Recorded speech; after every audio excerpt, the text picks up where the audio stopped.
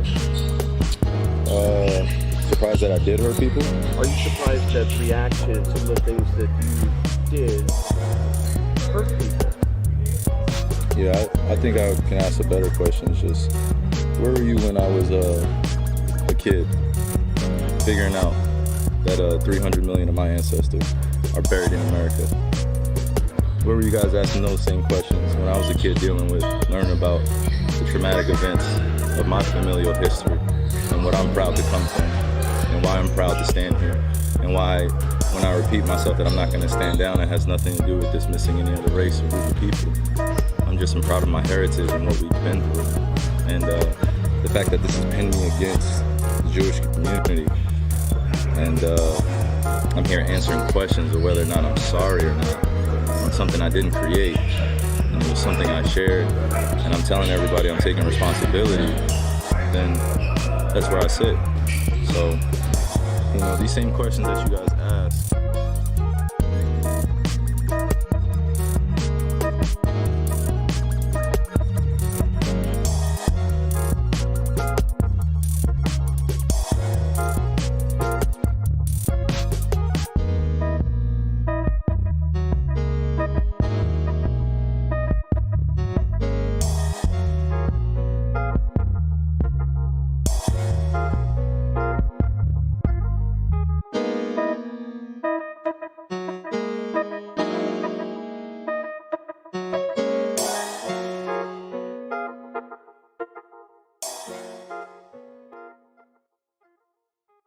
The story of Adam hides the birth of the white race. And because you and I have never been taught to look into a thing and analyze a thing, we took the story of Adam exactly as it was and thought that God made a man named Adam 6,000 years ago. But today, the Honorable Elijah Muhammad teaches us that that man, Adam, was a white man.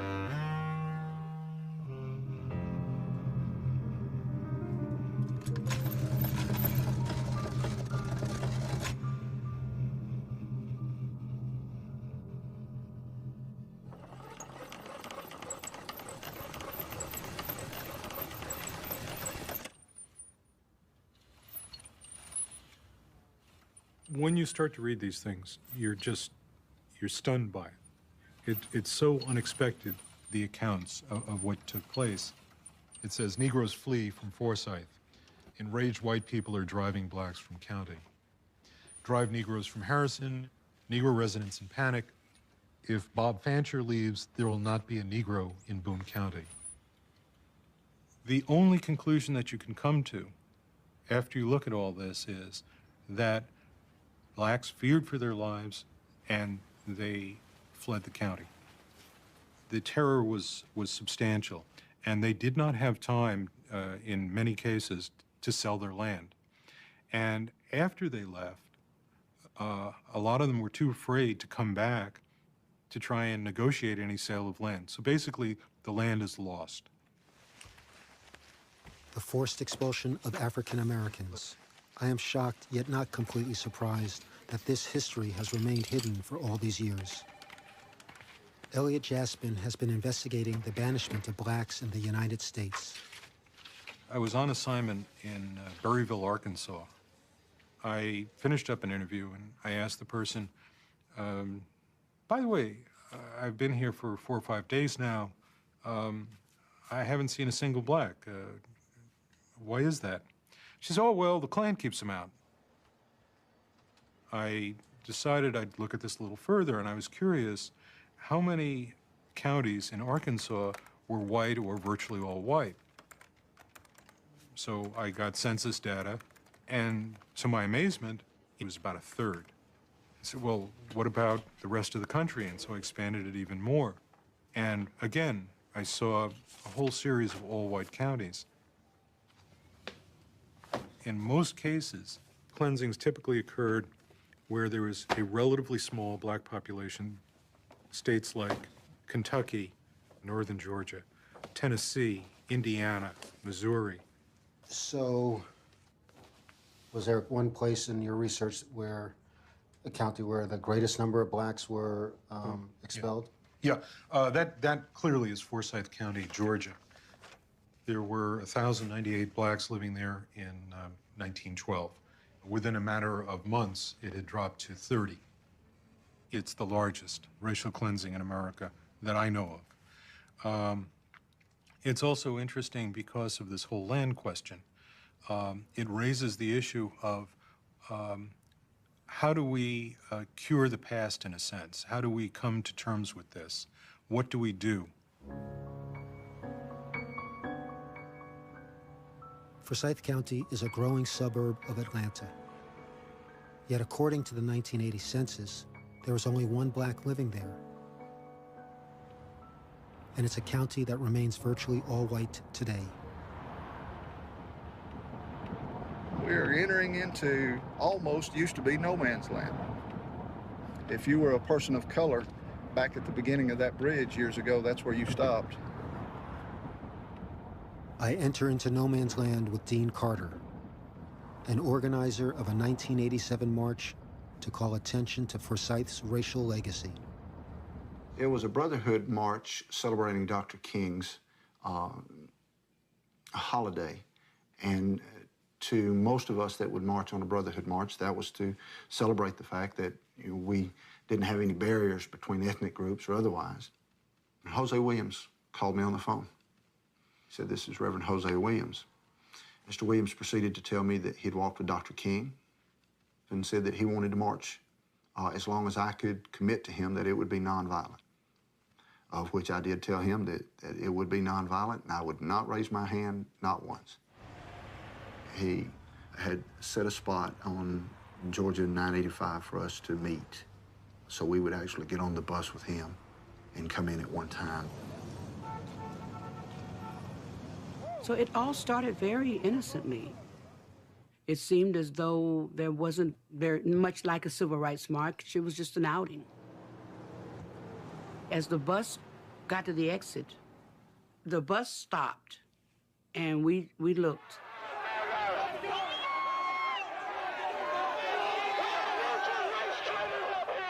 The Klan was there. The Aryan Nation was there. The White Brotherhood was there. There was actually 7 organizations there.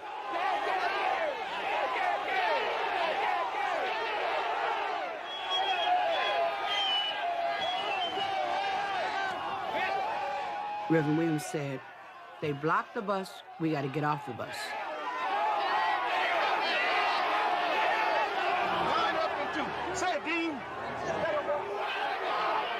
Then it come down to sheer determination, whether we were or were not going to march. Of course, there wasn't an option. We were marching.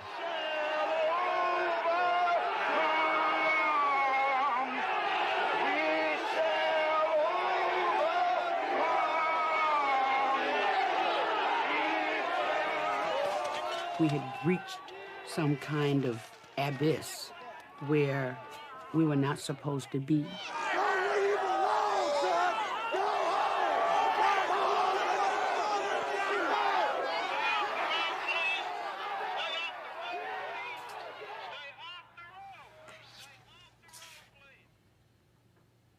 The line of people lining a roadway trying to drive the marchers out, it's as if they had read what had happened in 1912 and figured they would try to repeat it by forcing blacks out. In 1912, there were 30 to 40 family groups of African-American families who had been driven from the county. We learned that they had been driven through a combination of general intimidation as well as specific acts of violence. This is my grandmother. Her name was Mattie Bell Black, that had to leave from Forsyth County. They came to him and said, all of you got to go. Tonight, you know, got to get out of here tonight, because we're going to kill you.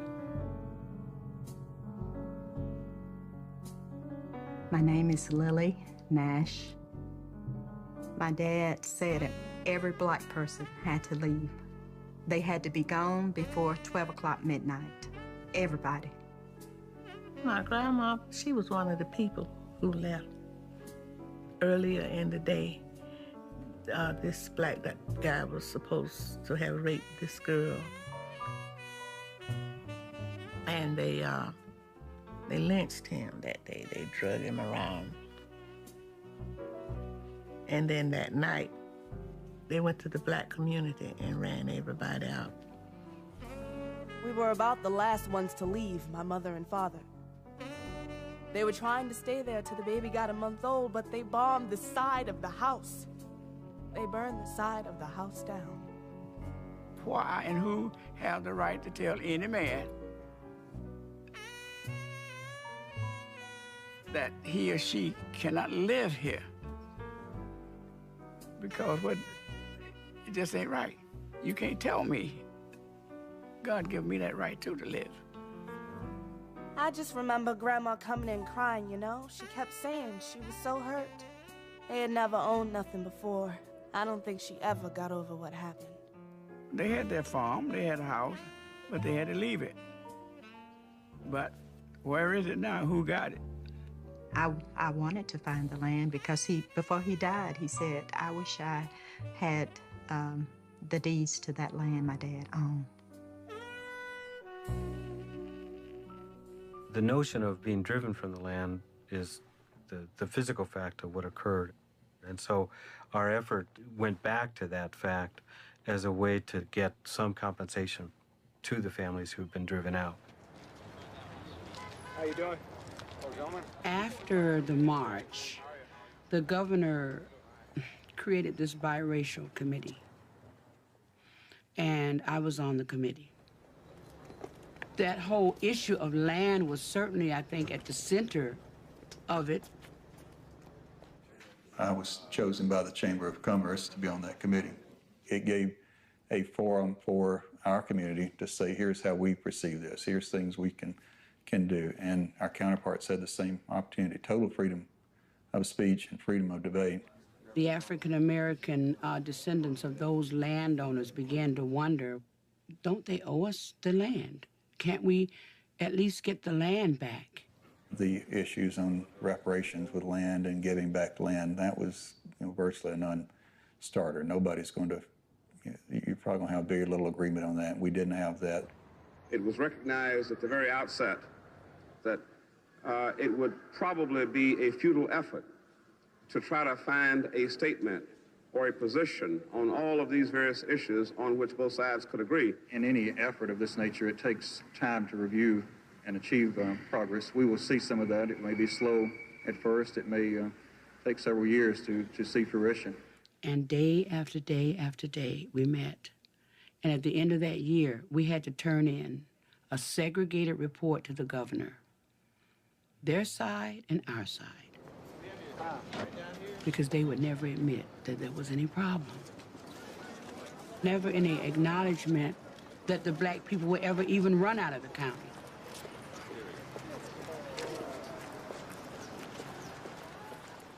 In the case of banishment, there are compelling reasons for contemplating reparations. You can locate the descendants of people who were banished. You can locate the specific property that that family lost, and then you can think about ways of going back and recovering that land.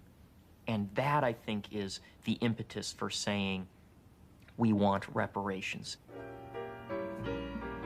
Reparations for the land that was left behind, not sold, but stolen. Somebody should be held responsible. More than 40 acres.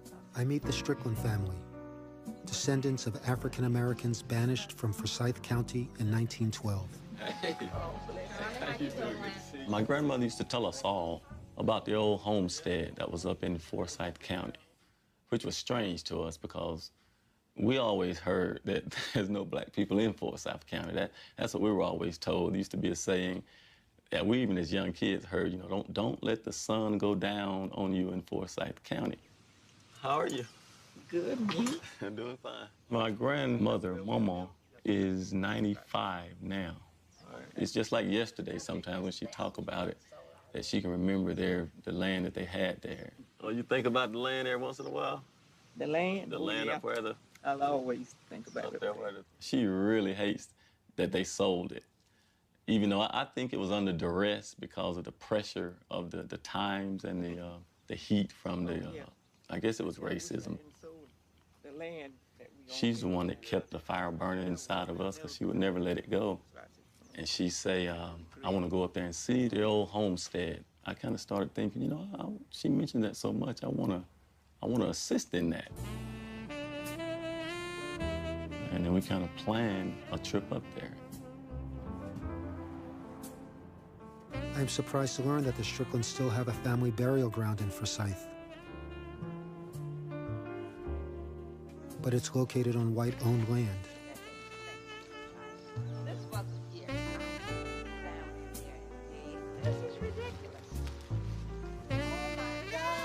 Where are the rocks, the headstones? Under the leaves. Oh, yeah, I see. Maybe I do need to go and get mine. Yeah, that's what your granddaddy, I guess, is one of those, that we don't know which one they are. But I think the headstones are right over in here. This ain't no grave site. Got all this junk down here on our land. And you know, it just made my stomach sick when I saw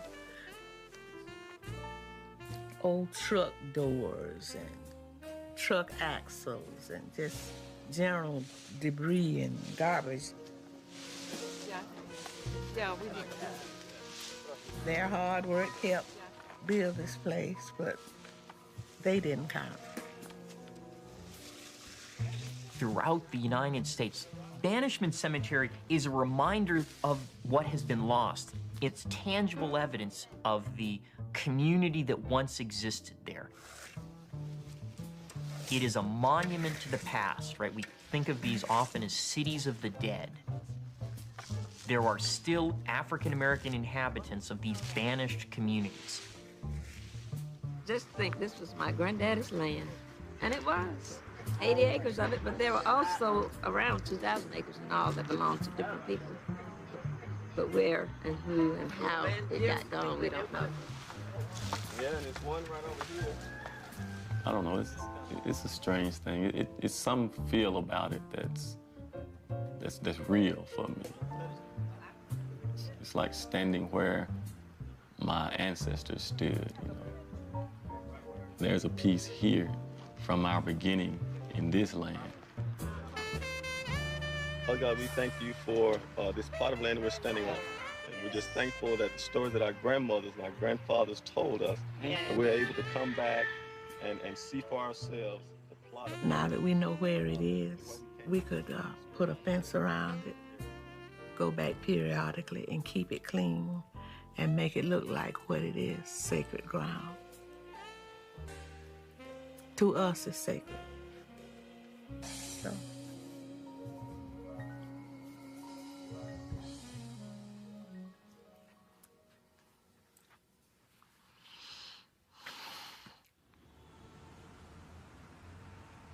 Sacred ground is more than just a cemetery. It is their family land that should have been passed down through the generations.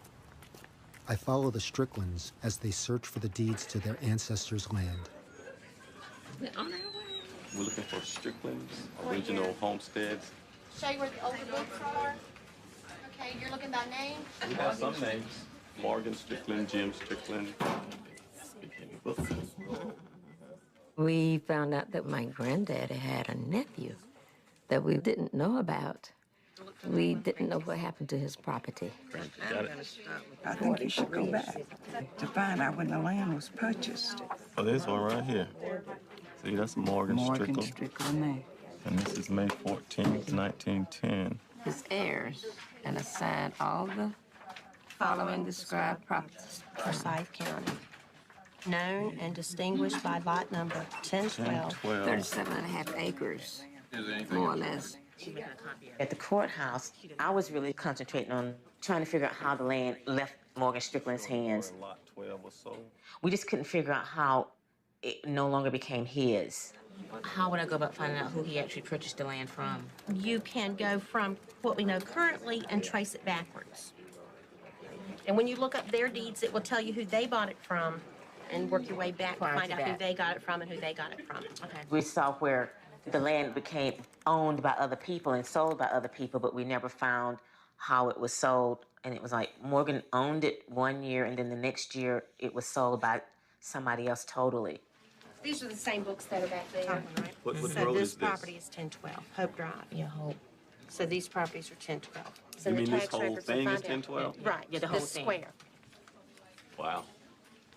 It appears like there's some funny business where it may have literally been taken. And then maybe even deeds fabricated or something is the impression that it leaves me with. Something don't tie together, something don't jive. There's a missing link between when it was in our hands or Morgan Strickland's hands to in the hands of the people who sold it to the people who are there now. We've reached what we can do. The rest of it's going to have to be up to the title attorney and research it back. Justice is really what we're looking for here.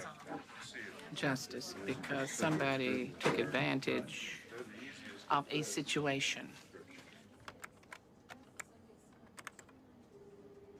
When I started to research Forsyth County, one of the things that came up was a story that appeared in the Atlanta Journal-Constitution, which said people were driven out, but no one lost their land. Everybody was able to sell.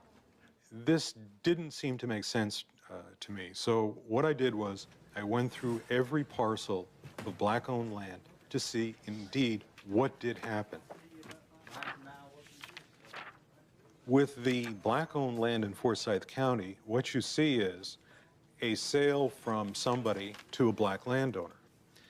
And then you don't see the next deed. There's no sale from Joe Smith, the black landowner, to John Doe, who is white. As you go back down the chain of title, what you find is that at some point you run into a hearing for adverse possession. Adverse possession is the way that people have of taking title to property without buying it. And it's of great relevance in these banishment cases because as soon as the African-American owners are off the property, some white folks or other folks come on and start using it as though it's theirs, and then after a period of time, it is theirs, right? And so what you have is this combination of violence with the legal system. Violence to run folks off, and then the legal system to change title. One of the interesting things about the Morgan Strickland land is that there was obviously an attempt to cure the title by adverse possession. Morgan Strickland buys the land. He then has to run for his life, and he leaves the land behind. I mean, he can't sell it, and so he's gone. You have a whole series of sales of the same piece of land. When you look at the public record, what you find is that when it's sold again, the lawyer that's handling that sale is Phil Bettis. He then goes on to become the head of the biracial commission representing Forsyth County. This is a deed. A fellow named Morgan Strickland bought a piece of property, and Morgan Strickland was black, and he left along with everybody else.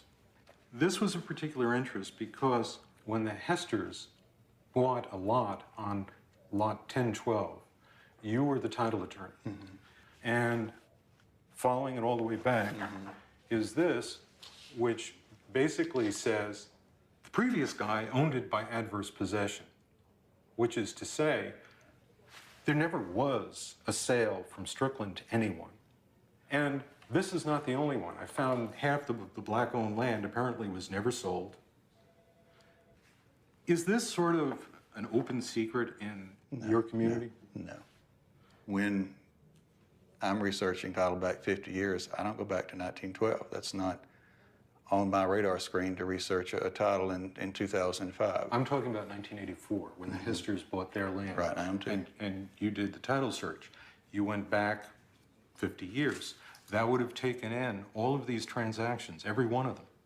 And these transactions, the one from Teams to Terry, is clearly phony. Phony is a harsh word for that. You're really, I'm looking at a sworn affidavit that says that title is acceptable. That's acceptable by title standards in Georgia. I think it's phony to say that I claim title to that property if I've ignored my rights for almost a century. Somebody slept on their rights for almost 100 years, and we're still dealing with an issue. When do we complete that cycle? Now, the descendants of Morgan Strickland, of his family, what do you say to them? When I've lost something, particularly my farm or my land, if I feel that's unjust, what invigorates me any more than to go protect that? Federal courts were wide open at that time. They were here present to do that. You don't feel that there's any, if not legal, moral obligation on the part of this community to make this right? I feel compassion to the point of, should our community say this is something we should address? Yeah, it's a difficult question. I mean, I feel that sorriness for them. I feel that compassion, but, you know, it's been a long time. Let me ask you a question. What if your grandfather grew up here?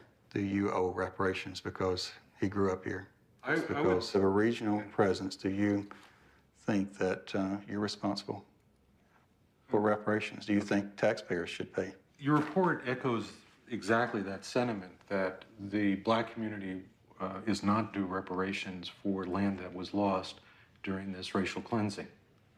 Cleansing is an incredibly offensive word. What happened here, and the historical record is extremely clear, is that a person of color in this community, they were ordered to leave. And they weren't ordered to leave because they had done anything wrong.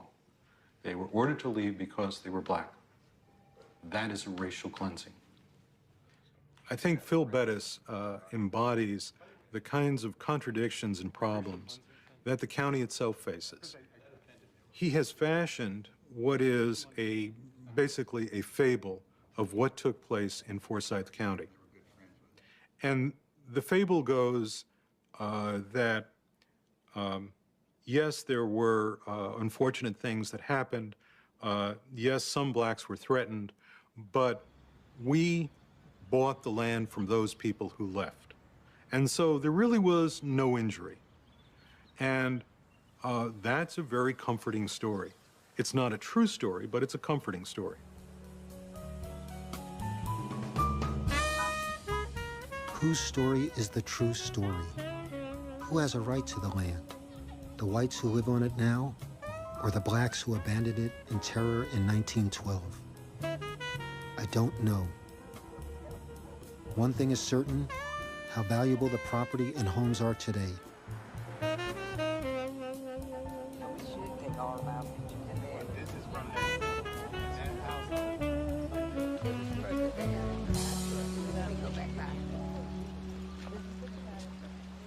All of that was a part of Morgan Strickland. Morgan Strickland, right? This is the 15 acres, the subdivision, but those larger lots are this way. Pretty land. I settle for that little corner right there. It's pretty. I like that.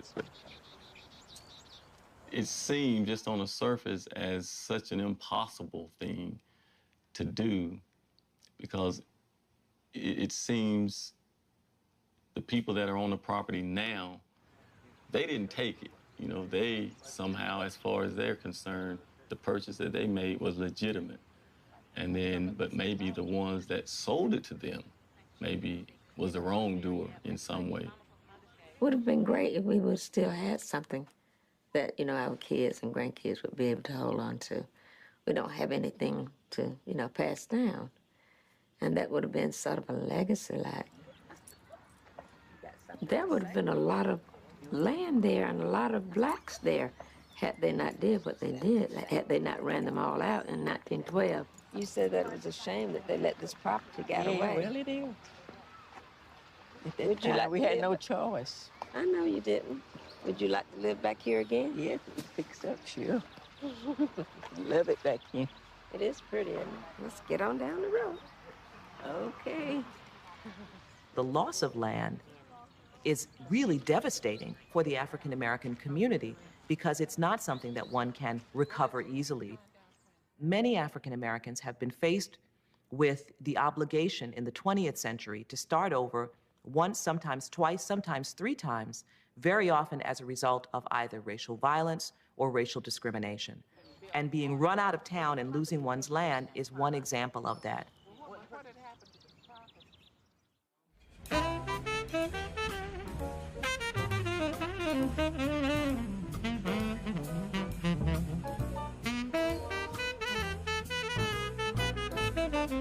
St. Louis, the southernmost northern city, or the northernmost southern city, is home to two brothers whose family was expelled from Pierce City, Missouri in 1901. My dad always told me that the family was run out of Pierce City. They had to leave Pierce City. But his mother never told him, so I never knew the reason why. About 3 years ago, I was at a conference, and there's a lady sitting next to me. I asked her, where did she live? She said, Pierce City. And I said, my dad's parents lived there 100 years ago. And she grabbed my hand and said, I'm so sorry. I'm saying, well, why was this woman so sorry? Well, then I was more or less compelled to go to Pierce City. I asked if there was anyone in Pierce City that I could talk to. He went to Pierce City City Hall, and they immediately sent him to me because they knew that I knew what had happened to the African Americans. I laid these pieces of paper out, and he looked at this picture and read down here, group of Pierce City refugees in Springfield. Those are my people. He practically started jumping up and down. That's my great-grandmother. That's Aunt Pinky. That's my grandmother, Uncle Arthur, Uncle Ernest, Aunt Maria, Uncle Jamie, I believe. And these are the two they're Mosses. That's all my family. And it even tells a story how they escaped, where the bullets were coming through the house. They went to the cellar, and then from there they crawled through the grass, hit by the well. Bullets were hitting the wells. So then they ran off into the woods.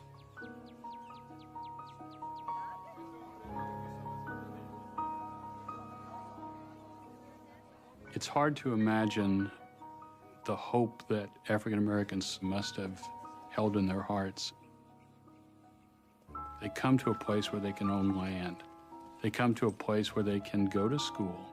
They come to a place where there's seemingly at least some sense that they have a right to exist. And I think there was a tremendous hope. And they began to settle the land, to homestead it, and to try to create lives for themselves.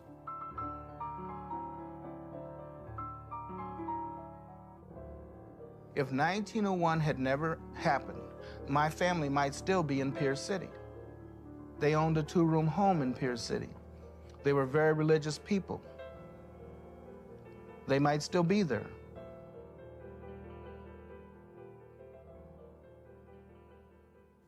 This is your great-grandmother. That's Arminta Cobb. She's buried in Springfield, Missouri. This is her husband, James Cobb. James Cobb was the person I couldn't find when I did my research through Missouri. So I hired a researcher from St. Louis to try to find James for me. They found James on the death rolls in Pierce City. They found that James had died in 1898. He was buried from the AME Church in Pierce City. They found a location where James was buried in the Pierce City Cemetery. Here's a picture of the Pierce City Cemetery when I was down there trying to find my great-grandfather's grave, and they would not help me find his grave. Well, you see 3 people standing here. This is the gravedigger, Hollis. This is his assistant, and this is the president of the Cemetery Association. So she walks over to me and asks me if I had a deed for the lot James Cobb is buried in. So then she said that there's a tax for every year that the person has been in the ground. It's $1 a year. I never heard of such a thing. I said, well, that's no problem. How you want it? Cash, check, credit card? You know? Well, then they backed off of that. That's when they just said, well, we're just not going to do it because it's not concrete enough evidence for us to dig where you want us to dig. Well, I told them that, well, maybe we'll have to get a court order and do DNA. And the gravedigger turned and said, nobody's going to dig a grave up here ever, under any circumstance. Why is this so important to you to do? Closure. You know, the incident in Pierce City, like I told you, I was not really into addressing it. I was going to let sleeping dogs lie. But I was also looking for James Cobb. When I found that the incident has a direct bearing on James and my family and their peace of mind with knowing that their father and my great-grandmother's husband is buried back in Pierce City where they cannot go to pay tribute to him, then it became a personal thing with me. So my goal is to get James exhumed and moved to Springfield. It seems like a simple request, a personal form of reparations. Why was the community so hostile to that? I drive to Pierce City to see Murray Bischoff at the local newspaper to learn more about the expulsion of black citizens in 1901. There was nothing in town that told you what happened. The only thing that existed had been the original newspaper article in the Pierce City paper.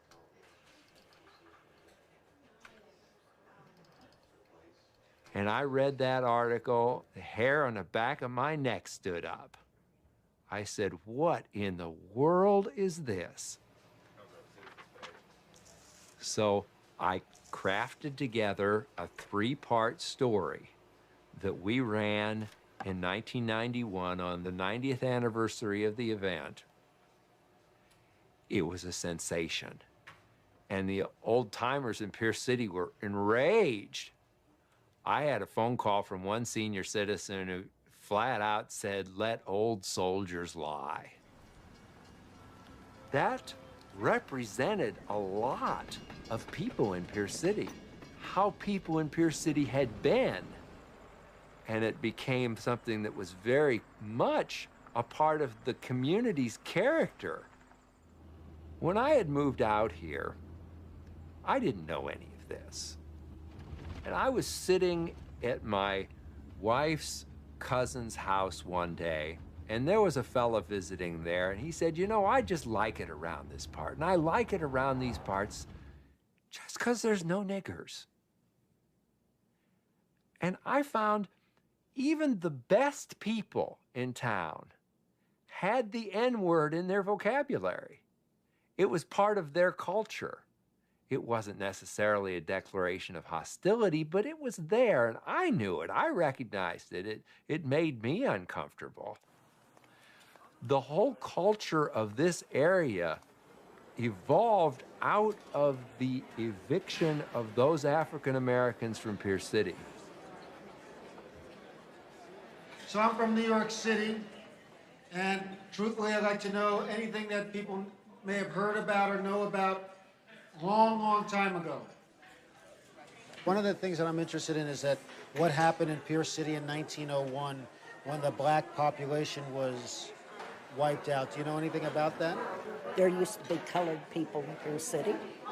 There was a church on the corner of Commercial there, and there was several families that lived here. What happened to the colored people in Pierce City? They had a hanging here in Pierce City, and the colored left. My daughter-in-law worked at the paper. They've done stories on that since then. Oh yeah, Murray at the Monet Times was doing a book on it. He researched it. He made a lot of people mad. People won't talk about it. I lived in Wentworth, the next little town over, and so, you know, it was just always. We just always said that there wasn't any. Never was any. Well, colored people here, and they never. You know, we never seen any colored people, and you know, I think they put to death a colored man. The time that I've been in the town, I've never seen anybody. You've never seen a dark No. Negro? No. And you probably won't.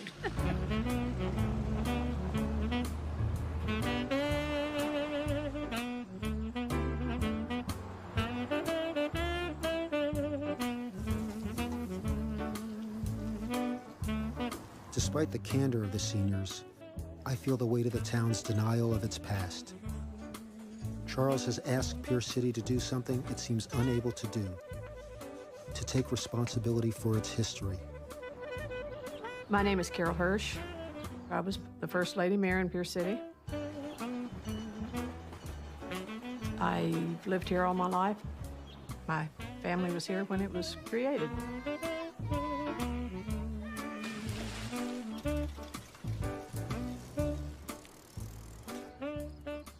There were some stories that most people didn't want to talk about. There was a black spot on our history. My grandmother was a young girl when the tragedy happened. She told me the mob formed at the jail. They came down the street. They formed a line. They stood shoulder to shoulder and just fired across into what we believe was the black community in this area here. I can hear it. It must have been horrible.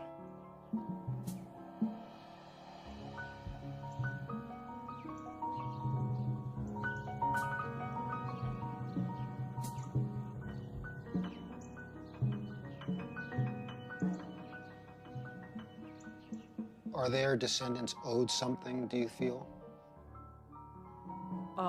Probably owed an apology.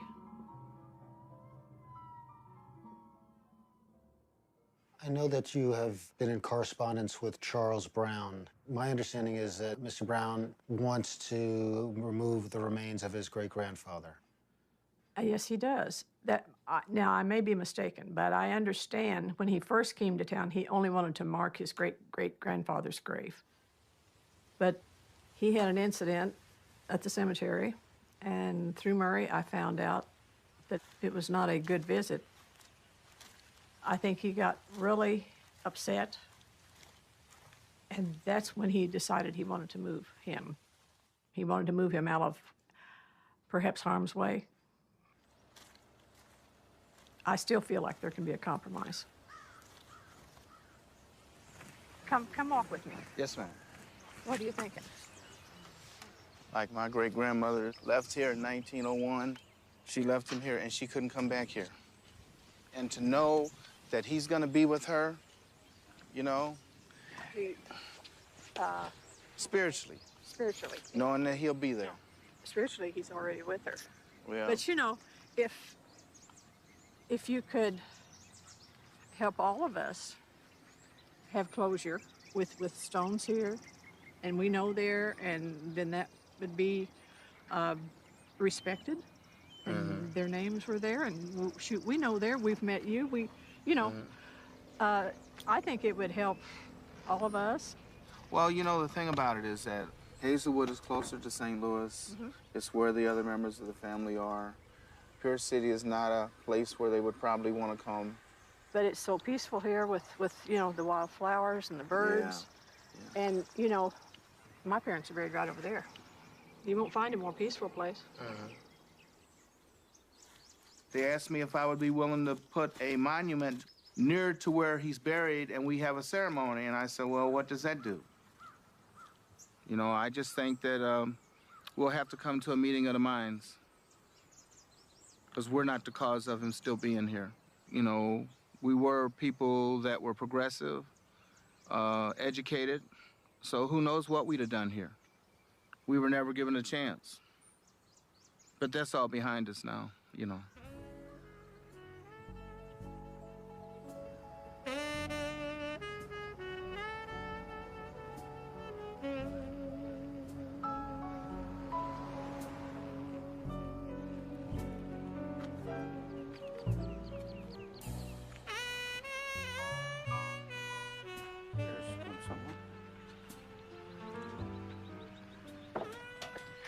How you doing today? I'm trying to see Don Lakin. This is me. Pleasure to meet I thought you. you was going to call me before you come. I know, but we got to town today, and we went over to the cemetery and got a little excited. Got a little excited? Yeah. How'd you get excited? Well... Are you Charles? I'm Charles. This is my brother, James. How you doing? James, how are you? I was up at the cemetery. I've been up at the cemetery a couple times looking at that situation. And I don't know who you're going to get to do this. I mean, you have to go through somebody to do it. But they're going to have to make sure that Do you have the capacity to do this? Yeah, I do. But if we open that grave, if that isn't your great-grandfather, then you're disturbing someone else's grave. If I didn't have the records that said that the family purchased the plot up there, if I didn't have the newspaper article that says he was buried up there in that cemetery, then I probably wouldn't even be sitting here talking to you. Well, as I said, the only way that I know to go about it, because you don't want, as I said, you don't want somebody buried up next to your family. It's not your family. Okay. The grave's unmarked, and that makes a big difference. That makes a big difference. I assume that I ought to get a hold of the county attorney and find out the right course to go about this. What kind of time frame are we looking at response from the attorney?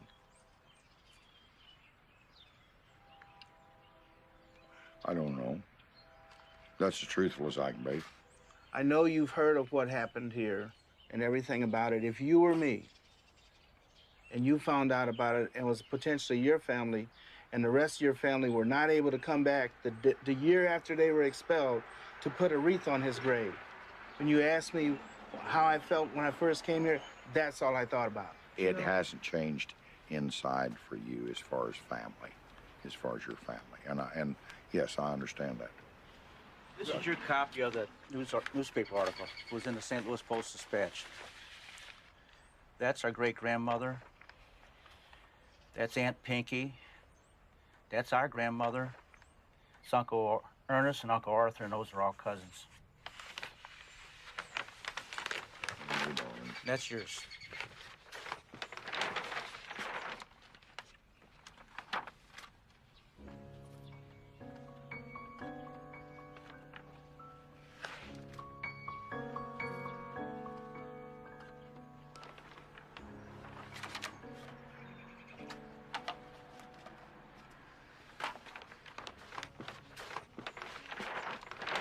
If Pierce City works with me on this, this would go a whole long way to show that Pierce City has changed. In a situation like this, you need to reclaim the truth of history. Ideally, someone from the perpetrator culture is willing or able or accessible in some way to help you find the truth, which is even more recognizing than having to find it on your own. But finding the truth and reclaiming your family history, knowing what happened, is enormously important to feeling repaired. This area here is a little bit different. It appears like there's a grave here. Right. And, no, there's a possibility that there's one here.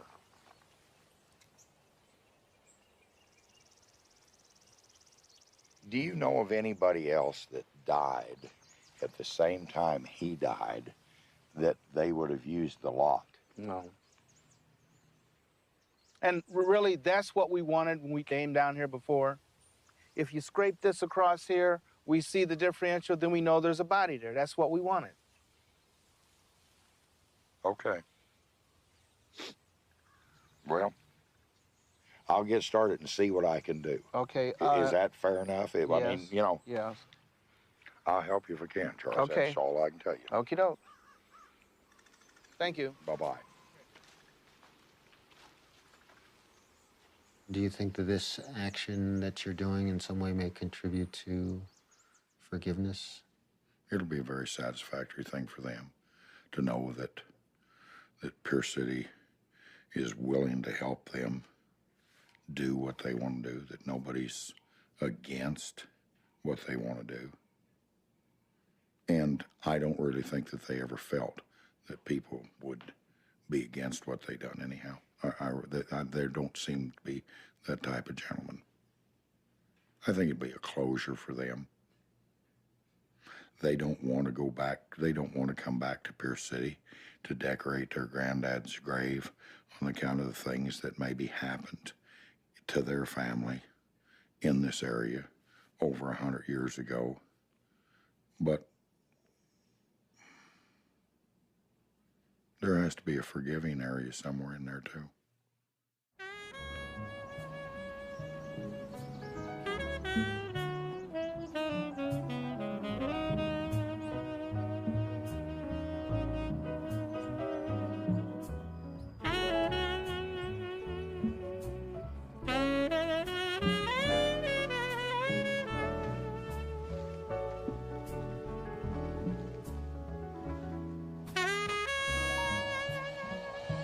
A forgiving area.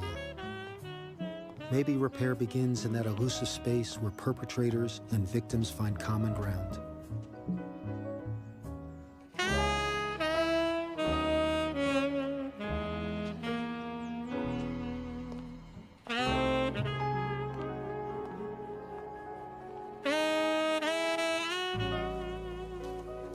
How are you?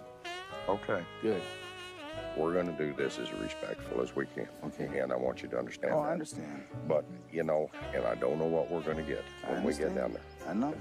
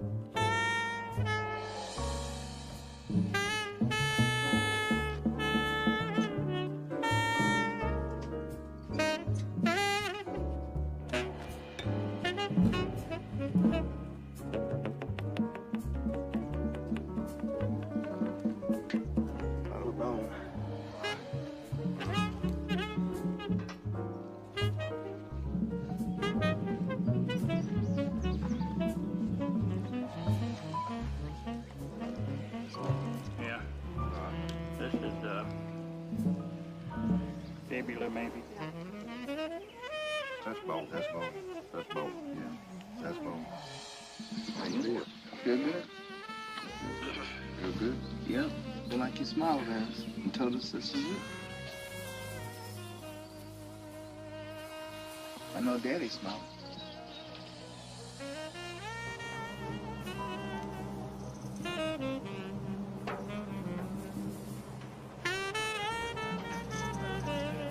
But you know, this has been a long, drawn-out procedure for Charles. And it's... He can go home tonight and know that he got accomplished what he wanted to get accomplished. So I'm pretty well satisfied with that.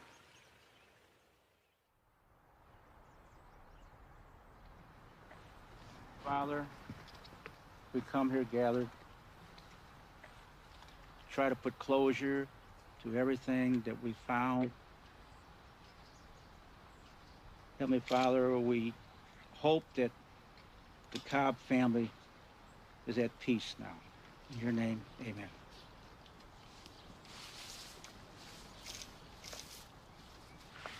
Yeah, take it. Okay. Lower it down. Here you go.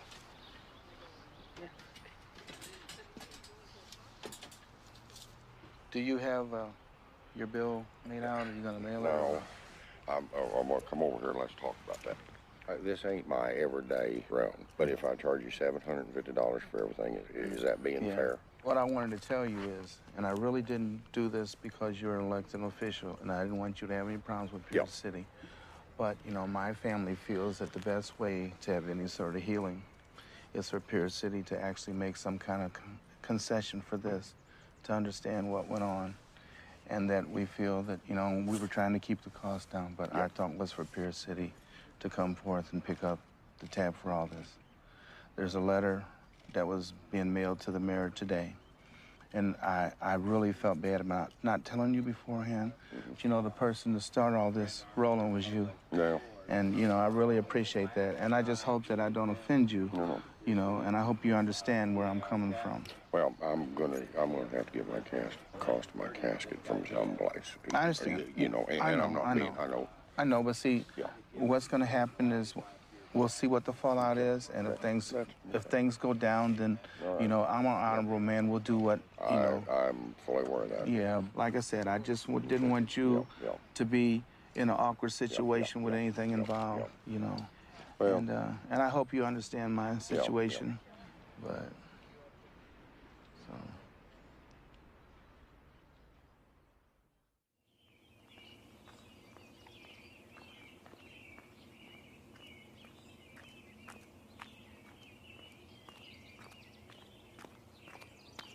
Don said that Charles was going to send the city a bill for $6,000. It's upset me very much. I've spent a lot of just natural goodwill. Pierce City's like my family. You know, I don't want anybody to look bad at my family or my town. But I feel like someone turned the tables on me, that I was maybe used. I want someone to tell me I wasn't, that I was helpful, that I wasn't duped. I had no idea where this was going, other than yesterday I thought that would be a peaceful end. I'm going on home.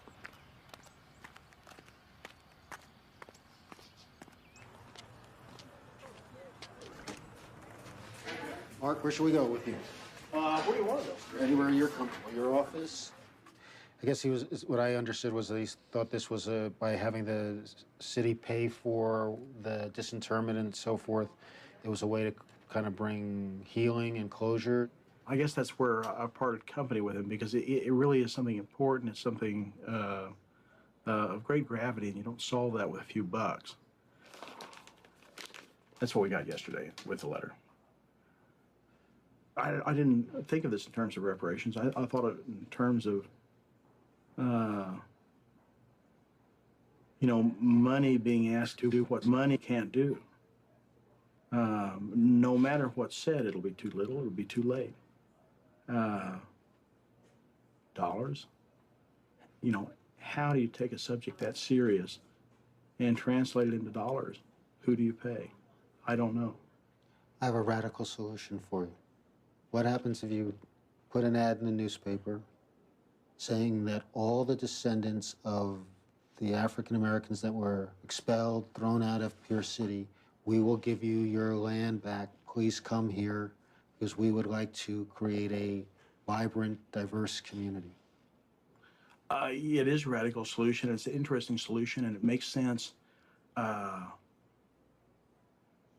late at night, about 3 in the morning, when people are just getting together and talking and not paying too much attention to who they and we and property and how all that actually gets done.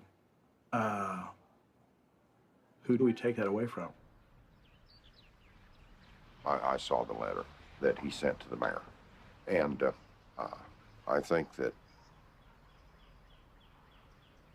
I don't think there's any amount of money that'll ever change the heartache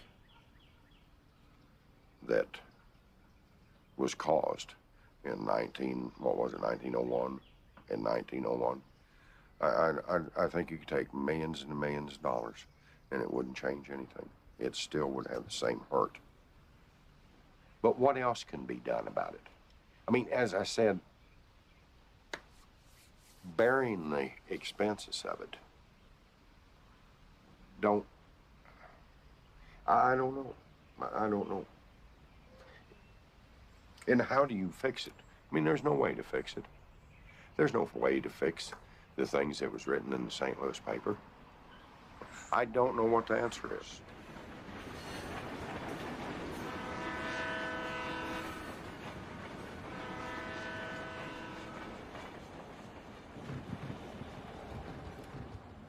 One of the things that's really important is for Black people to be able to have a way, an arena in which they can articulate what reparation would mean to them, even if it's only a fantasy that cannot be actualized. I think on the white end, whenever you feel either personal guilt or cultural guilt, reconciliation can't really happen unless you feel like you gave something that had meaning. You have to feel that you gave and that it actually gave the person something. Not that you imagine it erased everything, but that it really helped. The failure of Pierce City compels me to look for other solutions, for something else that might help. In the all-white town of Harrison, Arkansas, a group of citizens has created a task force to address their racial legacy.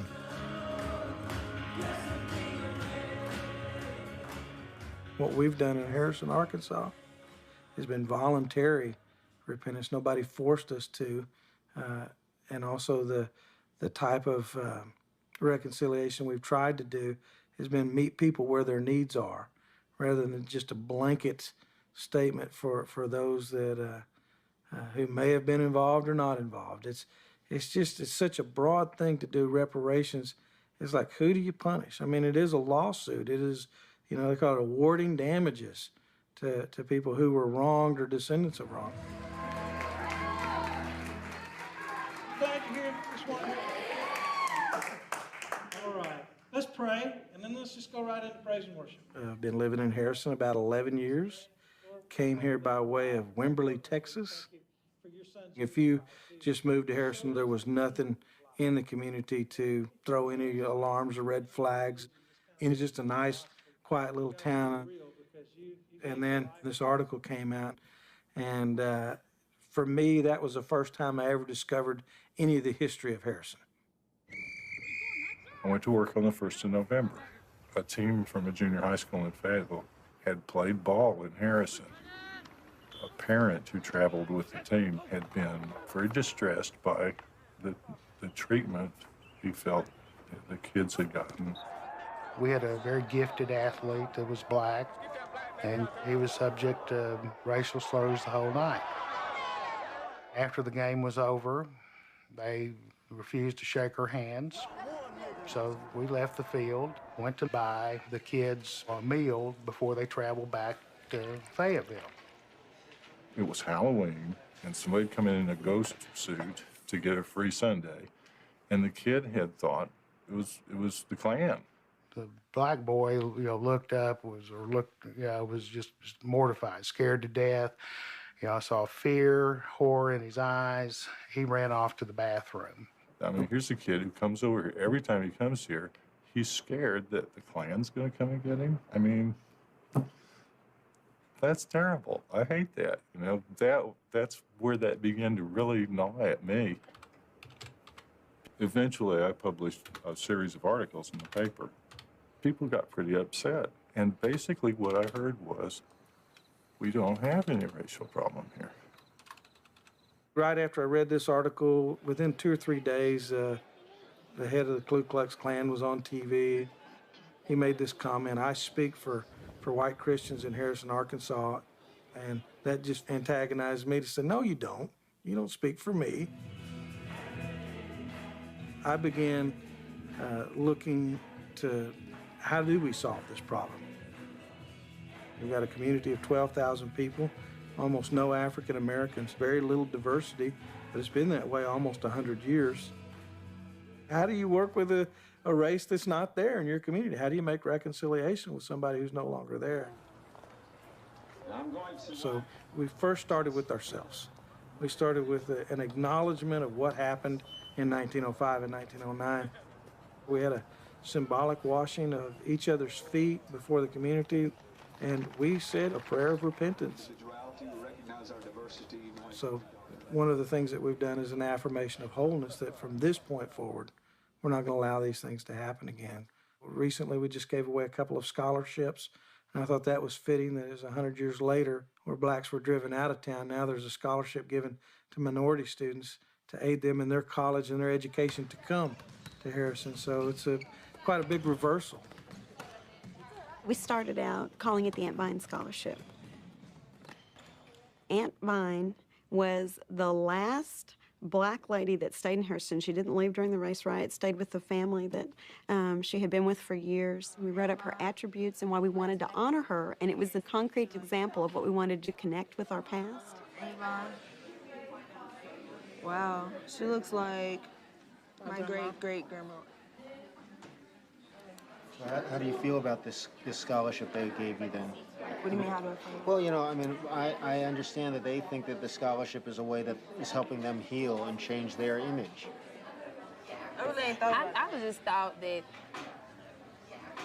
for real, just to be real, I was like, well, they just trying to help us out because, minority in Harrison have a scholarship, for black, you know what I'm saying? It'll stand out, And how did your folks feel about coming up?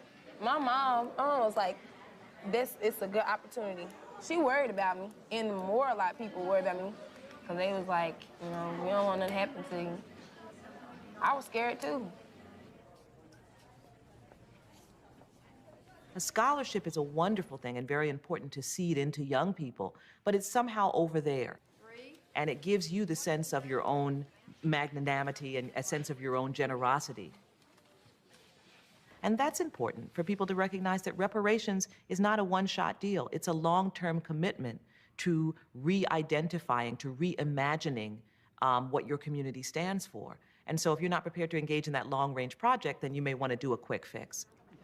The question then becomes, what is the appropriate means of addressing the harm here? Together as the research committee and began brainstorming some of the things that we want to... For the last year and a half, I've been involved in the task force for race relations. The reason that the task force was formed is that Harrison was a place where Black Americans did not feel free to come, didn't feel comfortable spending the night. So it would not be difficult at all for people who are outside of the area to say this was a place where racial cleansing took place. It is a place where the Klan lives today, and come to their own conclusions.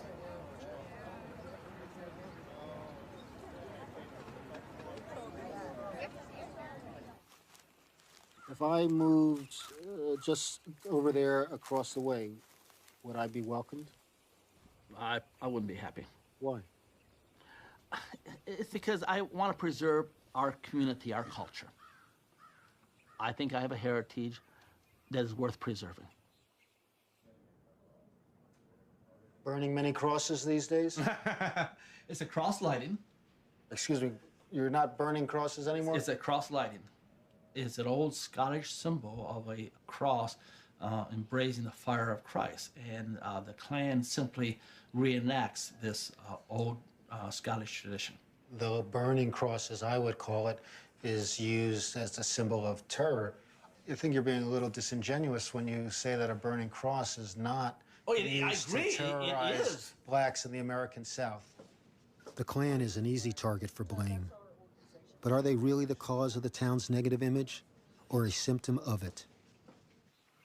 People in town that I've spoken to in some ways say that you're the reason why Harrison has a negative reputation, that everyone outside of Harrison has this terrible impression of it as a place that's racist. They're lying. Tell me what you think the image of Well, I Harrison mean, is. Harrison has doubled in population since I moved here. Harrison listed, according to the Chamber of Commerce website for Harrison, Harrison listed as one of the top 100 places, best places to live in the country. It's a good community. A lot of people are moving here because it does reflect what they are as a people. So in some sense, you feel comfortable that you're speaking for the majority of the people? I would say the majority of white people in Harrison would not want minorities moving here.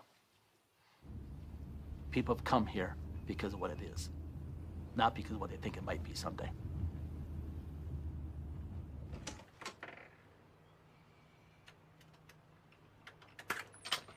Come on in here. Okay. Talk to me a little bit about Harrison. Why'd you come to Harrison? Why did I come to Harrison?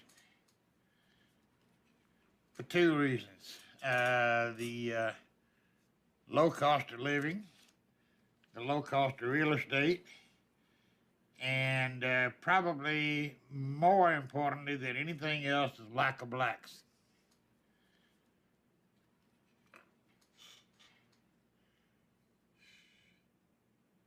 How'd you know that there were no blacks in Harrison? Because I'd been to Harrison many times visiting. I can give you probably 200 names of people who have retired here, and they tell me that the reason they chose to retire in Harrison was the exact same reason I did. And I mean, they are from all over the United States.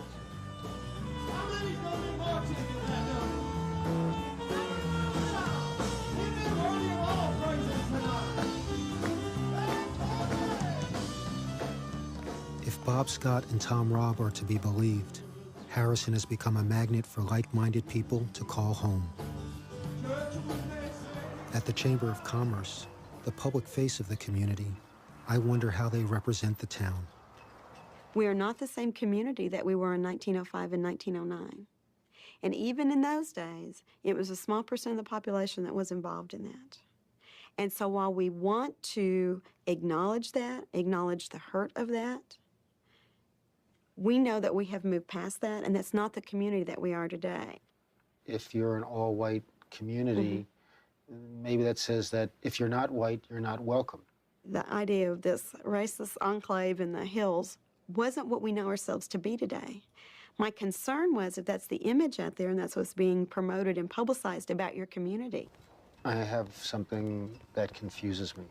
There are 4 flags hanging outside, one of which is a Confederate flag. Tell me how that communicates that I am welcomed here in Harrison. The reasoning behind the flags is historical. They were put up to say, here is the 5 governments that have governed this particular area. And it's the Spanish flag, the French flag, the United States flag, and the Confederate flag, because that was all the different parts. It is not meant as a slap or a sign that says, you are not welcome here. If the flags honor Harrison's past, how can the town truly hope to make amends for the banishment of its African-American citizens? People who are on the task force for race relations are very concerned about Harrison's image in the outside world. How do we deal with this in a substantive way. And I think that that is, in fact, the work of the task force. I want to welcome all of you to the first meeting of the research committee. We are honored to have David Zimmerman with us. Welcome to our group. Thank you very much.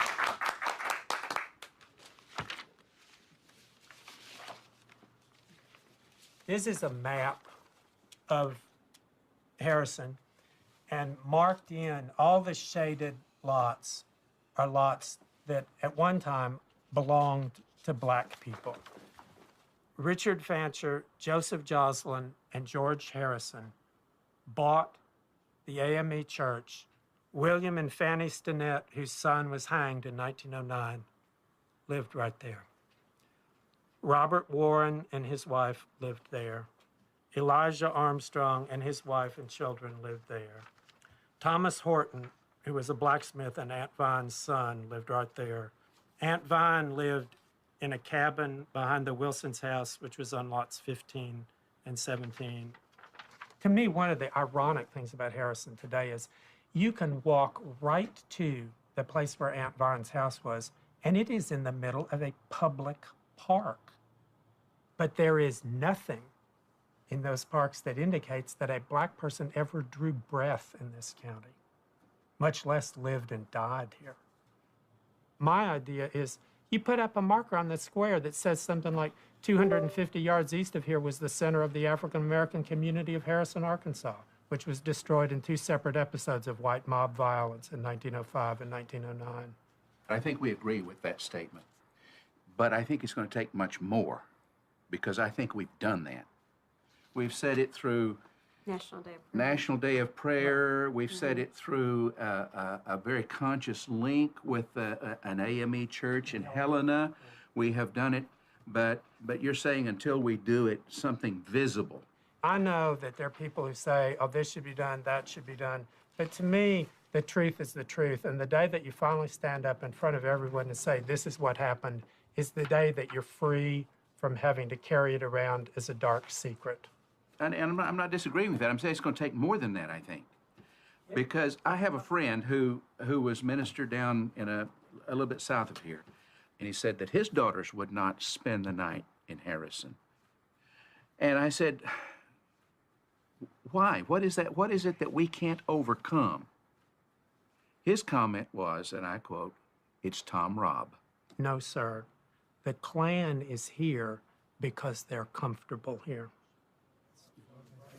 But I did locate the black permanent markers in the physical space. This is a critical part of reparations. That there has to be a way in which the communities themselves reflect the reality of what happened. You can go to communities all throughout the United States, and you'll see markers for various events that happened, but you'll almost never see a marker that reflects the history of racial violence. Despite the town's efforts, which seem sincere, I can't help thinking, is the scholarship or a monument really enough? 1889, but no name. And when did you say Aunt Vine was When did she die? Yeah. 1914 or 1916. Listen. That's a small stone. An infant, maybe. Yeah, you an know. infant, given that size. Born in 1647. Wow. Jones, Jones, Jones. Well, it's a great mystery to me that there's no record of where... Vine was under the circumstances that she was the last black to live in Harrison for any number of years. Aunt Vine, the last black person to live in Harrison, has a scholarship in her name, but no grave marker. This is the lingering legacy of the expulsion of black citizens. We remain invisible.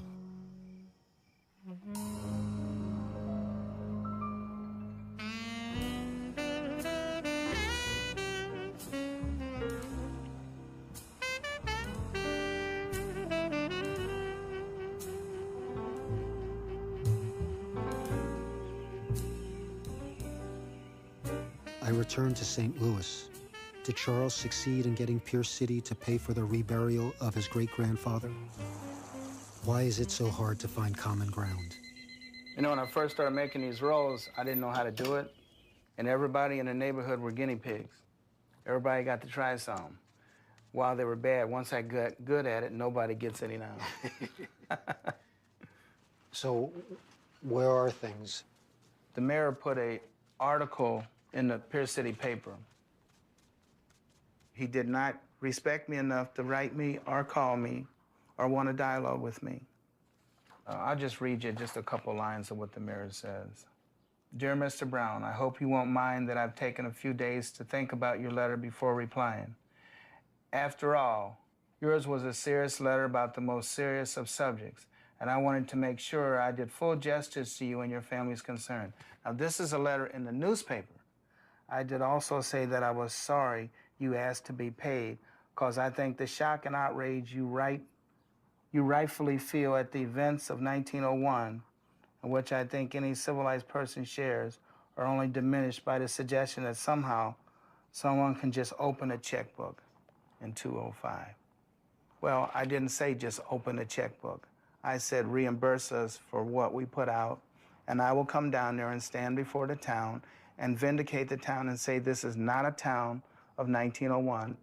And I told Don, who was the undertaker in charge, who was also the coroner for the area, I told him that I will pay him in a timely manner based on what happens with everything, the fallout from all of this. Well, I got a phone call telling me that I was a crook, that I was trying to not pay Don, and that I was trying to hold the city hostage.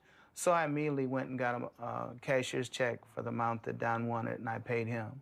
Excuse me a minute.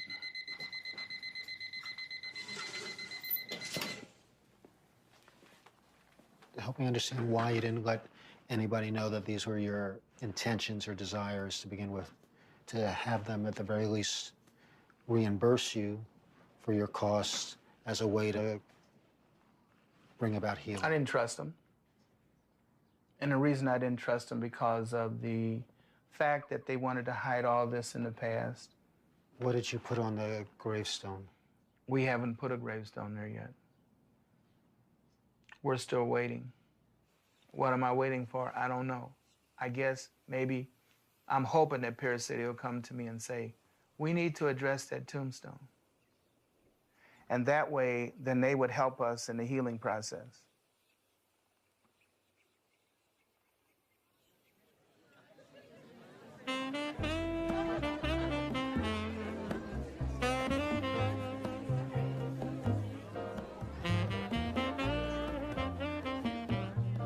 I leave Charles to attend the Strickland's family reunion. Perhaps they found a resolution to the loss of their Stillman family land. Look at your grandmommy. Who's ugly. Oh, Mom, that looks like me. He's the fifth generation. He's the fifth generation. Come on. Fivey, would you like to hear this? Excuse me, Miss McCain. I want to tell you about a project that we were working on. Several of us got together, and we had done some research at the Forsyth County Courthouse on some of the property that involved our family. And we're not sure if it's fraud, but we just wanted to share it with you so that you would be aware of it, okay? We have researched the titles as far as we can go without legal assistance. Some of the family members feel that they want to I was wondering about our further, and I had yesterdays said and that digging through the this rubble. would not be a decision made at the family reunion because it would be an emotional decision. And what does it mean if they find out that there's fraud? And if any money swaps hands, none of us will live to see it. My child will not be living to see it, and my child's children will probably not be living to see it. If we really follow this, you know, it could have a definitive end of some wrongdoing, and some of the property was taken unjustly. And we, you know, we can maybe be documented that that was true. It would be good for me to have just a definitive answer. Is it ready again? In the camera.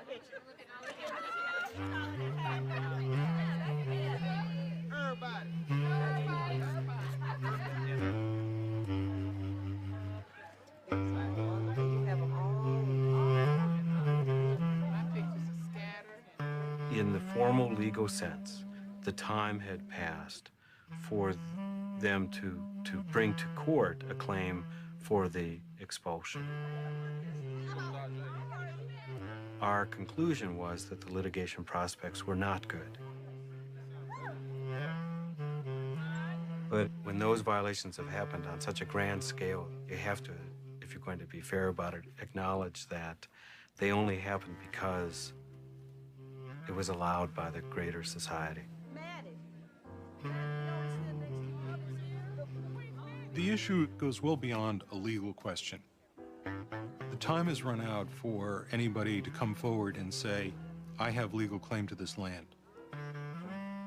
But it's a question of some things that the law doesn't address, which is what is right, what is just. And it's our sense of rightness, it's our sense of justice that I think comes into play here. The black-owned land was indeed appropriated by the whites. These black landowners were victimized, and they deserve the compensation.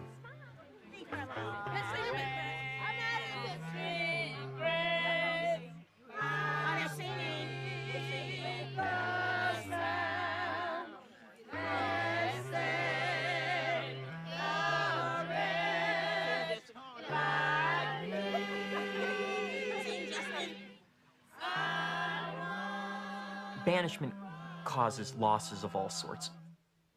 There is loss of opportunity to interact with folks who have been banished. There's loss of community. And those things are very hard to get back. And I think that's one of the things that the reparations movement promises. It holds out the promise of reconstruction of the African American community, reconstruction of the morality of the white community,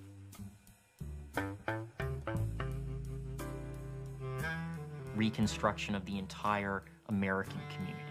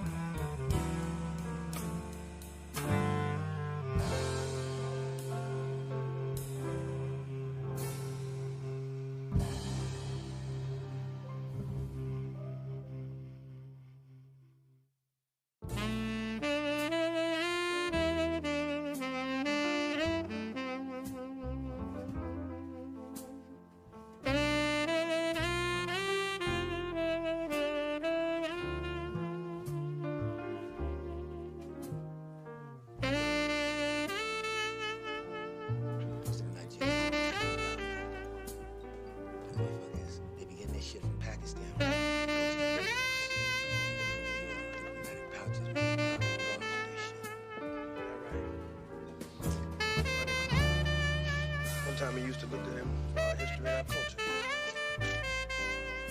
History, culture, be National Geographic and shit. Tell you, man, no, we get with these motherfuckers, man, we can get out of bed with Gus and the rest of them while getting motherfuckers, man, like a bunch of cheap $2 hoes. Take his business. Hey, don't do that. How you?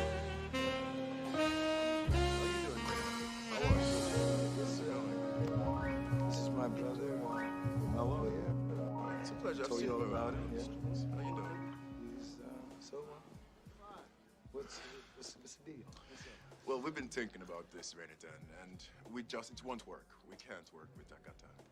You know, you do your thing. Wait, This is my brother. He's a very, very busy man. I understand. This is not a personal thing. It is something we cannot do it. Hey, don't bust my fucking ass, man, wrong, man. Calm down, man. Just calm down. Okay, I'm sorry. my brother was under the impression that we were going to do some business. Maybe we can just have a seat, have a drink, maybe sit down, have a nice little diatribe, see if we can work this out. Don't take this personally, Romero. It won't work. You do your thing, I do my thing. You know? It won't work. We can't work with Akata. Akata. What is this Akata shit? Like American? Bullshit. Cotton picker.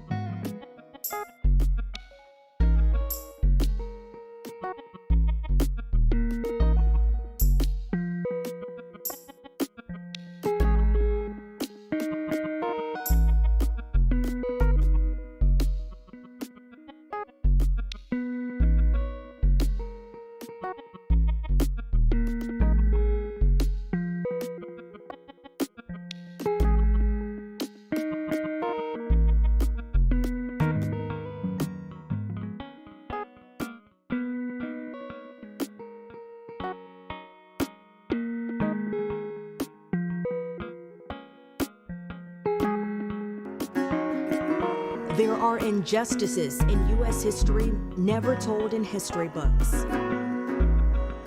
Sometimes the bad actors and their loved ones would rather dismiss it as troubles of the past. The afflicted and their descendants hold on to the pain in silence. 100 years ago, July Perry, he had the audacity to organize his community to vote in a presidential election.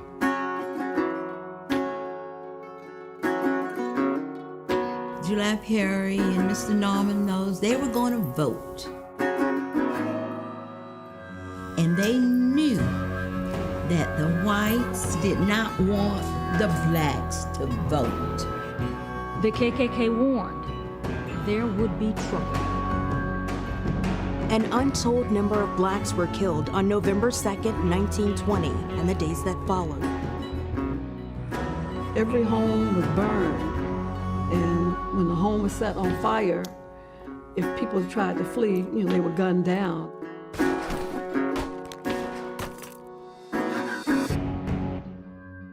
In the 1850s, you really see the first settlement. One of the first settlers to come is J.D. Stark. He comes from elsewhere and settles here in the 1850s. He does bring with him 23 enslaved individuals, and it's prime agricultural land. People are, looking to sort of make their break, and so he actually comes to this area in the land between Lake Stark and Lake Apopka and begins growing citrus.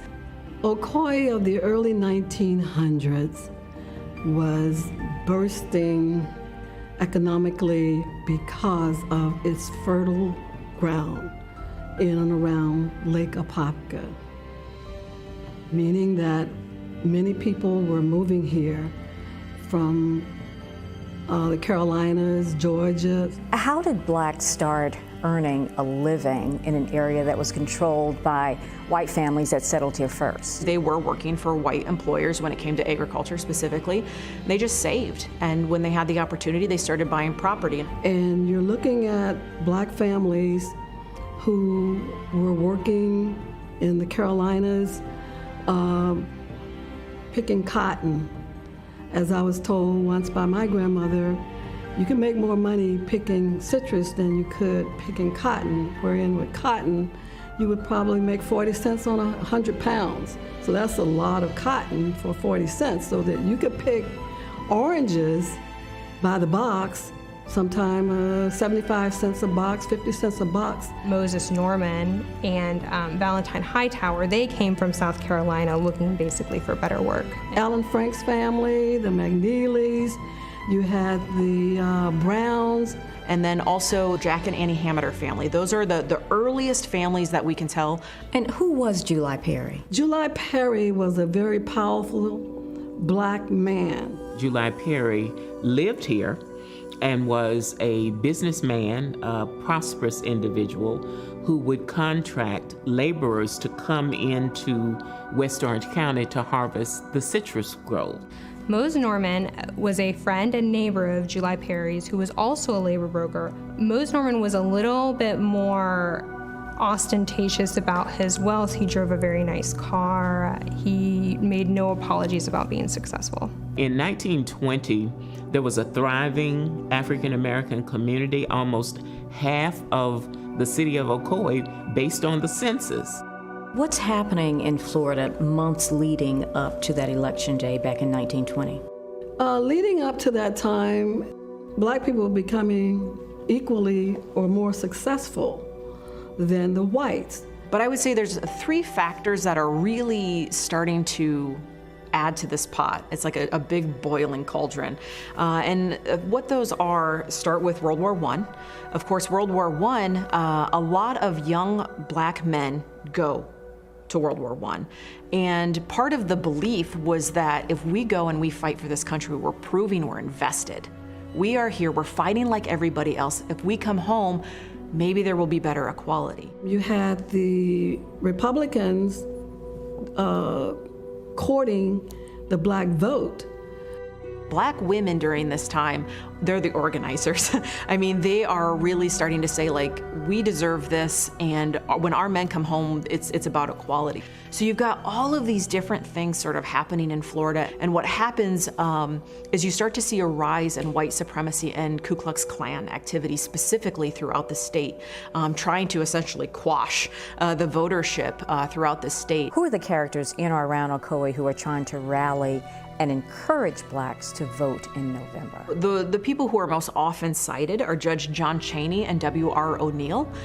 They are actively, they are Republican, and they are actively seeking trying to help black voters get registered, they receive a letter from the KKK stating you had better stop offering lectures to the black community about exercising their legal right to vote, or else. July Perry and Mose traveled back and forth to Orlando and coming up with, strategies to get people to vote. He had black and white folks working for him 100 years ago.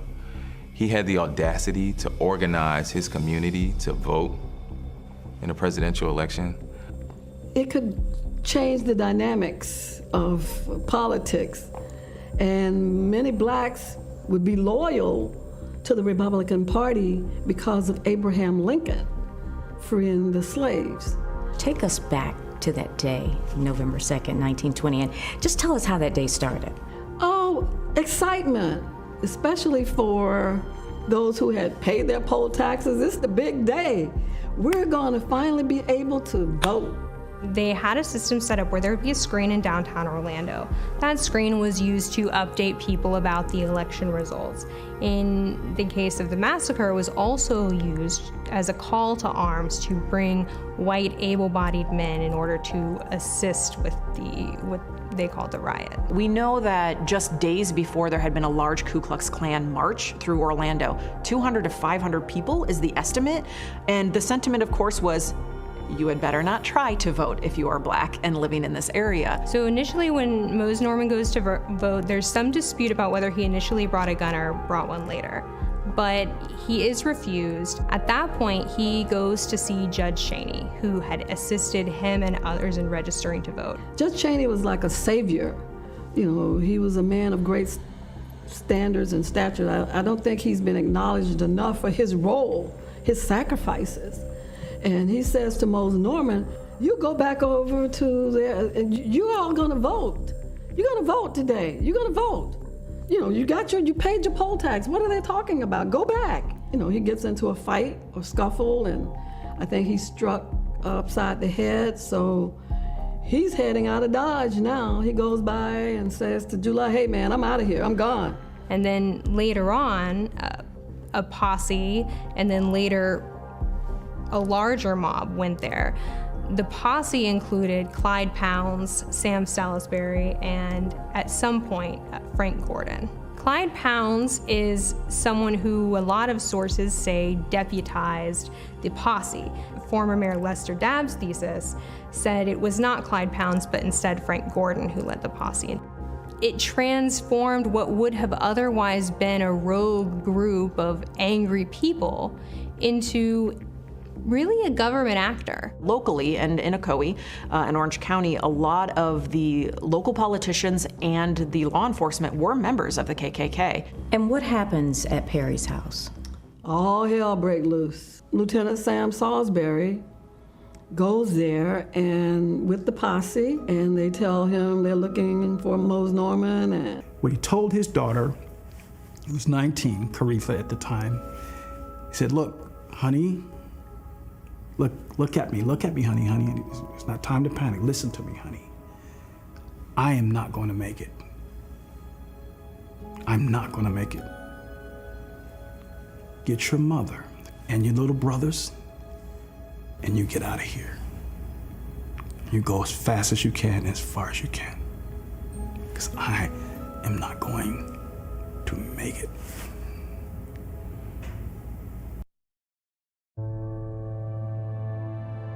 A few men of the state of Ocoee came to my great-grandfather's and my grandmother's home and began a conversation from outside. In that conversation, he pretty much was telling them, I don't know what you're talking about, and no one's in here but me and my family, and I'm not coming out there. That was a terrible day, my dad said. Well, the news had gotten around that July Perry and Mr. Norman Mose, they were going to vote. And they knew that the whites did not want the blacks to vote. My granddad, and I imagine maybe some of the others, had made a plan. And they knew that if he could get his children and them to Plymouth, they would be safe and welcome. I remember her telling me that the people came in and they were surrounding the house and how they had to lay low as they started shooting. So she just wanted me to know your grandmother was in this situation and that she was shot. Coretha is injured. She later shows, I believe it's in an Orlando Sentinel article, where the bullet wound had been in her arm.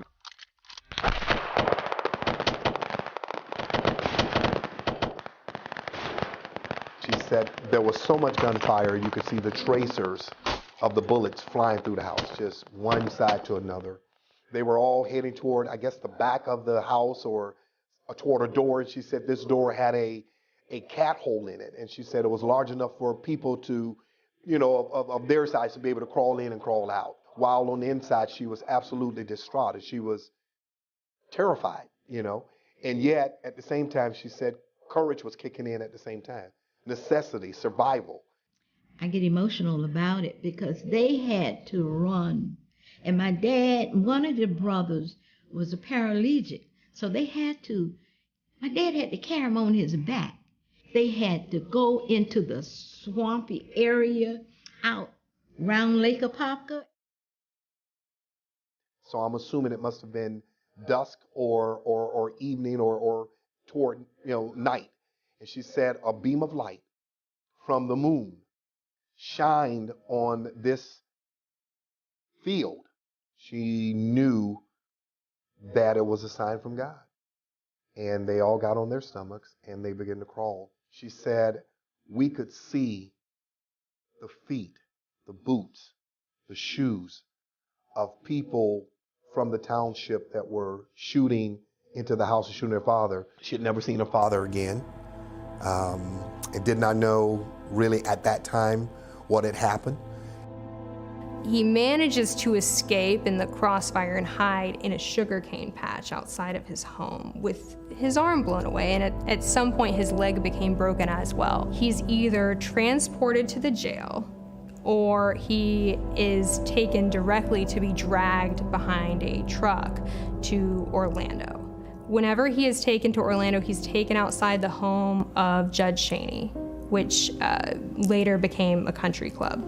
He is hanged outside of there and his body is riddled with bullets. He was lynched, not because he was doing anything wrong, because he was doing everything right. Not only for himself, as a father, as an activist, as an uncle, as a law-abiding citizen. None of that mattered. So you'll see on the death certificate that he died by being hung, but then you see in markedly different handwriting that it was not caused by the racial disturbance. So you have this certified public record that is demonstrably false, and it makes you question the credibility of other public records at the time. And there's kind of an effort to minimize who July Perry was if you look at his death certificate. What happened to your relatives, the rest of them, after that incident, all those that were living in Ocoee? None of them tried to stay. None of them. They were leaving that. They didn't want to even, kind of like Coretha said, she didn't even want to hear the name Ocoee.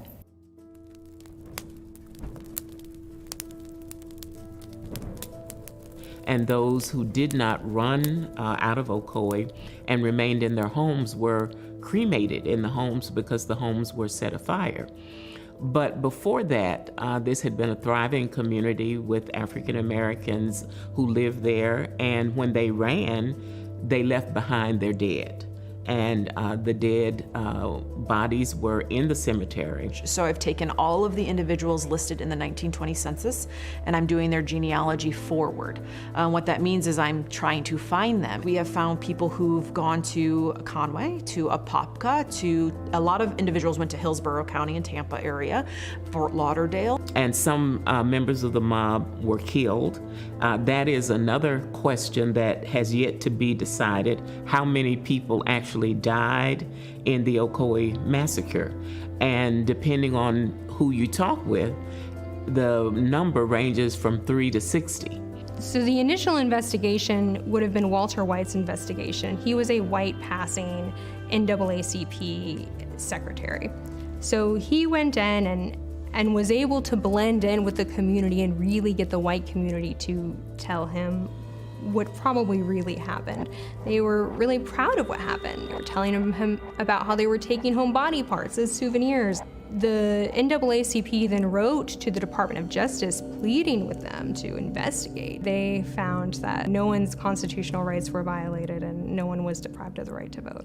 You're talking about the bloodiest day in American political history, and you've had people in Central Florida that really didn't know about it. Whatever happened to the property that your grandfather had in Ocoee? Do you know? Coming from Plymouth, we had to come that way. My dad would show us, he'd say, see, all of that? We used to own that. And every time my dad would be talking about that, sometimes we see a little tear, come from his eyes, all that they lost. It was actually stolen. It's still stolen land to this day. It's still land that belongs to not only July Perry, but other descendants of Ocoee. And that land has blood on it. July Perry's property ends up in the hands of Bluford Sims. It's conveyed with the condition that it can never again be conveyed to a black person. For example, the Hammonders' land. It has a clause that's saying that it wasn't signed under threat of force. Were they ever compensated in any way for that property that they had to abandon? No. There's a lot of no's. Some of the others, I think, got a penny or two. And I do mean when you compare to the value of the land.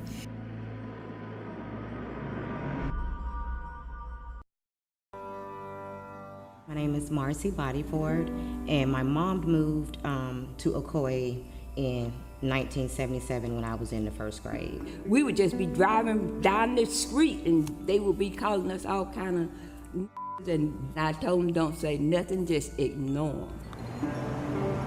I was pulled over in 1981 here in Ocoee, and just everything just is like collapsed inside of me.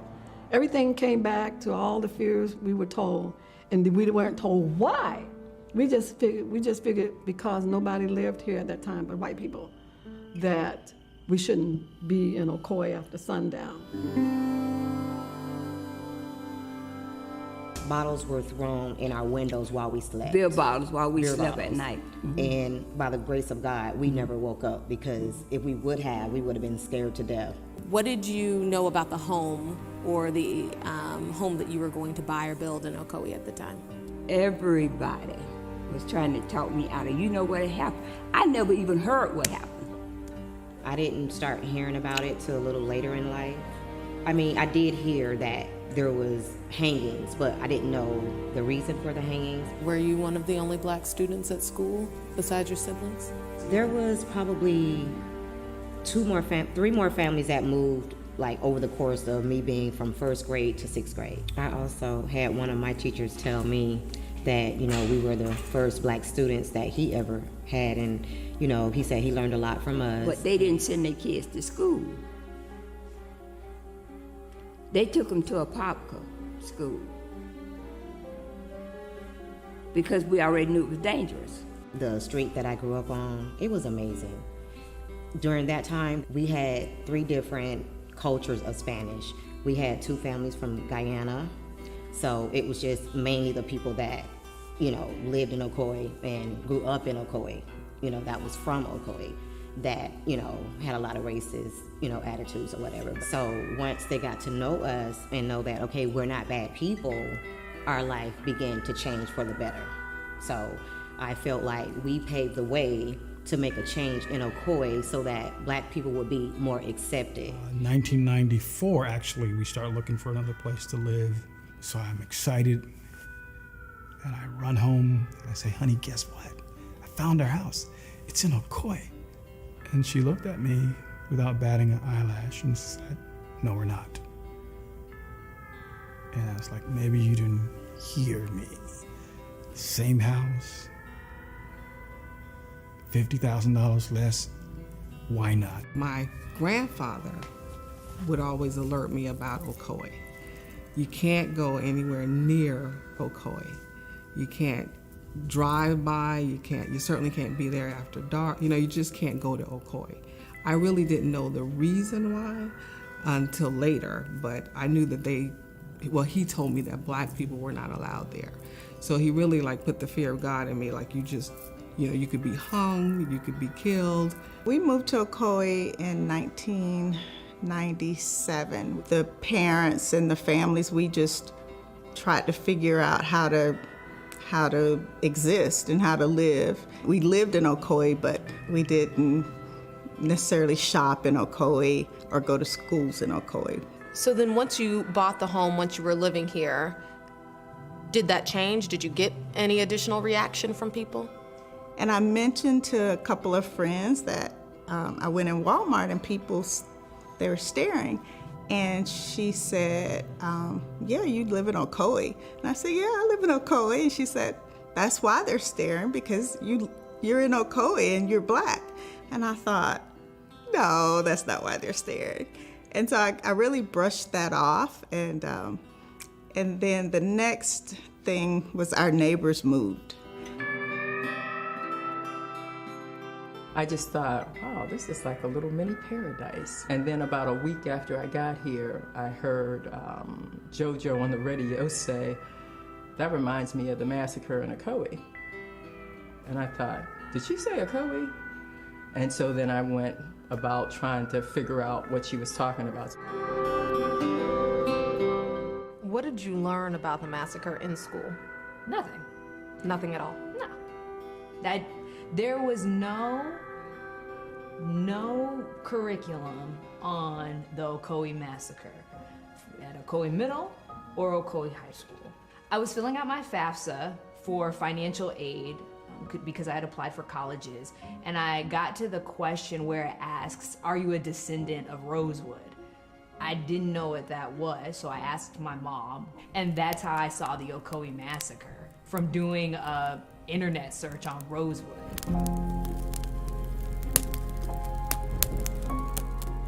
I think over the years, there's been a willingness to not talk about what happened because it was just so painful. Well, it's a community that's emerging, and it has a past that we have to surmount. But before you can surmount your past, you have to acknowledge what it is. Clyde Pounds was the Orange County Deputy Sheriff back in 1920. He deputized the mob that was led by Sam Salisbury. Clyde Pounds had a son named Edwin Pounds. Edwin Pounds has a daughter named Marilyn Johnson. Marilyn Johnson is the mayor's wife. I feel that the mayor actually has a problem with the Ocoee massacre and everything that happens because it hits too close to home for his family.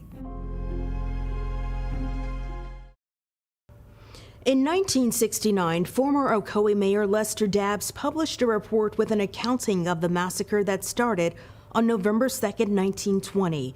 It was based on interviews with whites who participated. There were disputes about the facts then, and even now, the accounts depend on who's telling the story. Resistance to acknowledge what happened to black families has been strong, deeply rooted in the longtime political and family structures in Ocoee. The current mayor grew up in the city and has never spoken in detail publicly about the massacre or growing up in an all-white Ocoee until now.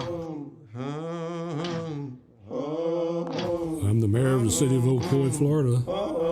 Hometown boy. When my mother decided we were moving to Florida to honor my grandmothers. My father at the time was, he was a carpenter, but he was also the assistant superintendent of chain gangs in Horry County, which is one of the biggest counties in South Carolina. There wasn't a lot of diversity. No, there was no diversity. All of us were Caucasian, but Winter Garden had the black school, so that's what it was in that time. So I want to go back to 1920 because certainly you have had talks in your home about it because of your wife's family connection to Mr. Clyde Pounds. So never heard a word about him until a little while ago. And Sheriff Moore He was a deputy, and he told him to go deputize the deputies, and that was it. I never seen him, never heard of him. I know what kind of man Edwin Pounds was. He was one of the most kind-hearted, gentle people that you would ever meet. Using the words racist because his father did that, he was a racist, then his daughter was a racist. Being I was married to her, I was a racist. It makes me hurt inside. It hurts me. And I don't know if it was on purpose that it didn't get out. I heard whisperings of it when I was growing up. I knew something had happened. My parents never talked about it, and I'm sorry it happened, but I think Ocoee has evolved so much more now. Where do you live at? No, I'm asking because I had his wife tell me the other day he did, so I don't know. I mean, where? I'm not married. I live in Ocoee. What's your address? Because I know you don't live here, but that's fine. Time out, please. I do live in Ocoee. Where at? I'm not going to say it. If you do, just say it. I'll tell you where I live. Okay, just because you're comfortable telling people. No, that's fine.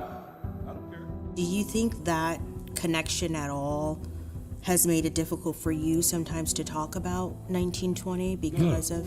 No, not at all. I believe you should talk about it. That's why I went to Montgomery, Alabama.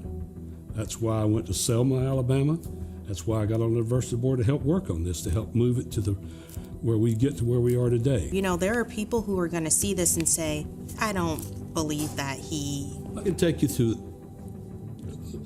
African Americans' houses, whatever you want to call them, go to their house and introduce you to them. They know me. They know me, who I am and how I am. You got other ones that I have no intentions of wanting to know who I am. They want my job. What do you remember hearing about what happened on Election Day? Honestly, truthfully, you never heard that. We were a small town. Nobody ever brought it up. It was never brought up because we didn't have people living here that would question what you did. The whole United States was like that. It wasn't just Ocoee. You might not believe this, but I don't understand how anybody could have that kind of mindset. When you became mayor, was there a part of you that knew you would have to figure out how to continue bridging the divide that existed in Ocoee? Yeah, I worried about it, but I thought about it, and I have served for 34 years, and I told you, I've talked to you before, if I didn't do what was right, I wouldn't get elected. When you grow in everything, but you grow with the mindset of people. Things are going to happen. You are going to see what was in the past. You are going to hear new things. We've talked to quite a few of the descendants, and one thing that remains consistent from all of them is that they want to hear something from you that they haven't heard. I'm not going to say I apologize to that, if that's what you're coming to. I told you, I didn't do anything. I will say I am sorry for what happened. I don't think it should have ever happened. The city wasn't the one that did it. It was people, not all citizens. I can't apologize for people from Apopka. I can't apologize for people from Winter Garden, Claremont, Orlando. I'm actually the first African American city commissioner in the history of the city of Ocoee. By 2001, we were poised to move from Orlando and looking for a place to stay, and we thought of Ocoee as well as Maitland. That's when I started getting bits and pieces of the information about the city, and it's known for its racism, its racist past. And I told my wife, I said, we can't move to Maitland. And she says, why? I says, Ocoee has to change at some point. From your perspective, what does the past political structure here in the city affect what we know now as Ocoee? The political structure in Ocoee has been stagnant. So you've had commissioners that have been elected over 20 plus years, but I think the city is changing. The attitudinal frame of reference that existed in the city at that point in time was that we know what happened, but we're not going to address it.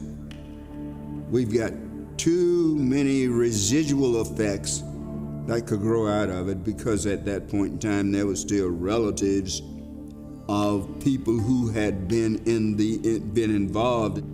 Democracy forums formed in early 1997.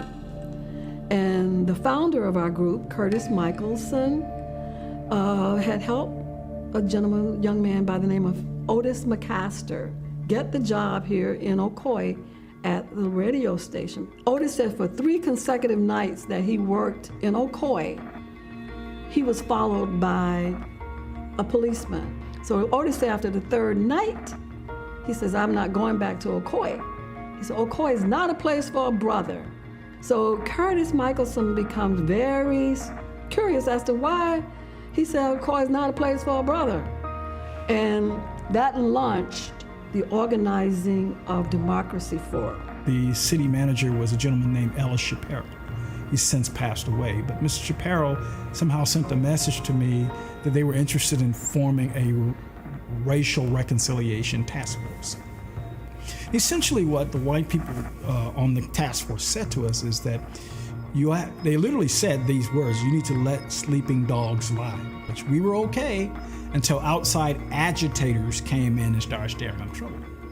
And my work with the Reconciliation Task Force involved finding the grave of July Perry.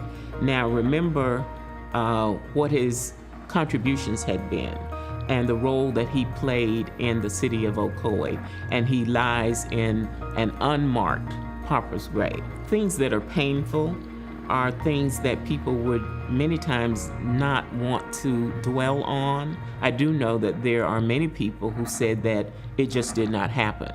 And my question then is, how do you explain the census records?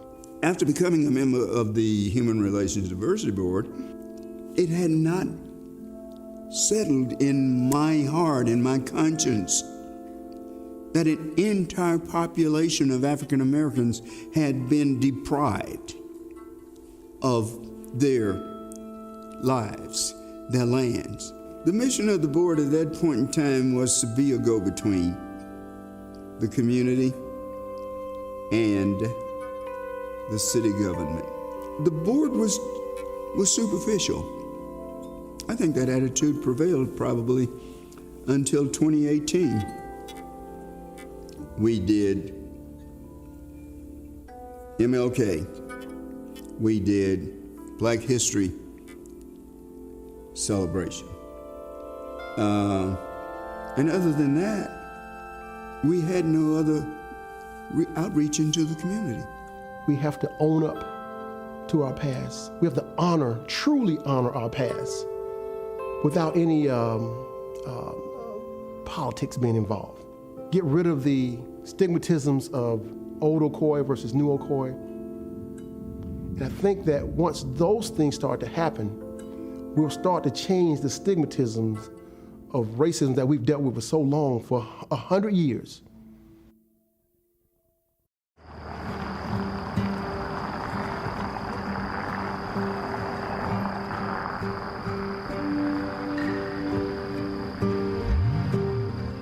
Ocoee has a certain old school feel to it. You know, it's a small town. The character of Ocoee to me is like an old Southern woman, I think. It's kind of sweet and I love it.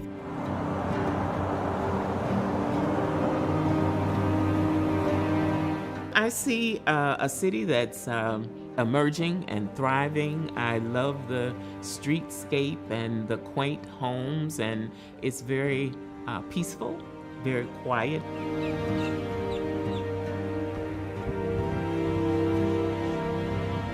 What efforts have you been a part of to try and change the character and perception of Ocoee? I love country music. I love country music. And there's an event called Founders Day that they were having. I want to attend it. And a lot of my friends were like, no, you don't want to go there. You know, you don't want to do that. I found out that Founders Day was being celebrated on or near the anniversary of the Ocoee Massacre. When I dug more into, the history of the massacre and what happened, I realized that the founders were the ones that perpetrated or helped facilitate the massacre. What's troublesome about this Founders Day celebration that it occurs during the same time that July Perry was slain. In moving forward, this community is asking you about celebrating, about acknowledging what happened 100 years ago. I see an overlap between honoring my ancestors and this Founders Day. The City Council must veer away from celebrating Founders Day.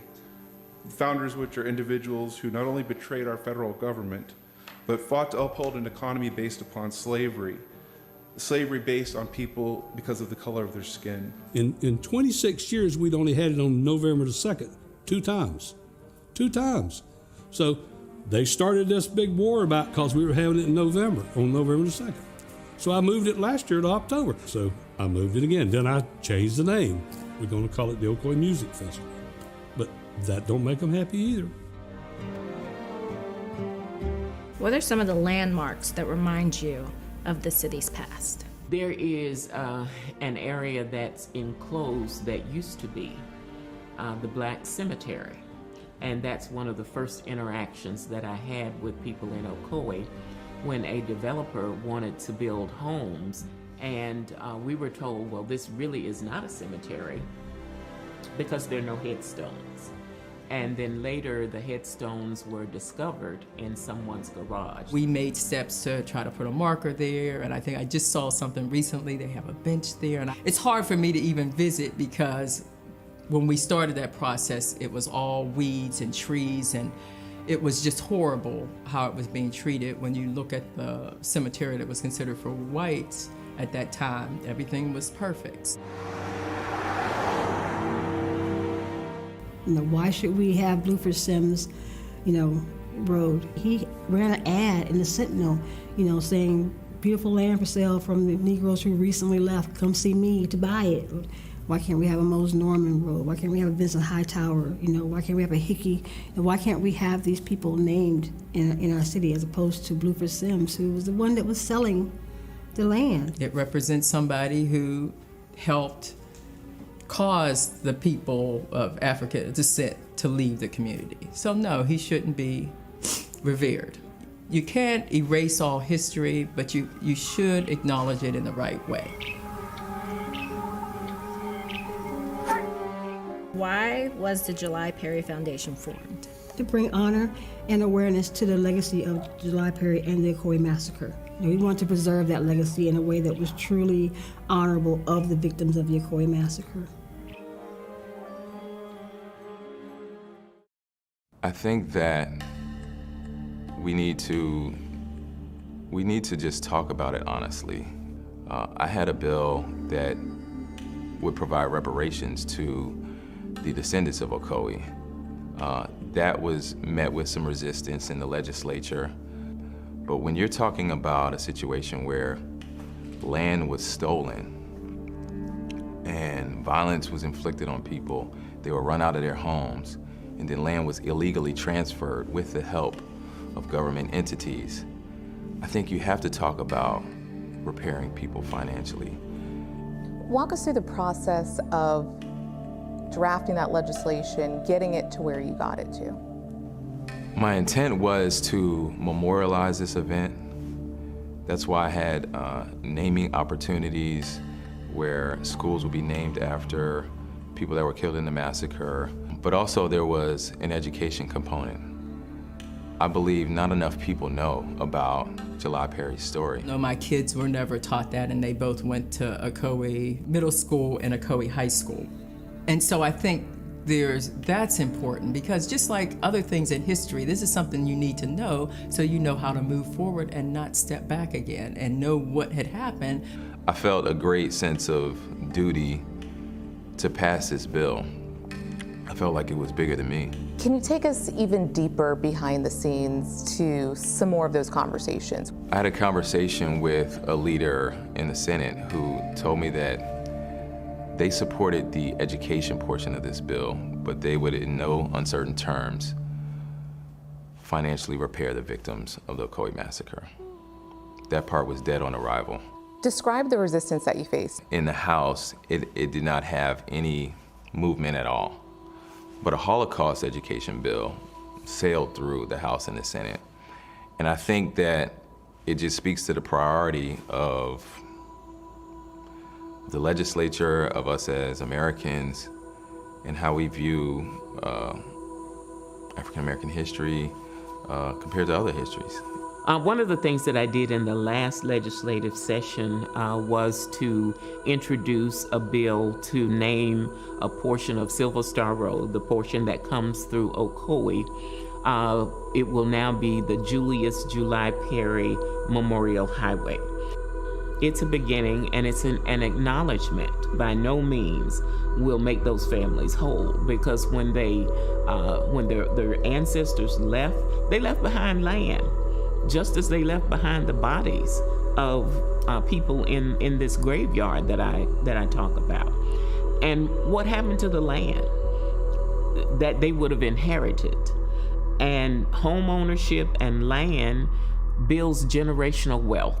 How can you get that back? Like, it was stolen, so how do you get it back? And a building might be standing there, or a house might be there.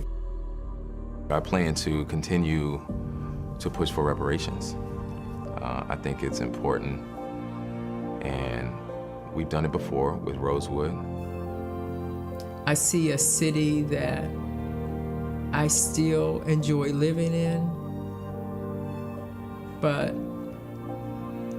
there still needs to be some change. The one thing that I wish would happen is that there's so many new people in this community over the 17 years that I wish they had a way to get more involved.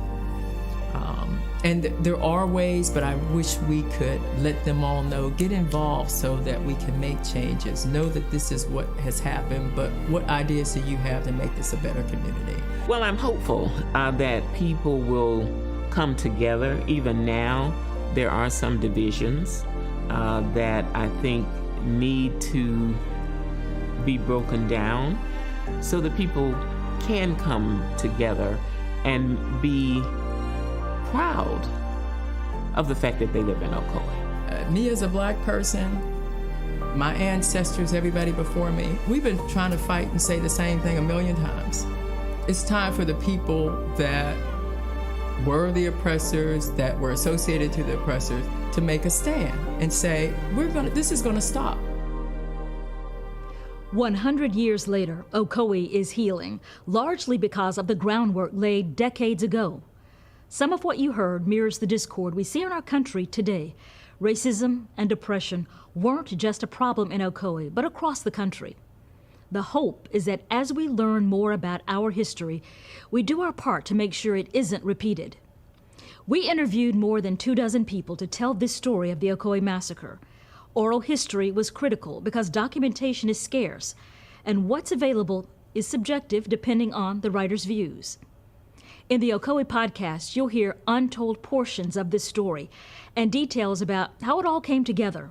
You can find it in a special section of our website called Ocoee Massacre.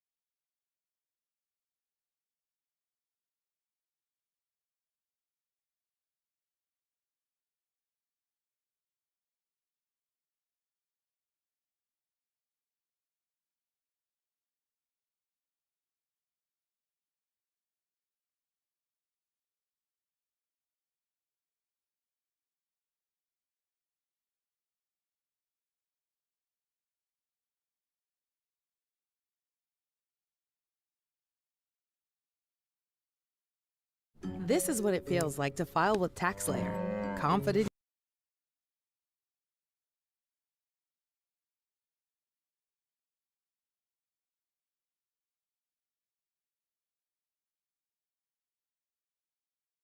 Surprised that you did hurt people? Surprised that I did hurt people? Are you surprised that reaction and some of the things that you did hurt people? Yeah, I think I can ask a better question. It's just, where were you when I was a kid, figuring out that 300 million of my ancestors are buried in America. Where were you guys asking those same questions when I was a kid learning about the traumatic events of my familial history and what I'm proud to come from and why I'm proud to stand here and why when I repeat myself that I'm not going to stand down, it has nothing to do with dismissing any other race or group of people. I'm just proud of my heritage and what we've been through. And the fact that this has pinned me against the Jewish community. And I'm here answering questions of whether or not I'm sorry or not on something I didn't create. And it was something I shared. And I'm telling everybody I'm taking responsibility. Then that's where I sit. So, you know, these same questions that you guys ask, me dealing with it as being a melanated, pigmented person all around the world and dealing with racial biases against my skin color, demeaning me because of my religious beliefs, and I'm still sitting in the seat standing. So I take my full responsibility. Again, I'll repeat it, for posting something on my Instagram or Twitter that may have had some unfortunate falsehoods in it. But I also am a human being that's 30 years old, and I've been growing up in a country that's told me that I wasn't worth anything, and I came from a slave class. And I come from a people that are meant to be treated the way we get treated every day. So I'm not here to compare anyone's atrocities or tragic events that their families have dealt with. Generally, I'm just here to continue to expose things that our world continues to put in darkness. I'm a light. I'm of light. I'm here to do. You guys ask me questions about basketball, I give you my expert opinion. You guys ask me about other things, I give you my opinion, and it's met with whatever you believe the perception or the deception is. Investigate my life every day, and you justify it in your own perch. I honor. I would like the same respect in return. Figuring out just like anyone else. Please keep that same energy when we're talking about anti-other things, because just because I post a documentary doesn't mean I'm anti-Semitic, and doesn't mean that I'm automatically standing with everyone that is believing it. So it's unfortunate timing that we're in, but I'm glad that I could stand on the truth, because I'm not afraid of these mics, these cameras. I used to be looking everyone in the eye and telling them the truth, and I'm proud of who I am. Any label that you put on me, I'm able to dismiss because I studied. I know the Oxford Dictionary, you look it up, right? Just one of the biggest mistakes I had in being a kid was not knowing European or Western language until I started looking it up and understanding the definitions and why they say, if you want to trick a black person, put it in the book. I was wondering my whole life why they said that. Now I'm 30 years old and I know reading is a superpower because it helps me understand where I'm going and where I come from.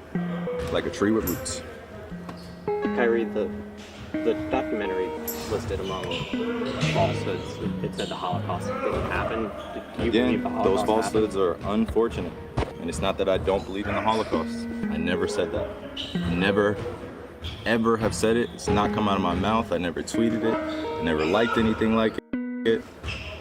So the Holocaust in itself is an event that means something to a large group of people that suffered something that could have been avoided. No one said we had to practice racism.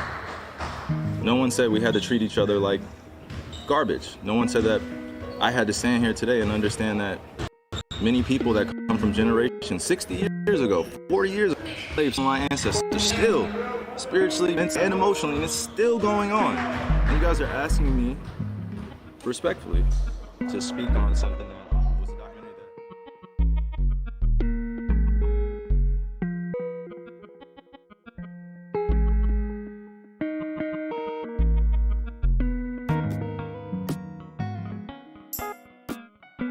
Surprised that you did hurt people.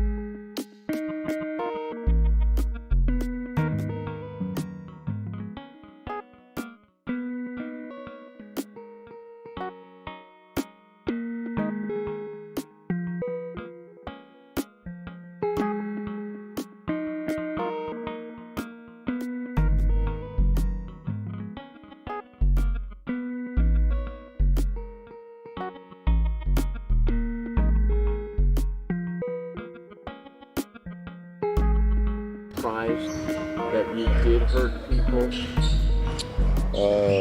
Surprised that I did hurt people? Are you surprised that reaction and some of the things that you did hurt people? Yeah, I think I can ask a better question. It's just, where were you when I was a kid, figuring out that 300 million of my ancestors are buried in America? Where were you guys asking those same questions when I was a kid learning about the traumatic events of my familial history and what I'm proud to come from and why I'm proud to stand here and why when I repeat myself that I'm not going to stand down, it has nothing to do with dismissing any other race or group of people. I'm just proud of my heritage and what we've been through. And the fact that this has pinned me against the Jewish community. And I'm here answering questions of whether or not I'm sorry or not on something I didn't create. And it was something I shared. And I'm telling everybody I'm taking responsibility. Then that's where I sit. So, these same questions that you guys ask, me dealing with it as being a melanated, pigmented person all around the world and dealing with racial biases against my skin color, demeaning me because of my religious beliefs,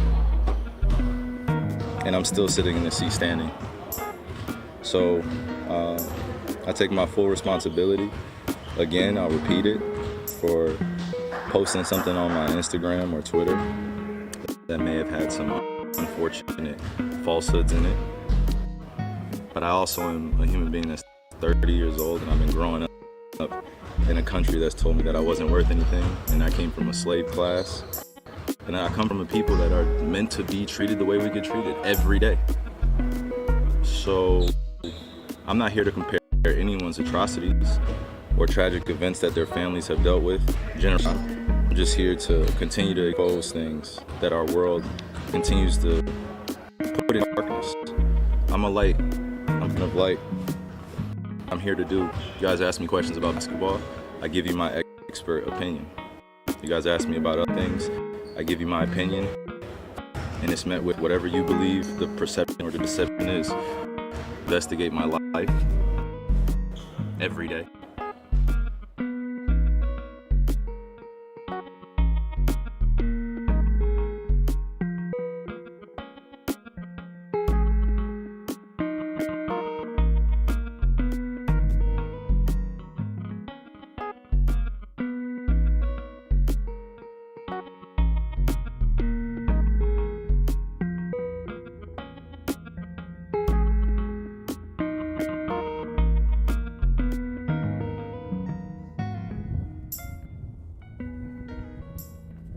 Struggle.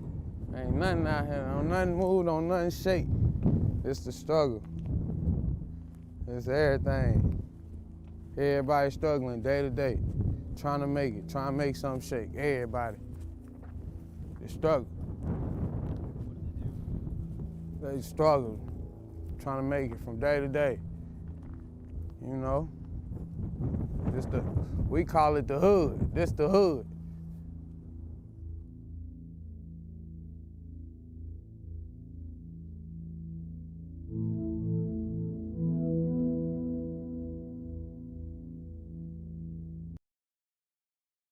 Hi everyone, Mark Barden here at Sandy Hook Promise.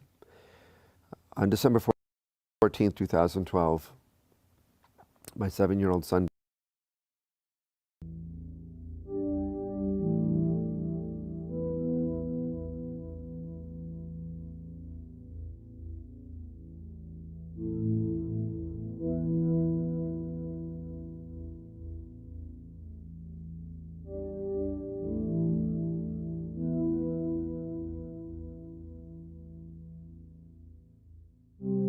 I don't know what to do about nothing.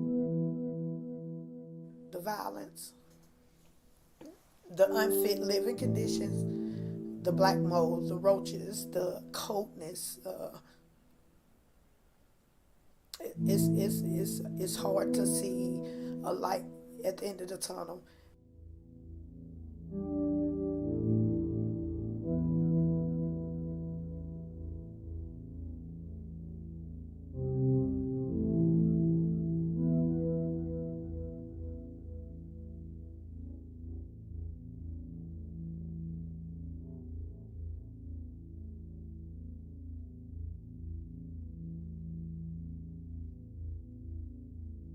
If you ain't strong, this town will make you weak if you ain't strong, because you ain't got no food. We got liquor stores. We ain't got food stores. You ain't got no gas station. You ain't got none of that. You feel me? You ain't got none of that. Then trying to make it out here, boy, it's tough.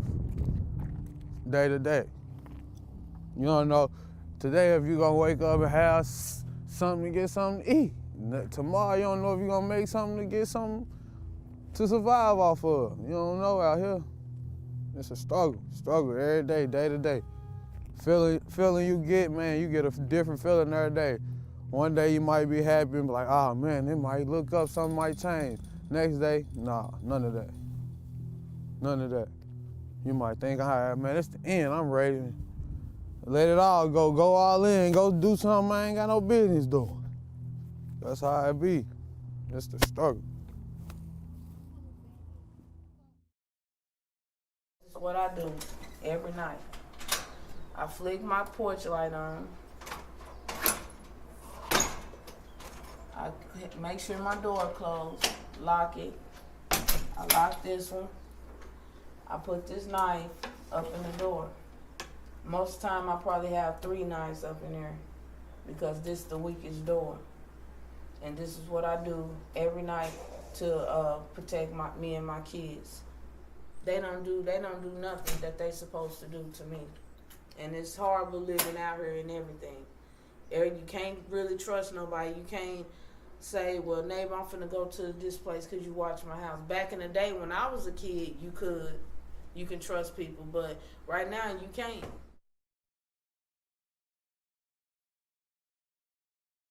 My kids are not allowed to go outside when the street lights come on. They are to come in. Like sometimes in the daytime, I still don't feel too okay with them being outside of the unit. A lot of gun activity goes on or whatever, you know.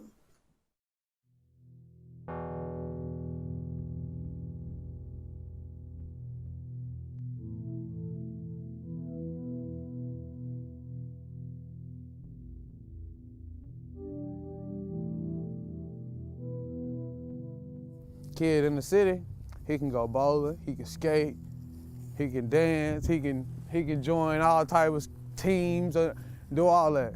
Carol kid, you can sell drugs, you can hoop, or be a nobody. That's it. Thing about it, like when night fall, they they out here, they looking for the paper. They want money, so the next day it'll be okay for them, and some of them willing to do whatever it takes to get the money. I coach basketball with this other guy, Mike Brown. If me or him don't open the gym, it's not nothing for the kids to do. So therefore, it leaves plenty of time for them to get into anything that's possible, that's out here.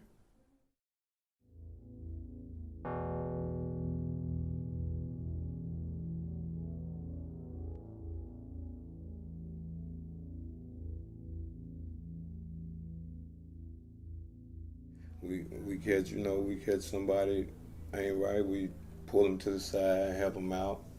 Some of the boys, I let them come in the gym and, when I'm cleaning up at night, like, man, you want to get better? Come over and shoot. Come shoot, A lot of them like, man, I ain't got time, they want to hit the streets, go be with their guys. Man, living in a house and probably, man, hey, you probably got roaches or mice running around, either or. It ain't cause you a dirty person, it ain't cause you ain't clean, it ain't cause of that, it's just cause of the condition of what your house in. Ain't none of that, ain't got nothing to do with that.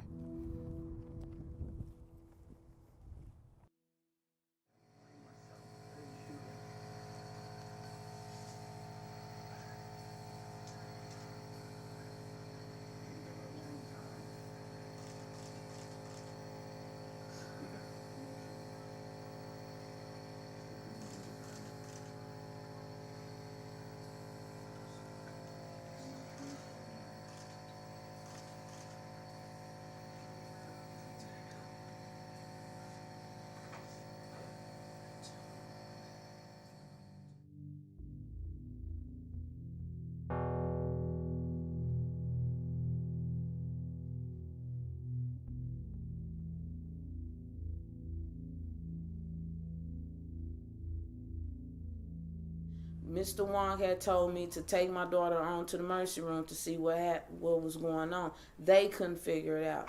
The doctor asked me, well, what kind of your living conditions? I said, well, one of my bathroom have a excruciating mold in it everywhere from top to bottom.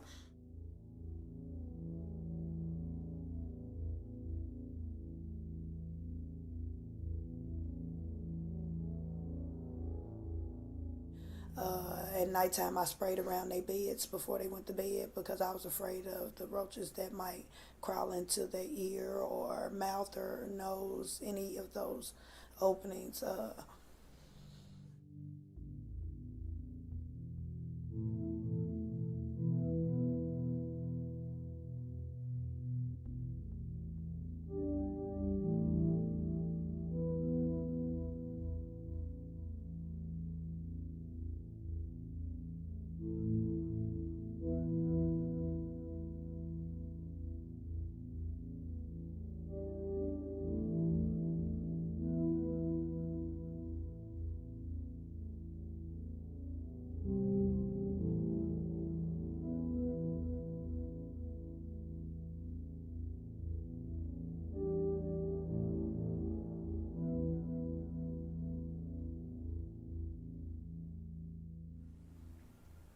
It's kind of hard for me being that I have to stay in this area with my children. I feel bad, like I cry. I've actually walked to DCFS and asked that Aunt Terry help me because I don't feel like I have adequate income to take care of my children. And before I neglect them, I'll turn them over. This is Cairo, Illinois, abandoned and forgotten. Unfortunately, a lot of towns in America drop in population and become mostly vacant. Most of these towns dying is due to a decrease in a specific industry that the towns heavily relied on. Well-known examples of this are Detroit in the auto industry or Gary, Indiana in the steel industry. But this is certainly not the case for the town of Cairo, Illinois. Today, this town is extremely close to being totally abandoned. Over the years, this town has lost about 89% of its population. This is the quickest way to clear out stuck buildings are poop. completely Fiber abandoned. helps you poop, The right? majority of the town hasn't seen much life since the 1960s. This former bustling little town has a much darker past than similar towns that are now abandoned. In the early 1900s, Cairo was thriving. They had reached the height of their population at around 15,000 people. However, they ran into some issues with their main industry. They used to transport railroad cars across the Mississippi and Ohio River by use of ferry boats. This was done because there was no railroad bridge, but in 1905, one was built that diverted most of the traffic away from Cairo.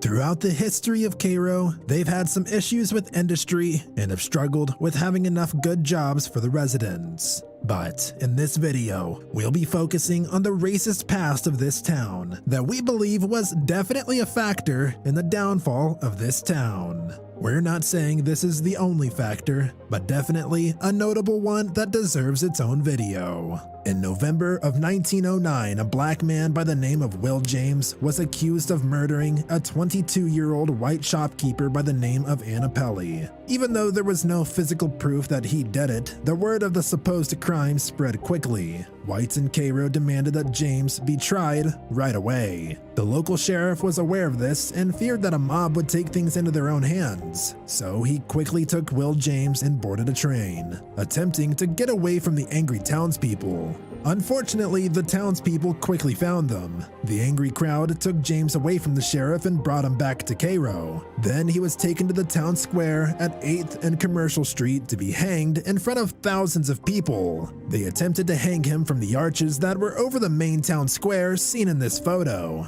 But the rope broke. James dropped to the ground, still alive. The mob then reportedly shot him over 500 times. Will James supposedly had an accomplice, and the violent crowd tried to find him so they could kill him as well. However, they weren't able to locate him. The bloodthirsty mob instead then turned its aggression towards a white prisoner that had murdered his wife a few months earlier. They broke into the prison and lynched this man as well. You might hope after a chaotic event like this that the town might remember how awful it was and not repeat it, but of course that's not the case. Less than a year later, in 1910, another mob tried to lynch a black man who was accused of stealing a white woman's purse. This time, they killed a sheriff's deputy in the process. The National Guard was called in, and martial law was declared until order could be restored. Through the years, the racial tension definitely still lingered on. However, the town did see some financial success. Of course, the town would be hit hard years later by events such as the Great Depression and, of course, World War I and II. By the 1960s, the town's population was only around 9,000 people. Even though the notorious lynching had happened 50 years prior, the town was still vastly segregated and hardened by the awful events of the past. In the 60s, most of the good city jobs were unfairly given to the white residents, and the black residents were unfairly treated by white police officers. The city's facilities, including public housing, municipal parks, and courtroom seatings, were totally segregated. Almost all public and private offices only employed white people. During this time, the public swimming pool was transformed into a private club in order to keep the black community out. A large number of civil rights activists demonstrated at the pool in 1962. At one of the protests, a white racist local intentionally drove his pickup truck into the crowd, badly wounding a young African-American girl. The pool would eventually close in order to avoid integration. All of these things that were happening were awful, but something happened in 1967 that was just too far, and the black residents would not stand for it. In July of 1967, a 19-year-old black soldier home on leave named Robert Hunt was found dead in the Cairo police station. Police said that Hunt had killed himself by hanging himself with his t-shirt, but many people in Cairo's black community blamed the police for his death. There was a history of police bias and violence against black people in the city. Members of the black community, led by Reverend Charles Cohen, a native of Cairo, began to protest both Hunt's death and a century of harsh segregation. This led to racial riots all throughout the city. In response, some white townspeople made a vigilante group. The group became known as the White Hats because many of its 600 members started wearing white construction hats to show they were members while patrolling the streets to keep order. And the chief of police actually gave these men power, so what they were doing was technically legal. But of course, the White Hats abused said power to further bully and mistreat the black population. 1969 saw the establishment of the United Front of Cairo by the black population as a countermeasure to the White Hats. The coalition's retaliation sparked an intensified civil rights struggle to remove segregation and establish employment possibilities. Black residents were assisted by important figures from outside the community.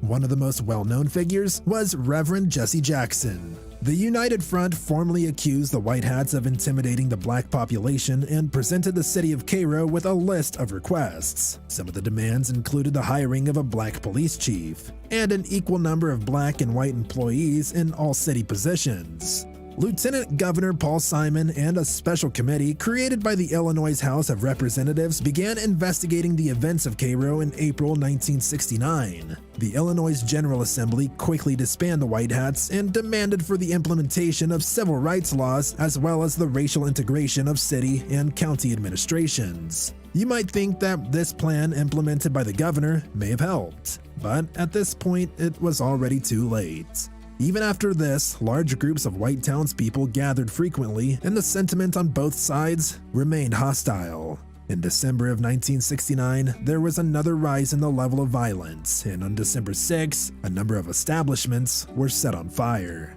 While responding to one of the fierce fires, members of the Pyramid Courts housing project opened fire on 3 firefighters and the chief of police early that morning. The victims were struck by bullets.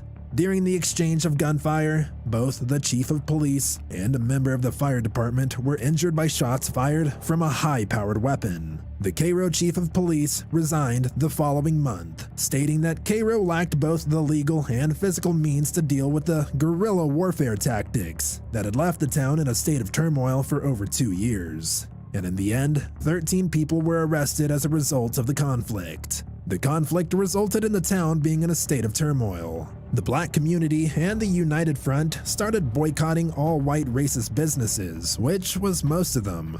African Americans continued to picket businesses all through 1970 to make sure that the boycott was followed. The city passed a new law in December that makes it illegal to picket within 20 feet of a business. Because of the city law, there was another big, violent fight. After the violence, the United Front called for another big rally and went back to picketing businesses owned by white people, even though there was a new law against it.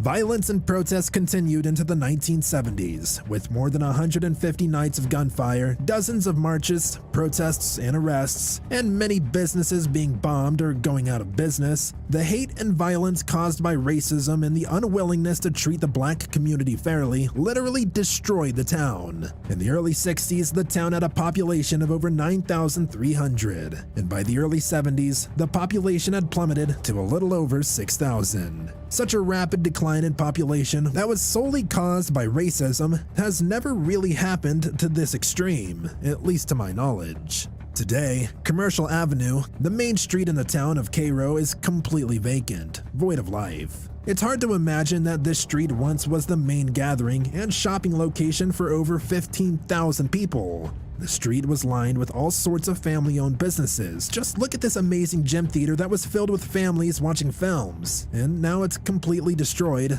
and forgotten. The inside is completely gutted and covered in graffiti. It's just really sad to see.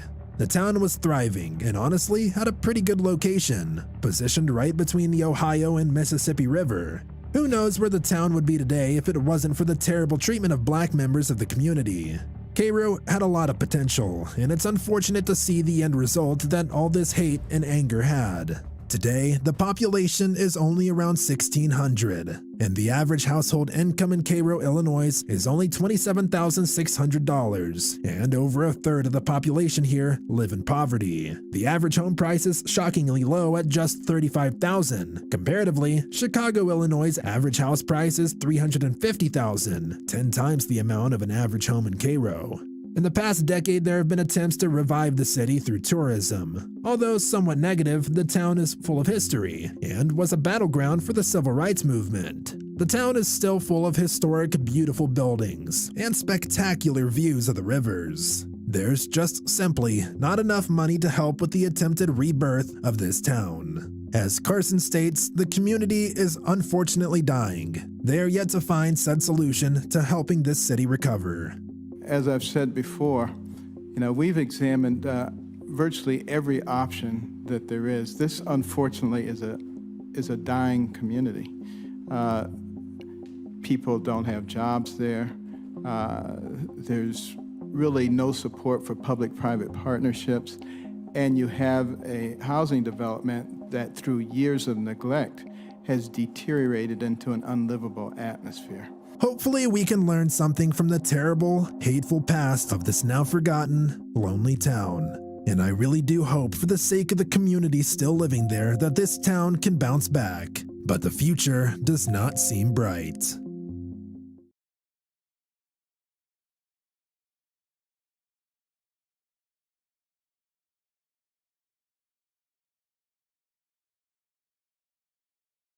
You know that feeling of having to rewash dishes that didn't get clean? I don't. Platinum Plus is Cascade's best clean ever. With double the Dawn and double the scrubbers, it removes the toughest grease and residue for an irresistible clean and shine. Cascade Platinum Plus. Dare to dish differently. This channel is part of the History Hit Network.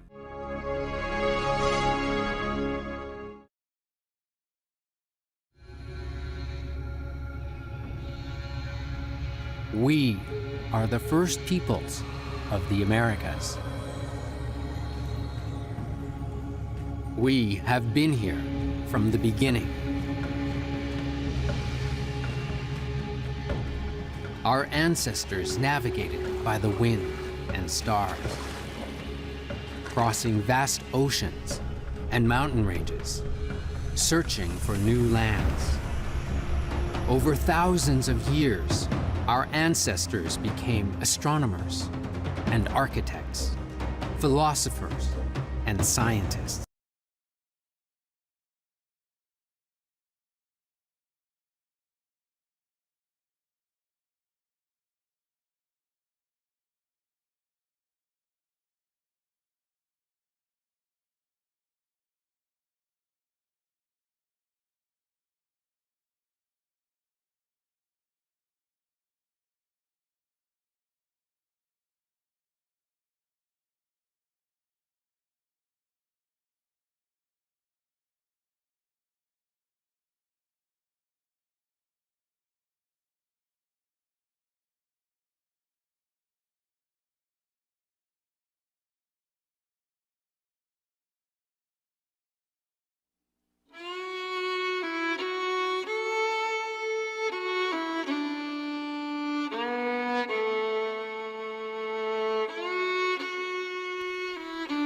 Here, the Ohio and Mississippi mingle their waters in the midst of deep and ancient forests, where the eye wanders over vast and swampy woods. They have much the same growth on their banks, and yet they have a character very unlike each other. The Ohio is calm and placid, and except when full, its waters are limpid. The face of the Mississippi is turbid. The river seems always in wrath, tearing away the banks on one hand with gigantic fury to deposit the spoils in another place. The two biggest rivers in North America, Carroll ought to be the biggest city in the United States. And look at it. Carroll was a part of the national picture. People all over the world will tell you, oh yes, I know where Carroll, Illinois is. It's at the confluence of the two great rivers. We don't have this stuff anymore. It's just dead. It looks like, there'd been a war or something. This country gone. It's gone. This is it. This was the place. This was the place. But the way, things are now, we have really gone down quite a bit. But, I haven't given up. I still have hope for Carroll. I still have hope for Carroll.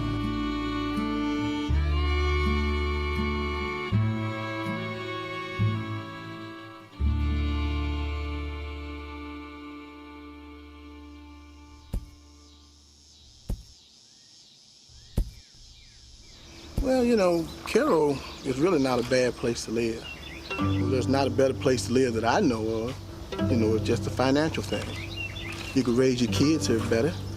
You don't have to worry about some of the things that happen in the cities. Some of that stuff don't even happen down here. So, your kids, they get out and they get to see more than just bricks and skyscrapers and all that. They get to see wildlife and different things like that that, some kids don't even get a chance to see. So kids should go, to small towns, rural areas, where they can see a whole different way of life, a whole different world.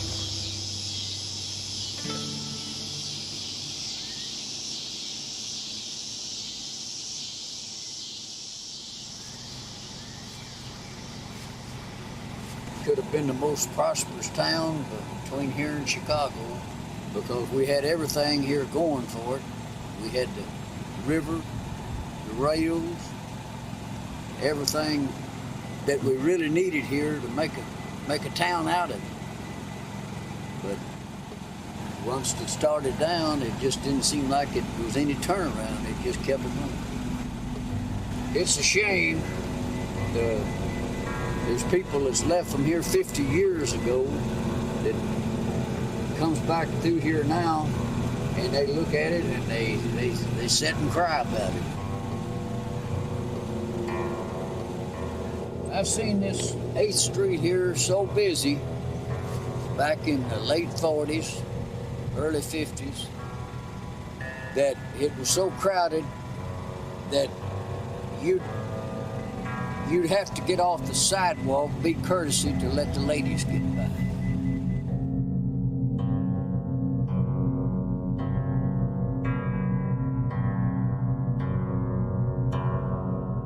But I'm not for sure that Carroll actually existed the way that people remember it and see it anyhow. It depends upon one's perspective. You talk to a local white resident and they see it as Mayberry, which you guys might not recognize being from England. It was a TV series that took place in the 1960s here, which was basically a little white community where everything was perfect and everything went right. And that's how a lot of people saw Carroll. They remember going to the swimming pool, they remember playing baseball, they remember the park on Saturday night and concerts and things like that. And they recall those things fondly and they want to see it again. The only problem is, while that was going on, there was a whole different part of society right there in the same community that could not experience any of those things. They could not go to the swimming pool in the community. They could not even eat in a restaurant. So, people have different memories of the community. They want it back a certain way, but if it went back that way, it wouldn't be so good for everybody. So I don't think it will ever come back, and I'm not for sure it was ever there in the first place.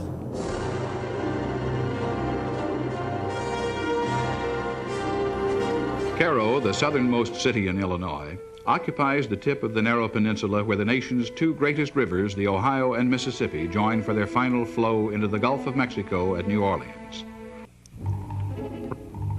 The Cairo Chamber of Commerce brochures refer to the rich history of the city deep in the Southland, where magnolia vies with mimosa.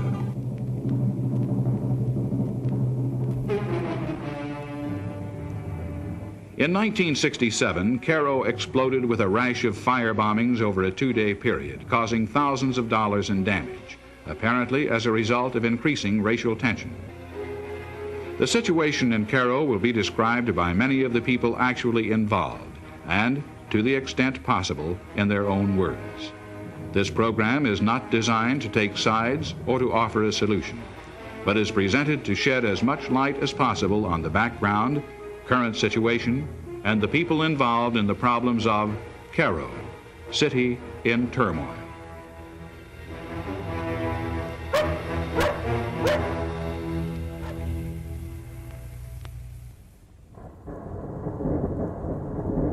Chicago Tribune, April 26th, 2011. Downstate Illinois under flash flood watch. As heavy rain continues to pelt the Midwest, preparations are underway to deal with rising rivers, creeks, and streams. Governor Pat Quinn has issued a disaster proclamation and calls it a very difficult and potentially dangerous situation.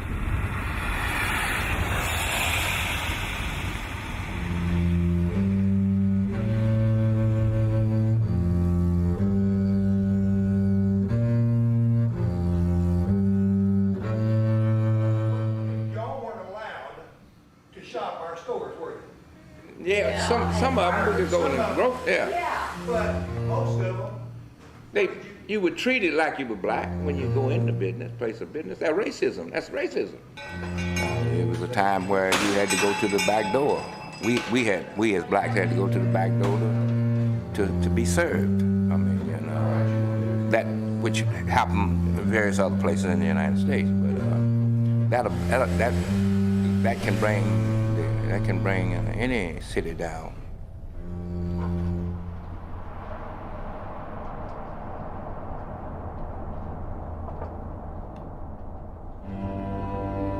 At the junction of the two rivers lies a breeding place of fever and death, a dismal swamp on which the half-built houses rot away, a hotbed of disease, a grave uncheered by any gleam of promise, a place without one single quality in earth or air or water to commend it. Such is this dismal Cairo.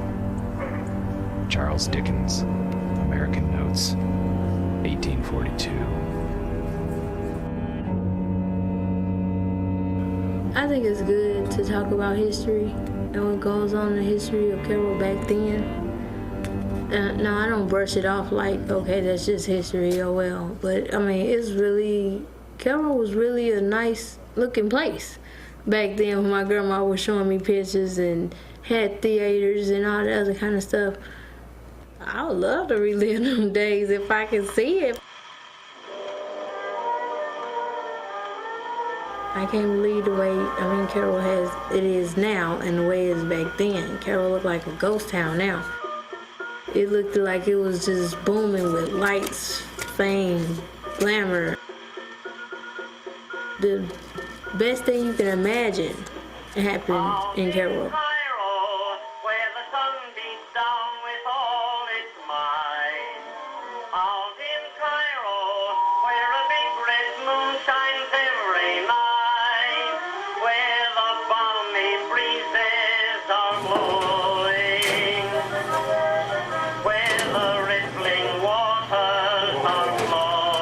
This is actually the reason why people come from all over the United States to eat here.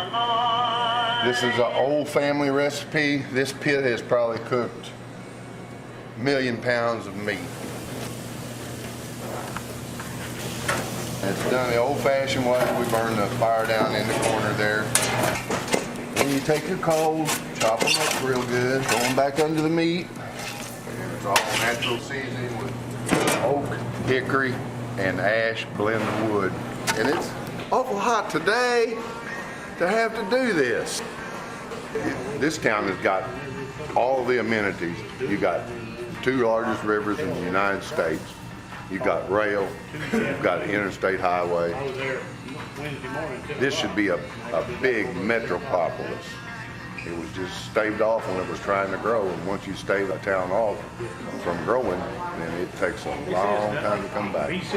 Yeah, people always go on about what happened to Cairo, and I just basically tell them the invention of the airplane and the automobile really hurt Cairo.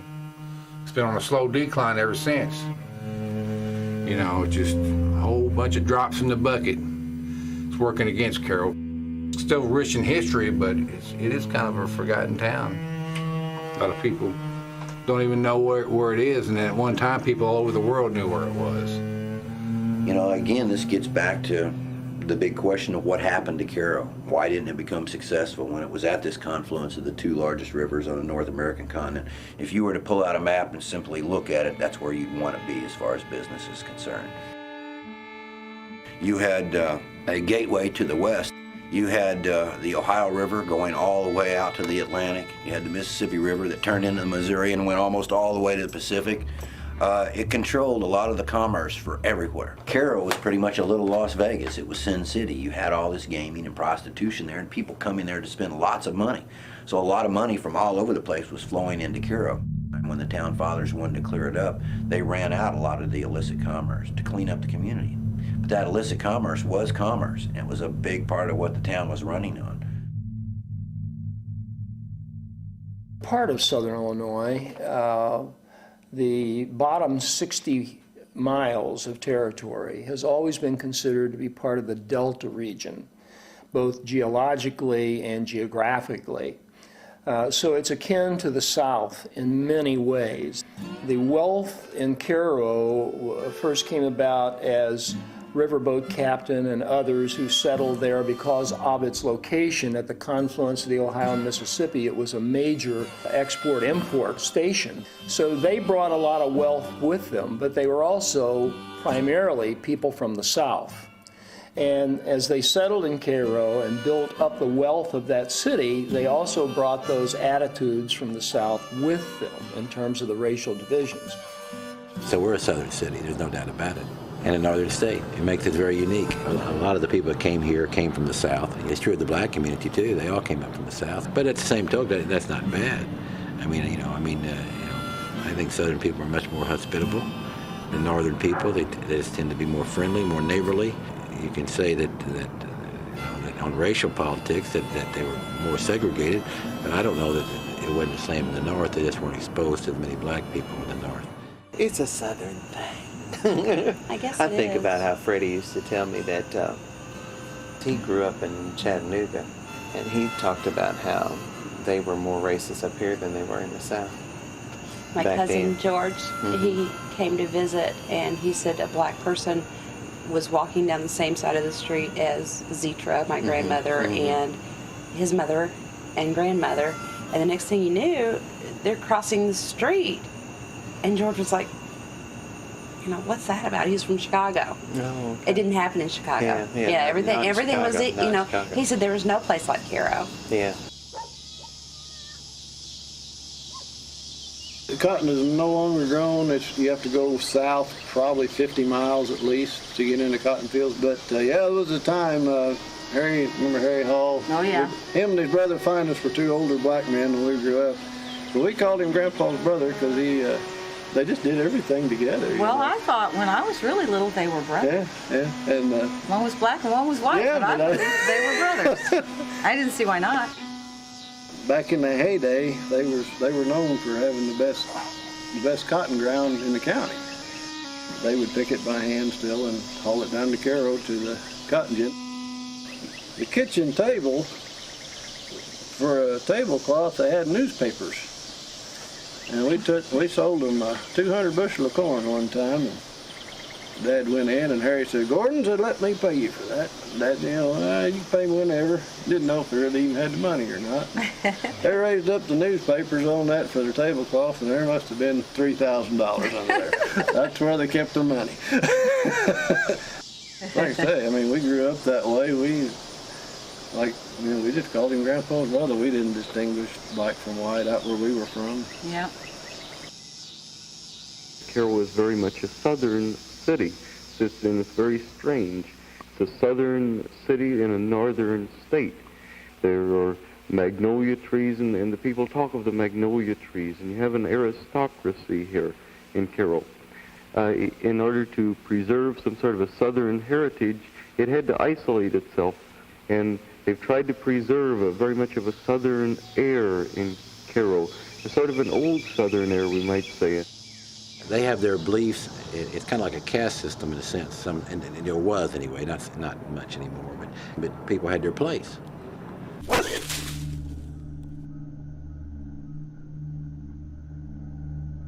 We're a poor county. We're also at the jumping off point. We get the poor people from the south, both white and colored, that move in here because of our better payments under aid, things of that sort. We're getting more than our share, let's put it that way. The Midwest did not have very many progressive states offering very many welfare programs or help programs for any of its citizenry. Illinois was a little bit more progressive than the states around it. And so you had a new influx of minorities in the 1940s, the late 1940s, early 1950s, moving into Carroll to receive public benefits there because the state was offering it, and their states did not. Then you come into the 1960 racial problems that we had, and the fire was basically lit from that. Fire struck the Hudson Warehouse Complex early on the morning of June 26, 1969. This is Mitch Ferris for Channel 8 News in Carroll, Illinois. We're talking to Ira Hudson III, the Vice President of Hudson Warehouses Incorporated, the scene last night of the 6th major fire in Carroll in the past 10 days. Do you have any idea of what caused the fire? Heat, intense heat. As it stands now, you have a bunch of militant black men who are terrorizing not only the white population by their firebombs and things of that sort, but they're terrorizing their own people. There's a number of factors that have contributed to the downfall of Carroll. A lot of people look at it and say, well, the 1960s did it. No, the 1960s were, if anything, the final nail in the coffin to things, but they weren't the spark that started it. The geography was. The cleanup of the community by the town fathers. The 1940s, where we started the pilot projects for drawing in people for public housing. The 1950s and 1960s were additional benefits were provided, and people were pulling into Carroll from all over the place. Different people than had been there before, and the locals resented it, and they rebelled against it, and therefore you had the racial tensions again. These are not justifications, but they are answers for what happened. Is there a future in Carroll for black people at all? The future depends on us as a whole black people, which we can do. Now in our downtown community, we have a boycott going strong for us. And if this lasts out, I think 3 more weeks, maybe the white man might listen to and might meet some of our demands, which we have laid before him. So far, he won't listen to our demands, but if the boycott continues to go on strong, maybe he will listen. No Negroes buy from the white man. We do not shop in the community which the white man controls.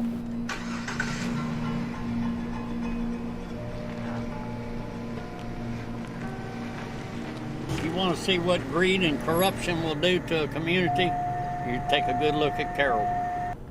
This whole area down through here was just nothing but business and busy, wasn't it, George? Yep. These vacant lots were all businesses. You had a tavern on the corner. You had the brokerage, and that was right up here, wasn't it, George? The brokerage was right here, I think. I thought it was right here. There's a hardware store. Then you had your J.J. Blum's and P&Hurst, that was right up here. You had Famous Bar right across the street. Montgomery Ward and Sears was all up in here. You had everything here. When I was a kid in the mid-'60s, this right here was the busiest spot. Right here on this corner, wasn't it, George? Yeah, there used to be a Curtis and May studio right there. Yeah, and then right here, that old man had that Model T truck that sold hamburgers and all that, right? Yep. Remember the hamburger stand? Whataburger? Yeah. Yeah, Whataburger was there at the site station. Yep. Oh my You know why it was so God, good, those don't you? greasy hamburgers. The grease was 105 years old. He never changed it. That's why it was really? good. Bowling alley. They had Yes, the movie with the theater. skating rink. Yeah, skating rink. Yeah, because Ice man, cream. what was it? Butter pecan ice cream with strawberry topping. Seriously? Yes. Then all these businesses that fell in here were all Montgomery Ward, Sears, what else, George? Booker's Garage.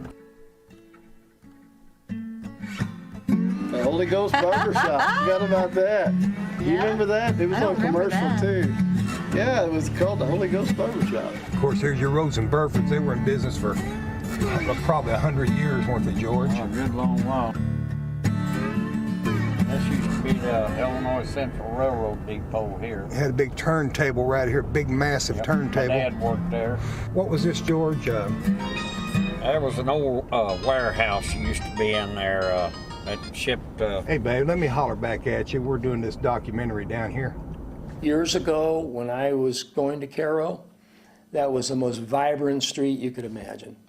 It was filled with people all the time, even coming from Kentucky and Missouri to shop. There were clubs down on the riverfront. I can't tell you how many times I stood in one of those clubs and, 10 o'clock at night holding hands, singing "We Shall Overcome," and feeling like we were going to make a difference and that there was a possibility, and it just never manifested itself.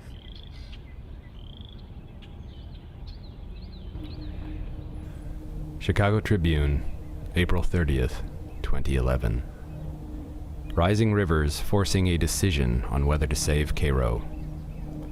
Tensions are rising like the swollen Ohio and Mississippi rivers, squeezing this flood-threatened town. A legal battle, tinged with racial overtones, has erupted over a plan to rescue Cairo by blasting a 2-mile breach in a Mississippi River levee and flooding thousands of acres of Missouri farmland. Early settlers came here, thought the area reminded them of Egypt and the Nile Valley. So they started, a lot of the towns are named after Egypt, which would be Cairo, which is not pronounced Cairo. Ask anybody, it's Cairo. Of course, early on, people traveled by rivers. A lot of different cultures merged right here, and I think that's why we're a little different than everyone else. We judged that 3 nights more would fetch us to Cairo at the bottom of the Illinois, where the Ohio River comes in, and that was what we was after. We would sail a raft, get on a steamboat, and go way up the Ohio amongst the free states, and then be out of trouble. And Jim sings out, "We safe, Huck, we safe. Jump up and crack your heels. That's the good old Cairo at last. I just knows it." Most of the immigration came from the south, and they followed the rivers.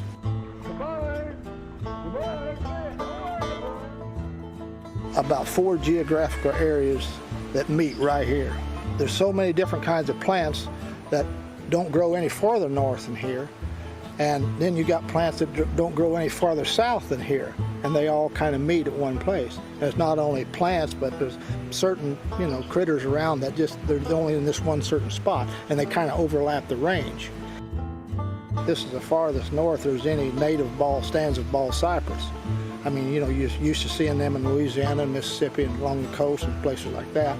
And there's a lot of things that have drifted down from the northern parts and wound up right in here where these 2 rivers meet. You'll find just a lot of stuff here that you don't find anywhere else. You just don't find it anywhere else. The entire American experience was encapsulated in this town. It's all here. The north and the south dividing line is right where we sit. The river confluence just down the street here, that's our Rocky Mountains, man. It's a powerful, moving place for me. I could sit out there for days and watch those rivers. All the flora and the fauna, all the culture, the whole American experience went down right in this community.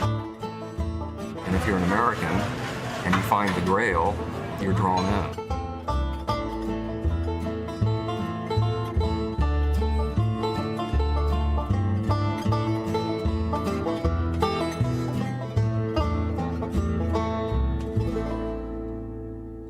there's a little bit of truth in everybody's story. Okay? White community says boycotts close down the businesses. A little bit of truth in that story.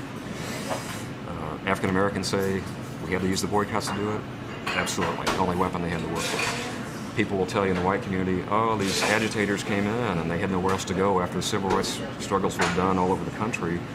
We had to come here to keep our feathers up, and that there's some truth in that. So what I found here was that there's no literal black and white truth.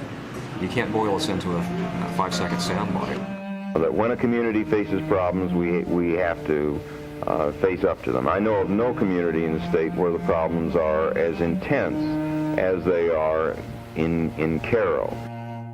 Some kind of a confrontation was inevitable when you were drifting apart. The only meaningful dialogue you had, for example, really was between the storekeeper and the janitor, between the housewife and her maid, and this isn't dialogue of equals, and this has to take place, and it has to take place in any community.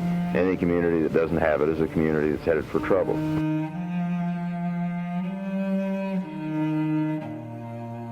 Well, naturally, being at the confluence of the two rivers here, where some cities can move 4 directions, we can only move one direction, which is primarily north. And I believe that Cairo does have good possibilities if we can get this situation worked out. Cairo is my town now, and we all should be striving to make it a better town, whether it's through tourism or everything put together to make this a better town. We've got to stay here. We can't give it away. People here are very worried. Soon there may be a black mayor. Soon there may be a black city council. Can you imagine an old southern town having, with the white aristocracy, having a black mayor or a black city council? This is my hometown, and I love this place here. I was retired. I retired in '98.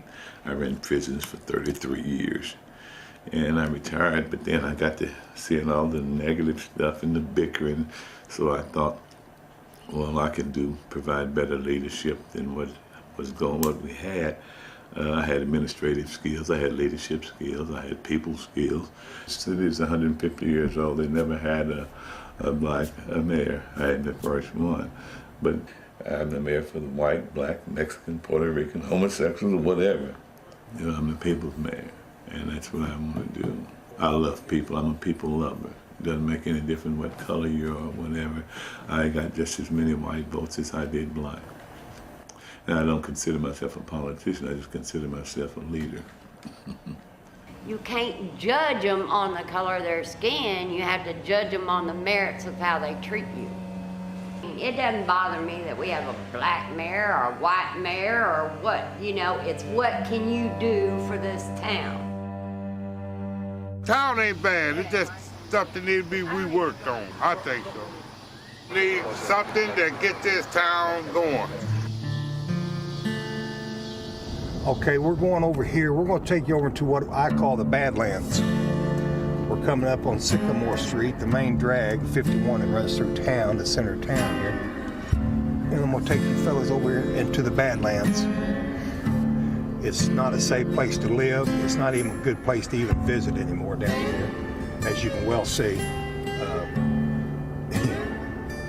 I lived here when I was a little bitty fella, because like I told you fellas, I come up poor. I wasn't like George, I didn't come up rich. I beg your pardon? Oh, I'm sorry, I got you confused with somebody else. Yeah, you got me definitely confused. Anyway, I lived right here when I was 8 years old. The house is gone now, there's a little duplex there.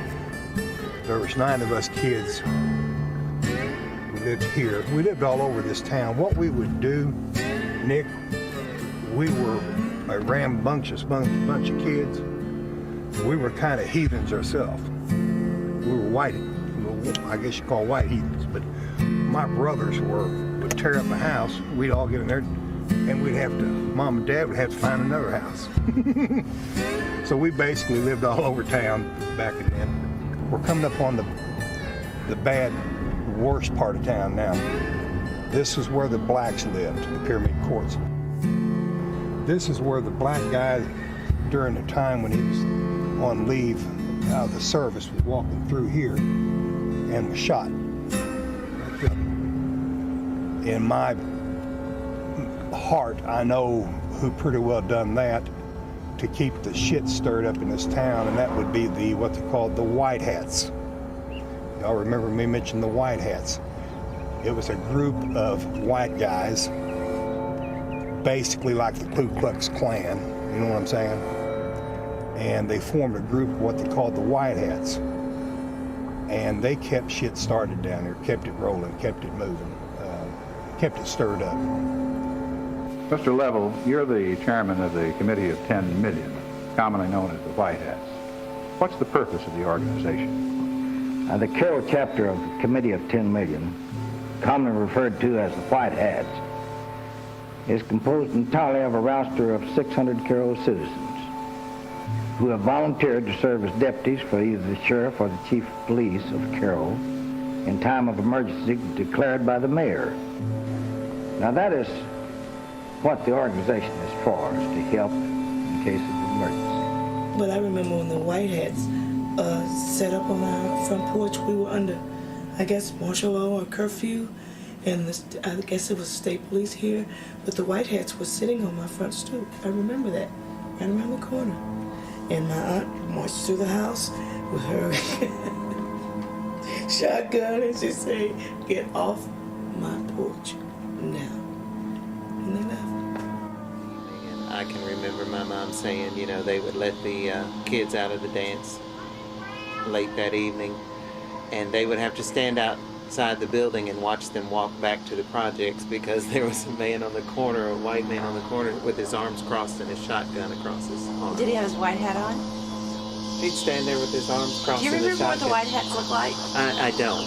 Well, Dad told me that they're just like construction hats. That they, because I envisioned pointy hats. Yeah. No, they were like a construction hat, and there were over 200, right? Mm-hmm. And Dad was one.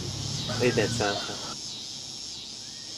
To me, it all fit hand in glove. The people who had the wealth controlled all the power, made all the political decisions, and at least during those times, they were not interested in breaking that caste system or creating any sort of racial healing at all. It was much to their advantage to have the system work the way it did. The divisions that primarily had characterized the South with respect to race were all brought together right there in Cairo in the two different groups. And there was no attempt at bringing the community together or trying to find the broad middle ground where both sides might reach some agreement. Not at all. That boycott is on, and they're going to stay on, and they're going to be on. All right, give me one on that. All right. The White Hats ran Carroll. There were white people, your upper crust people that ran the community. But yeah, they could get away with probably murder. You remember yesterday when I told you the blacks weren't allowed downtown to shop?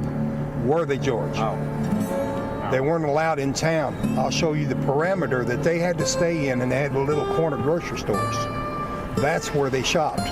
They weren't welcome downtown at all. I used to even have a black nanny there that when I was real little, and I got to call her mom. She was taking care of me that much. My mother and daddy had to sit down and talk things over, and I had to let her go because that was the Piggly Wiggly, a big grocery store there. All right, like I said, I've lived all over this town. I'll show you where I lived during the worst of it, 68, 69. Right here, there's still the shotgun houses left, one of them. We lived right beside it. There used to be an identical shotgun house right here. This is where your poor people lived, in shotgun houses. The reason they call them shotgun houses is because they're straight through. You open the front door and you see the back door. All this is back in here is called Poplar Street. This is where the blacks lived too. This was a poor black area back in here. That one night in particular I was telling you about, we were sitting here. We had a picture window right here in the front room. And I was watching the Outer Limits or the Twilight Zone. Back in the day, that was scary stuff. Anyway, we're watching TV and all of a sudden, boom! Here comes this doggone window shattering. and I'm already watching Twilight Zone. That scared me to death. 57 Chevrolet my dad had given me because I was close to getting my driver's license. It was parked right here. They shot it full of hose. Pap, pap, pap, pap, pap, pap, pap. And I come out here, run around to see what was going on. Mr. Busby come flying around the corner. Somebody shooting. Anyway, he come out, and that's when he hands me this 30-06 banana clip. He said, "Here, boy." I grabbed it, and he said, "That's protect yourself." He said, "It's war." And Cunningham Lumber Company right over here was on fire. The whole doggone sky was just red with flames. I got behind the mulberry tree, scrunched down. The Busbys were over there hiding behind that right there. Actually, it's still there. That block formation there. And I'm sitting down there, and he's running up behind me. He said, "Did you see a?" I don't want to use that word. And I said, "I seen a couple running around." He said, "Well, they're going to kill you. They're going to kill you. You're going to have to shoot them. You're going to have to shoot them." I said, I can't kill nobody, but I'm a kid, you know. Anyway, about that time, here comes some little 18, 19-year-old black boy running across the parking lot, and it looked like he had a firebomb. They were bad about making them Molotov cocktails. And he had something in his hand, looked like he was fixing to do innings. And I'm sitting there, and he said, "Shoot that!" He screamed at me, "Shoot that! Shoot that!" And I put that 30-06 on him. I'll never forget it. And I went, "You shooting?" He went, "Oh, no, I don't shoot guns." I said, I gave Mr. Busby his gun back. About that time, the cops come flying through here, and they stopped right there. He got out, and he said, "You got a gun?" I said, "Well, I had one." He said, "Well, you better get one." The whole town was crazy. The whole town was crazy, I'm telling you. The whole town just went plumb nuts, turned into martial law. It wasn't the same people. They acted different. There was hatred, much hatred going on. It was a crazy, crazy, stupid place. You become aware of the tremendous division based upon race in that city, which may have been more prolific than even the larger cities of the state of Illinois and the nation. People have to want to, you know, create a bridge over those divides and the artificial boundaries that traditionally divide people, whether they're race or religion, you know, whatever they are. They've just always been prominent in that community. Well, irregardless, as bad as this area is, it's still my home. I hate to say it, but I love this area. I love this area. Isn't that pitiful to say? But it's home. I mean, it's where I was born and raised. I know everybody down here. It's home.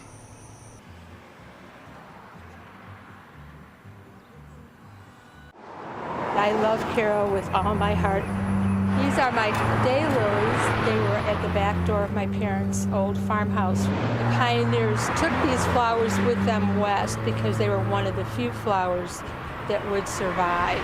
I'm just going to be out in my garden planting more flowers, bringing hope where I can. I see a very spiritual way here because people here are very economically depressed. I work for a not-profit, and we deal with a lot of homeless, a lot of people who are really down and out. And, you know, it kind of brings some meaning to your life when you can help people. And I have to say, I understand that situation because I also was homeless. My building that I had in Chicago, a brick 2-flat worth $250,000, was literally stolen from me by the bank. I owed $18,000 on it when it was foreclosed on. Now I have a roof over my head, and I appreciate things a lot more. You know, that's what that sort of thing does. It makes you appreciate what you do have and not really worry about what you don't have.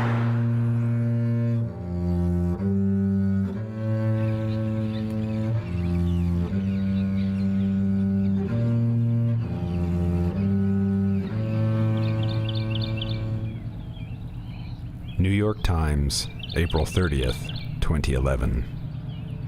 Levee breach moves one step closer. The rivers have continued to swell toward historic levels, prompting Mayor Judson Childs of Cairo to issue a mandatory evacuation of the city.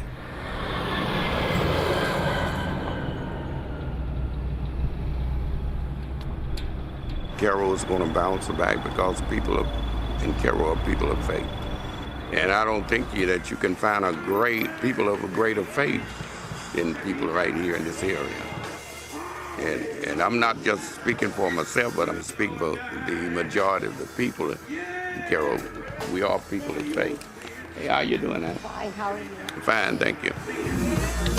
That's the reason why I can rise up with thanksgiving in my heart. Thank God. Yeah.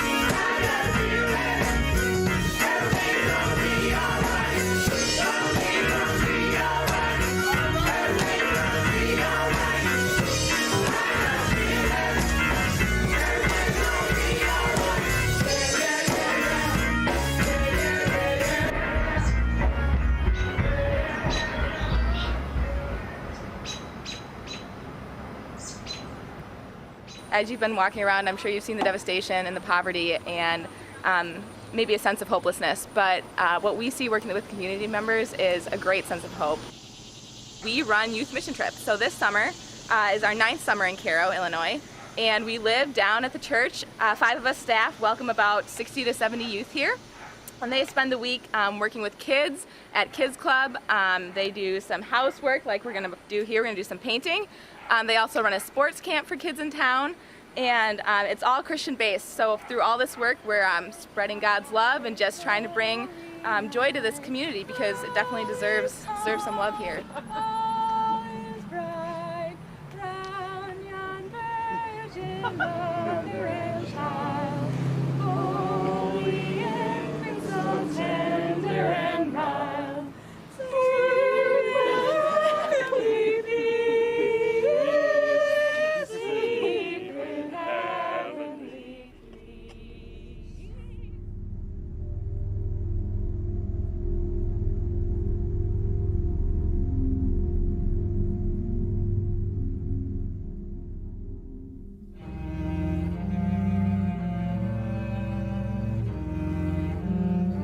Chicago Daily Tribune, November 12th, 1909. The fury of the mob has been growing in intensity since early Wednesday night, when Sheriff Davis smuggled Will James, the Negro lynched tonight, out of town to save his life. James was held for Miss Pelly's murder and was caught with the sheriff and a deputy yesterday afternoon and brought back to Cairo. James was lynched in the most prominent square of the city, the rope being wound over the public arch at 8th and Commercial Streets. A young 3-year-old girl found the body of Anna Pelly. Town fathers got together and they called in 4 teams of dogs, and the dogs quickly there went to a woman's house called Loving Green. L-O-V-I-N-G. Loving Green was her name. And she was a black woman who had held a house of ill repute. She gave testimony that William Froggy James was there that evening. And so they arrested William Froggy James and put him in the courthouse. That's really when word started getting out strongly throughout the community that someone was in the jail for the murder, and that he might have been a minority. But the crowds grew so large, they were coming from all outside the area, and they were being whipped up by locals as well. The sheriff realized he had to do something, so the sheriff took Froggy James and left, got on the train, and headed north. A group, possibly a lynch mob, had stolen a train in Anna, Illinois, and was taking it down the same set of tracks, south towards him. So he jumped the train with Froggy James and tried to make his way through the countryside. But the mob caught him about 4 a.m. the next morning, beat up the sheriff, and took him and Froggy James back to Cairo. Now, at this time, you have to understand the terrible things that were happening in Cairo while this lynch mob was going. They were very mad that Froggy James was not in the courthouse any longer or in the jail cell. So they busted down the doors and they went in there. They tried to get the blacks out of the jail cells. Fortunately for the men inside, they were never able to get the jail cells open, except for one man, and that was for Albert Salzner, the white man. And he had been charged with killing his wife with an axe. So they took him out in the streets and they lynched him and tied him to a pole. When Froggy James was brought back down, there was a metal archway that went over the street on the corner of 8th and Commercial. They tied the rope around there and tried to raise James's body up into the air, but the rope broke. They tried it again and it broke again, so they shot him. And they shot him multiple times. They cut his head off, put it on a spike, set it on fire, burned various parts of the body, cut his heart out, cut it open to the little bitty pieces, sold it as souvenirs, and there are people still living in the community there that have different pieces of that heart still in formaldehyde. And there are pieces of the rope that was used. But while the head was sitting on a spit, on a pike, and while the body was laying there smoldering, he had long lines, long groups of women and children was marching by. The housewives would walk by with their 4- and 5-year-old kids, while the boys and the little girls would spit on the body and kick it. And it went on for hours. New York Times, November 15th, 1909. The lynchings were the harvest of the seeds of lawlessness that have been sown in Cairo for years, said the Reverend A.S. Buchanan. I do not mean to say that the crime of lynching is ever justifiable, but Cairo's citizenship had to be aroused to a sense of its own responsibility by some great horror like this. I believe the tragedies of the last week will serve to awaken the city out of its lethargy. The Reverend George H. Babcock of the Church of the Redeemer Episcopalian said, "This defiance of law and order made the lynchings necessary for the infliction of justice."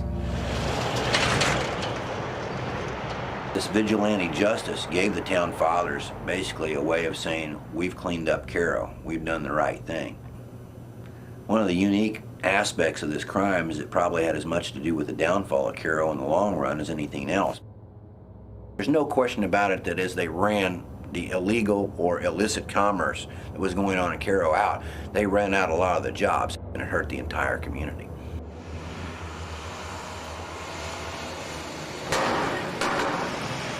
When I was in Congress, based upon the old Appalachian model of the Great Society under Lyndon Johnson, you know, the war on poverty in America, we formed a Delta caucus because the Delta region of this country is now the poorest region of America.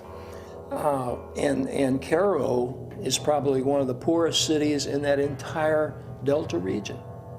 We're seeing now money flowing from that Delta initiative to Cairo as well as other cities up and down that river. But gosh, I love my country deeply, and I believe this country is capable of overcoming anything. And we've come miles from where we were in the 60s when I was growing up, you know. But there's still, I mean, people talk about President Obama today. Listen, a lot of the criticism of President Obama today comes from those old attitudes that just have never been given up. That's true. They don't want to admit that, but it's still there. See right here, this picture right here went all over the world. This is me right here. We had that flag. Before I be a slave, I'll be buried in my grave. This place was supposed to have been a big place, man, you know, just like a little Chicago, you know. But the whole downtown area, it was like this, you know, like we could go there and spend our money, but we couldn't get jobs in those stores. That's why we formed a united front, you know, in order to get the jobs and everything, you know. Now some people are still calling, wanting to know when the boycott is going to be over. The problem is this. We have black people who are asking for certain things, and we got a bunch of old white people like Peyton Berblin and Harry Bolin who are saying never. So the boycott, don't even ask about it. It's still on, it'll be on, and we don't want to see you downtown. In fact, we recommend that you don't go downtown. Once we started that economic boycott, the 5 millionaires that control the whole economics of Cairo, they pulled their money out and went elsewhere, you know. And we won the battle, but we lost the war because we didn't have nothing to replace the business that refused to hire blacks and everything else, you know. It was a lot of things that happened back then, you know. And you look around Cairo now, and you see, here we got 43 churches in Cairo. 43 churches. You know what I'm saying? And no jobs. No jobs. Well, they all died. Kids moved out, looked for better work, you know, somewhere, because this town was slowly going downhill since 1972. Counting the blacks, that's what you want to call them. They just ruined it. St. Louis Post-Dispatch, April 28, 2011. House Speaker Steve Tilley found himself in hot water this week after saying that he would rather flood an Illinois town than Missouri farmland. When Tilley was asked whether he would rather see Cairo or the farmland underwater, he told reporters, "Cairo. I've been there. Trust me. Cairo." "Have you been to Cairo?" he asked. "Okay then, you know what I'm saying." Our next speaker, Harry L. Bolin, is a retired Major General in the Illinois National Guard, a longtime resident of Cairo, and the president of the Cairo Chamber of Commerce. Oh, I think there'll always be a Cairo, and I don't agree with these sob sisters who come down here and call us a dying town. And you get a dozen of these agitators from out of town and keep them out of town, and Cairo will get along just fine. We always do.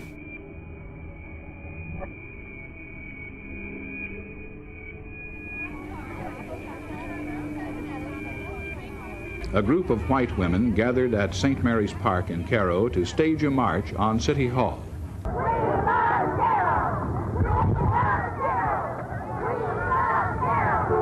Suddenly, with whites massed on one side of the street and blacks massed on the other, taunts began to be shouted back and forth. Then a stone was hurled, and then more stones were thrown. State police and the Illinois Attorney General's office were issued weapons and moved out to patrol the deserted streets. A curfew was declared and an uneasy quiet settled over Cairo.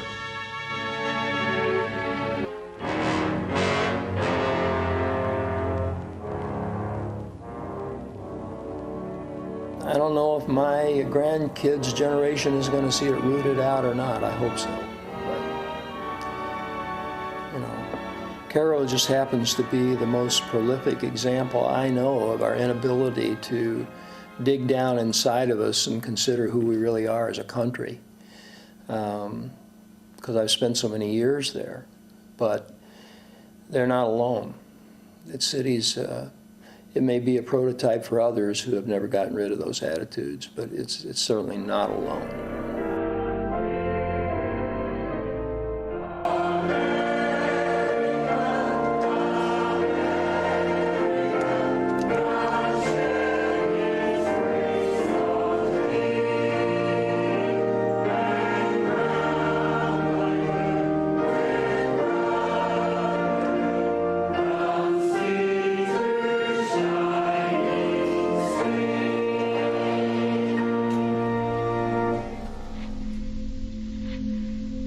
But I think we have the finest people in the world, and I believe those people will end up working together and make this a great city. Otherwise, if we stand at our present position, then it only is one answer that I can say will happen, and that is that we will be a dead city.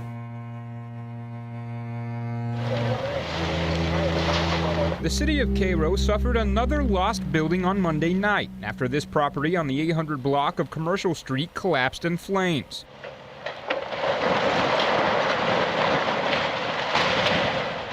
Over the last few years, there have been several fires of this magnitude throughout the city of Cairo, many of which have been considered arson. But authorities say this is not one of those cases. Police say when they arrived on scene, they removed Billy Fry, Alan Woodward, Bobby Woodworth, and Jeremy Connor from the building without injury. The men were stealing pipe with a cutting torch, and the building caught fire. In Cairo, Andy Waterman, News 3.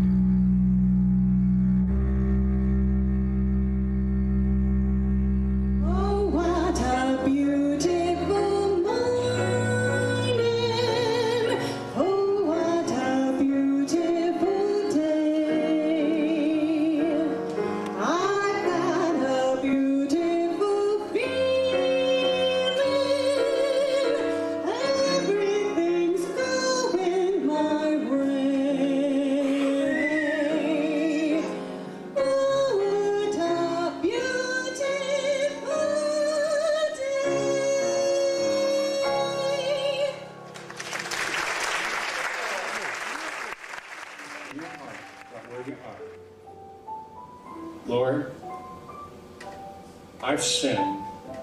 I have messed up. Please forgive me. I invite you to come into my life right now and begin to make me the person I was meant to be.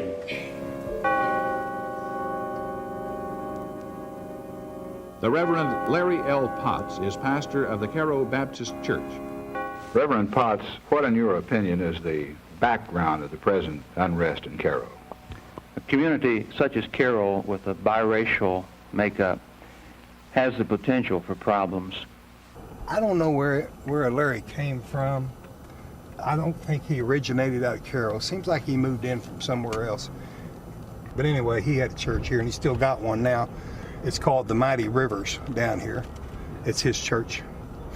In 1967, 68, somewhere along in there, Larry beat a black guy to death. He came in, the story has it, Larry came in and the black guy into his home, and the black guy was raping his wife. So Larry took a ball bat or some kind of object, I think it was a ball bat, and walked in and literally beat this guy to death. He killed him. Reverend Potts. Now, there was difficulty of this same general type in 1967, was there not? That is correct. There was racial outbreak here in Cairo, fire bombings, and so forth, brought about, I think, by the long, hot summer that was typical of our whole nation. And what is happening here in Cairo and in East St. Louis, in my opinion, is just part of what is a national conspiracy to destroy our society. And until this is solved, until law enforcement is given its teeth back again, and until people can live in peace and not in fear, I don't think there is any bridge for communication at all. Have you ever wondered how it all happened? Bishop said, this valley looks like one of dry bones. Cairo looks just like a valley of dry bones, where there's still too much separation. There's still too much selfishness. There's still not the drive to give everything you got.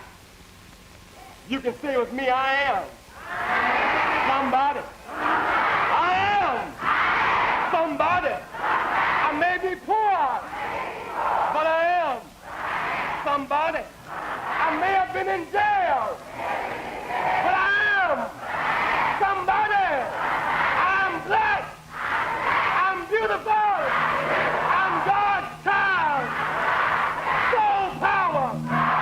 Soul power. Soul power. Soul power. Soul power.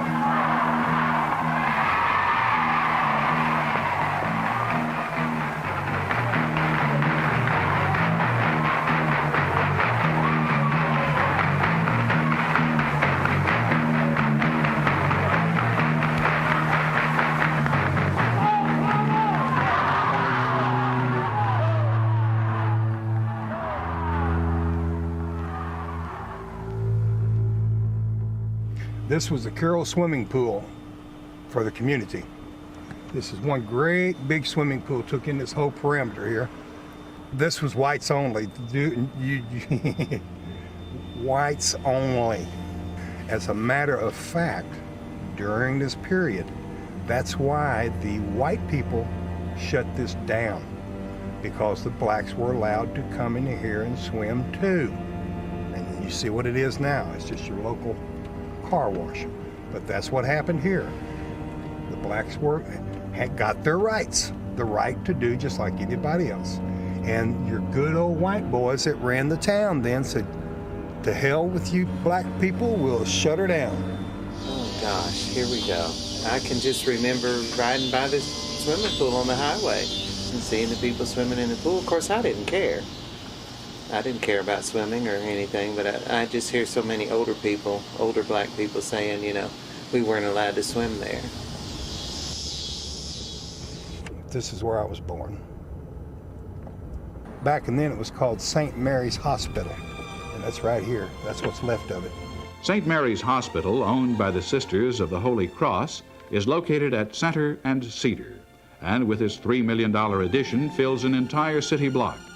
The Sisters were originally sent to Cairo in 1861 to care for the sick and wounded soldiers of the Civil War. I was born in the old hospital. I was born there, and I never knew that I would be able to, because everything is knocked down now. I'm like, oh my God, I was born in there.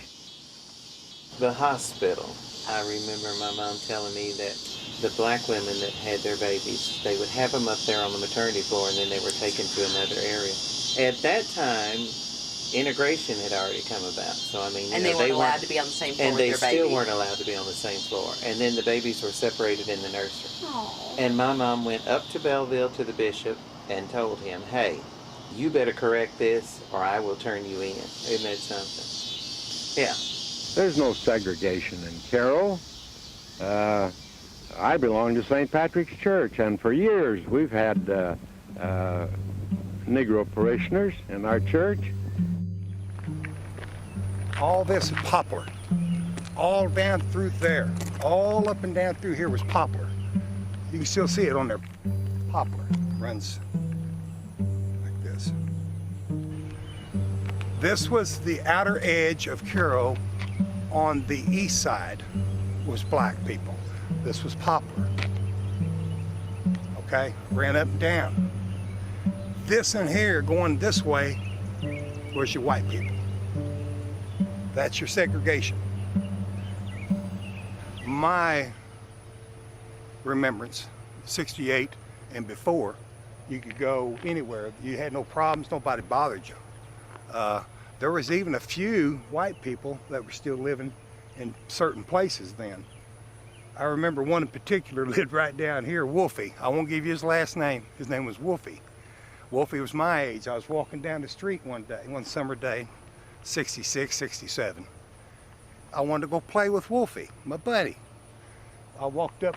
Wolfie lived in a two-story house and had a long set of steps on the front porch. I walked up to the porch and I said, Wolfie, what are you doing? Go away. I said, what are you doing in a white dress? Mom's punishing me, go away. I laughed till I cried. He said, you better not tell nobody. She had put a white dress on this boy and made him sit on the front porch. I like to died. I said, well, I guess it's better getting your ass beat. He said, go away, and he started crying. Don't you tell nobody at school. I said, oh, dear God, man, your mama put it on you. She had him in a pretty white dress. It had lace on it, and by golly, he looked good.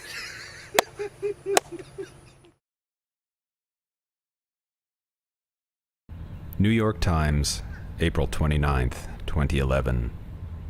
Anxious eyes on a river as flooding threat looms.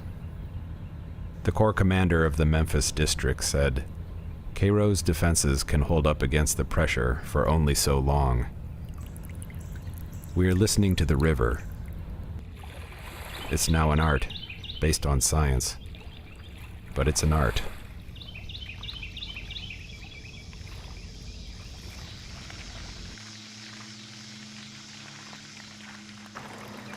Where we stand today, if you want to say politicking-wise, if you start talking about our government, our state government, we don't exist in the state of Illinois when you get past Carbondale and Marion.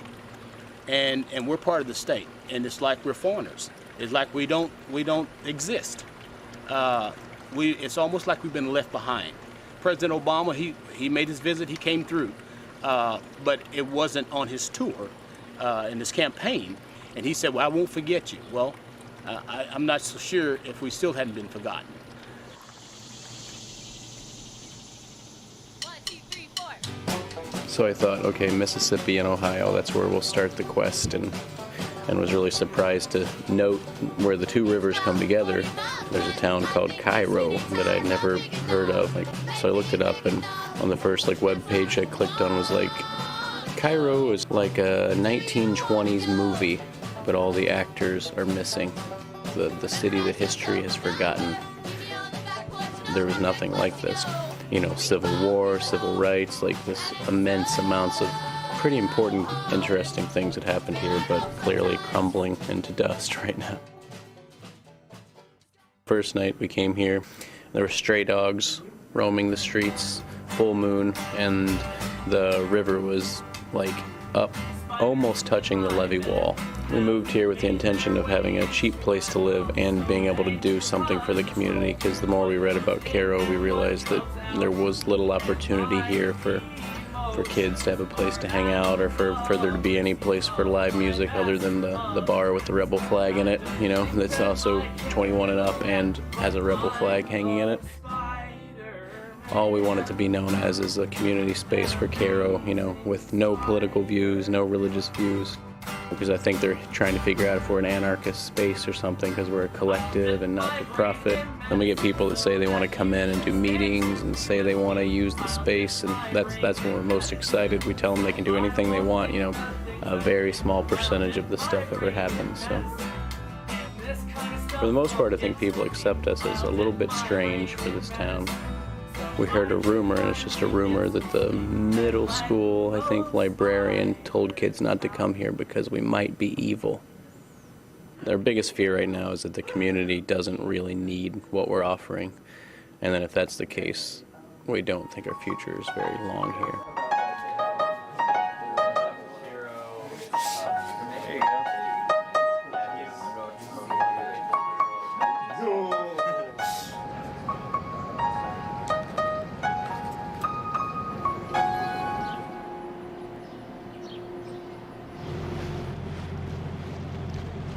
In the industry, the Mississippi River, we divide into the upper and the lower, this being the dividing point. One barge is basically 60 trucks. One barge is 15 train cars.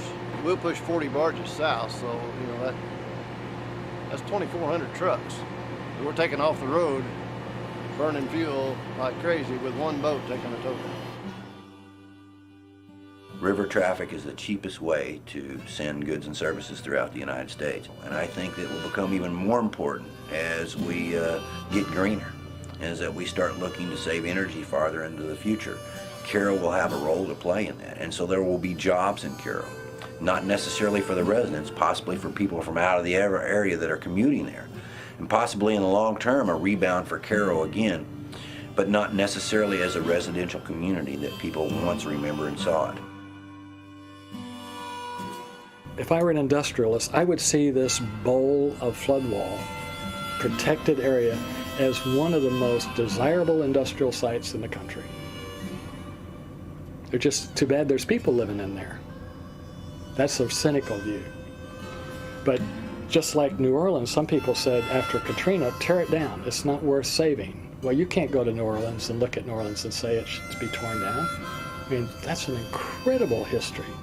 Well, Cairo's is just a tiny little New Orleans in my mind. So you got Magnolia Manor and River Lord and St. Mary's Park, and you've got General Grant, and you've got Lewis and Clark, and you've got the Illinois Central Railroad history, and you've got the steamboat history. You can't tear Cairo down. So there's a conflict between the history and the industrialist. Western Union office, the telegraph office, was right here. And so this alley that we're looking at between the Booter House and the Board of Trade was where the high school kids, I call them high school kids, I'm sure they were, teenagers, that rode their bicycles and delivered telegrams all over the city. This is where they hung out.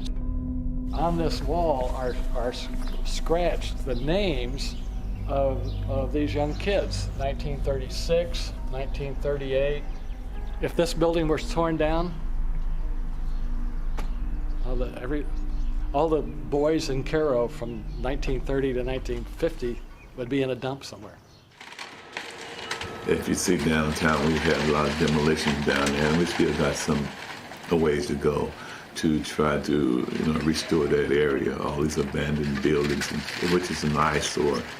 And to attract business and things, you have to have something that looks halfway decent. Nobody's attracted to anything ugly. So what we do, if I'm expecting somebody to come to my house, I clean up. So that's what we want to do to the city. And so that's where we are. And we're trying, we won't give up. My motto is never give up. This is Cairo, the city of hope.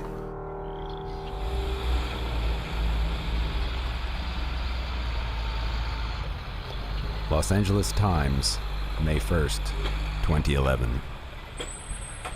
Flooded Illinois town evacuates. With forecasts calling for heavy rain and thunderstorms, some residents said the fate of Cairo was up to a higher power than the Army Corps of Engineers.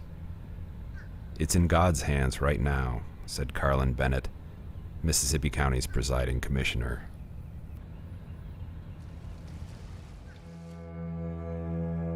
Terrible thing to watch a town die every day.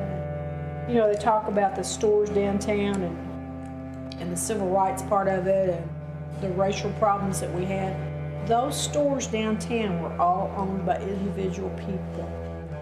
And those people always wanted their children to have better than they did. And they sacrificed and gave them the opportunity to get away from Cairo. And so when the parents died, the stores closed because there was nobody else to run. People come in and say, "What's happened in your community?" I get so tired of standing at that desk and answering that question. And I explain it the same way I just explained it to you, is that people left the community and did not allow for the maintenance or the perseverance of the building.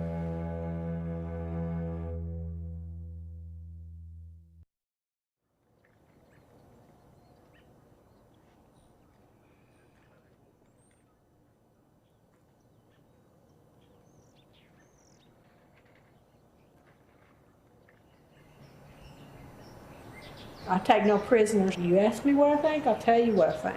When people come to my community and they show the harshness and the realities that we live with every day and don't show the positives like this or the Customs House or Magnolia Manor or parks or beautiful homes, I get very frustrated because I live and work here every day for my community because I love Cairo. Peaceful, small. It's small. Everybody know everybody friendly. If you walk to the corner and cars ride past, cars gonna wave and blow at you and everything like they've been doing. I mean, I like the atmosphere. There's no place like Cairo. I can't explain it to you. There are so many good people in this community. Even though there's less than 3,000 people here, all of them, black or white, either one, there are many, many good people here. Mostly what we get is catfish and buffalo. And this area here is your ribs, which is your big long bones. But most of a buffalo is all the little bitty fine bones. Just like you're from England. How do you know where that fish lived before you caught him? You can tell all them tales you want to tell, but you have no idea where he was living. He could have lived all of his life in the Mississippi and just happened to swim 19 miles up the Ohio the day he got caught. Now I think fish are just like anything. Some people stay in one spot. Some coyotes live in one area the whole time. And some coyotes, when they mark them, travel 20, 30, 40 miles in a day. I don't know where them fish live. Ain't nobody but God knows where they lived before they got caught. The rivers run into each other. So. And well, not just the rivers, everything runs together. Most of your backwaters and everything runs together, especially when the water's up. There ain't any water that don't connect when the water's up. So how do you figure?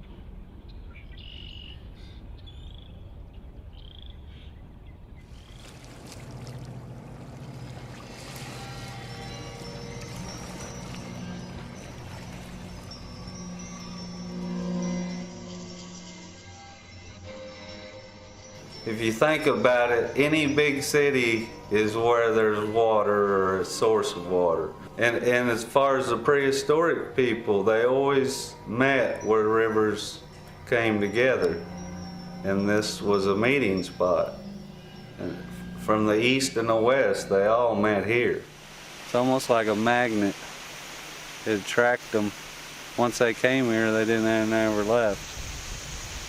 They stayed here till something ran them out.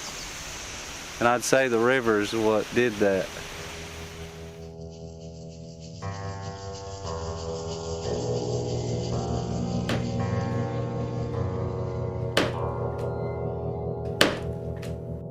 It just cracks me up. This town, if it weren't for people on welfare, the grocery store we have now would be out of business. Because people that have money are going to go to Walmart and stuff. Only people that are stuck really buying the majority of stuff from these places are either on welfare or don't have a vehicle to jump in and run over there. Because I tell them all the time, you ought to treat people better, because if there was some reason welfare was cut off, that store would sink.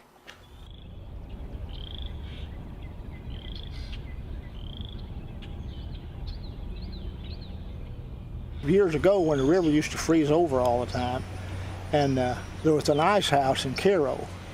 The walls were 8 foot thick and they were filled with sawdust. And Harry and Finus Hall, they would take a team of mules and go out on the river when it froze over and it would get so thick. And they'd put cleats on the bottom of the mules' feet so they could walk on that ice. And they would take an ice saw and saw blocks of ice out and then hook onto them with a pair of tongs and drag them up to the bank, and they'd put ice in that ice house. And I asked Harry one time, how long would that last? And he said they'd have ice, they'd do that in the wintertime, and they'd have ice in that ice house till August. He couldn't have told you how many teams of mules and horses were lost in that river, where they'd hook onto a chunk of ice, and it would be too heavy for them to get out, and the current would take the ice under, and it'd drag the horses under too. That's why they couldn't get everybody to do it. Well, in the 95 flood and the 93 flood, the Mississippi was flooded, but the Ohio wasn't. This last year, both of them were flooded. Carroll wasn't nothing but a 4 foot above water on both sides of it. And I thought about that, boy, if one of them levees bust, that whole place would be history.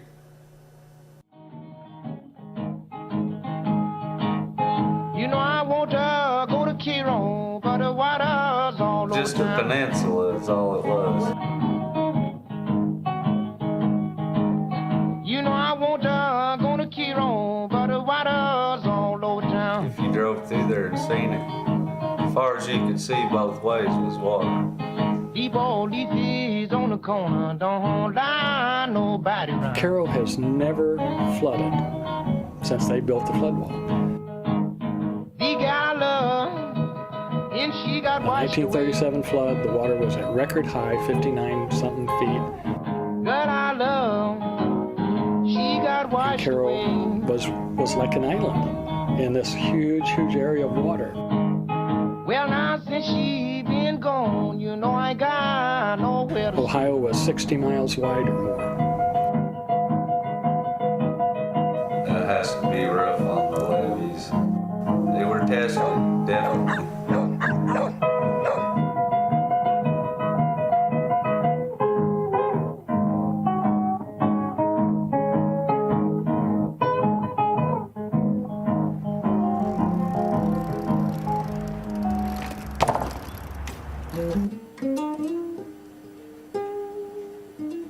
Carroll was really, really blooming. I was just a little girl, but they had all kind of groups used to come through, like the Oldest Reddy and all Sam Cooke and B.B. King. All those people used to come through Cairo years and years ago. But this was a very pop. People far and wide used to come here. This was the place. This was the place. What about that group from the high school that time? Oh, the Soul Phonics. Yeah, the Soul Phonics. Those guys were from Cairo. They were really good.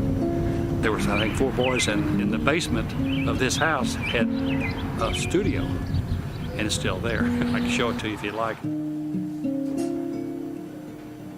Recording studio of the Solophonics. This modern reel-to-reel that was modern in '69. And there's their collection. I left it down here undisturbed. I was hoping to get one of the brothers to come back, but I'm sure there's some interesting stuff on these tapes that somebody... Here you go. Solophonics. Solophonics. Remarkable because the time that they lived here was also the time that they had all the riots in Cairo. They were having fire bombings in Cairo, and I was on the fire department, and we would have fires. I'd be called in, and I would leave in one car to go to the fire, and some of these young men that lived here would get in the car or come back in here from. So I mean, they might have been a part of the other side of the page. Today, we're still real good friends, and I remember them as kids standing on the front porch, bouffant hairdos and their polyester suits that they wore, and I could hear the loud music because they practiced down here. Solophonics played top 40 R&B, soul, jazz, blues.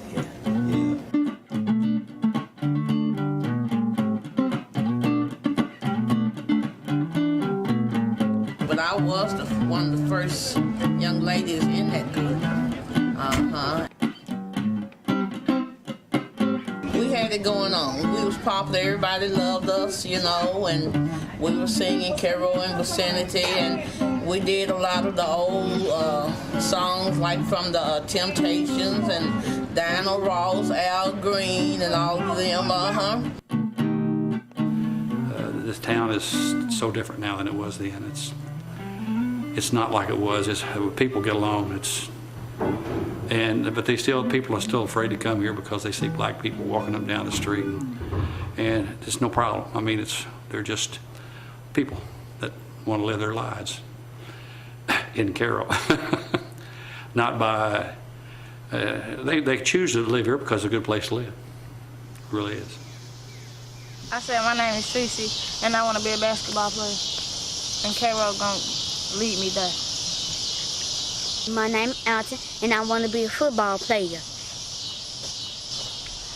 My name is Taquisha, and I want to be a judge.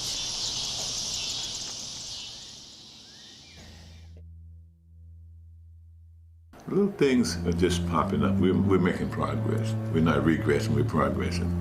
You know, I have a good team. I have a think tank. I like to use the word think tank. Now we're working on Put Illinois to Work thing. This is through the state. Employees can hire people, and we pay them $10 an hour, but it doesn't cost the city anything. The state picks up the tab for us. A lot of times we always complain about jobs and stuff, so they try to give us a little chance. It's nice though. It's a nice experience. We was at the park tearing up the grass stuff that go on top. It ain't supposed to re-root at the bottom, but we had to tear that up. It's like landscaping. That's a little experience for that too. Y'all silly. Okay, hold up. Hold up. Hold up. Hold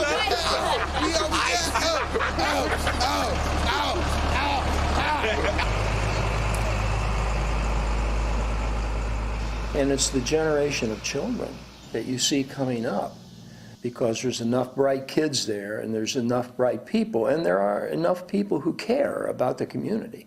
But the educational system is not there. The healthcare system is not there. All of the things that create the cushion to build on. You can't get out of the rut.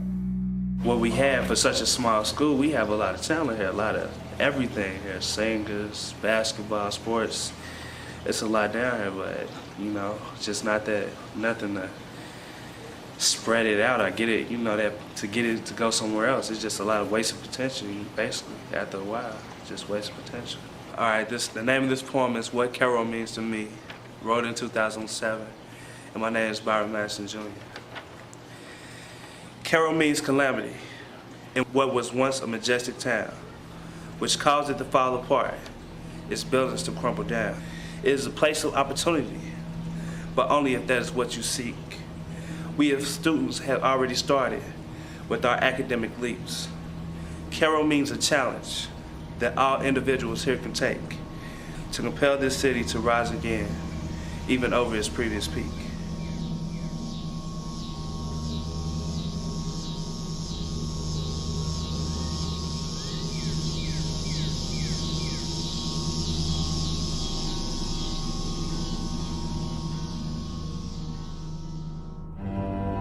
How would you describe the present situation here in Cairo? I'd say it's rather explosive. The Guardian, May 3rd, 2011. Engineers have blown up a levee in the U.S. Midwest, hoping to save a historic town from destruction by raging floodwaters, but condemning a vast expanse of rich agricultural farmland. The decision, which has been fiercely contested in the courts, set a fading town of mainly African-American residents against relatively well-off farmers. Making this decision is not easy or hard, the commander of the Army Corps told reporters. It's simply grave.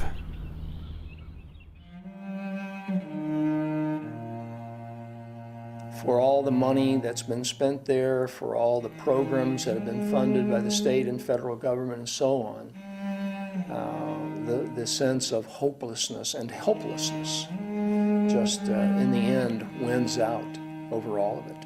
And that's the real sad story of Cairo. It has the history to become a tourist point of some great magnitude. Cairo was a part of the national picture. Lincoln could not find a general to fight in the Civil War. And he finally picks Ulysses Grant. And Grant becomes the general of the Army of Tennessee, which is the Northern Army that trained in Cairo, brought all of these forces together in Cairo, volunteers, to form this army. So in the purest sense, Cairo was the jumping off point for the one great battle of this country that decided the Civil War. And everything depended upon Grant because Lee was beating the tar out of the Union Army out east. Grant opened up the Mississippi for supplies and everything else to the north, and it all started in Cairo, Illinois. And yet, Cairo didn't change. Isn't that ironic to you? It is to me.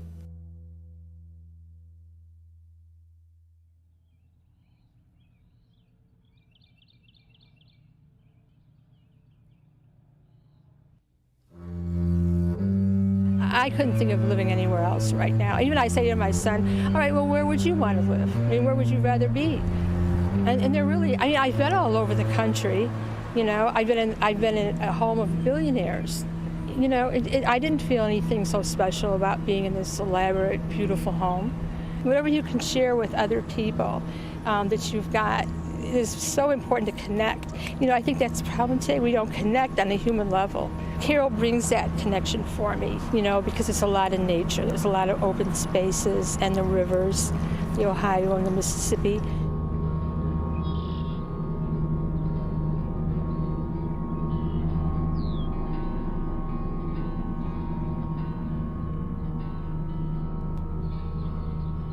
New York Times, May 3rd, 2011.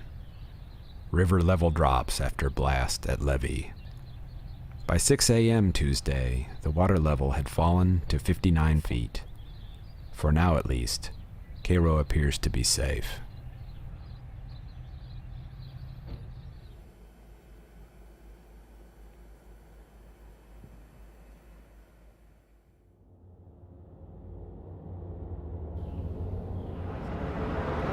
when a boat comes down the river from either direction, they will stop and they'll get a special pilot.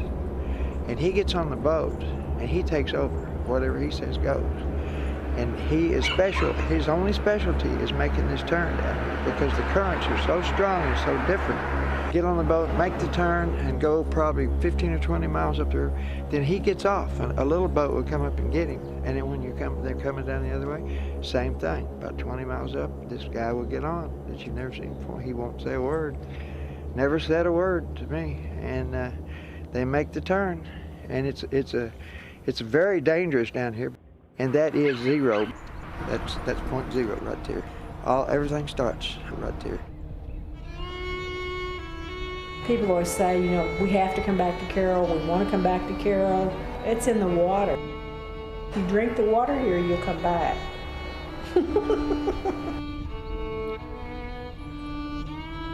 Population, I think, will come back up, which a lot of people have said they wanted to come back home. People that left from here and want to come back home, but they need something to come back home to.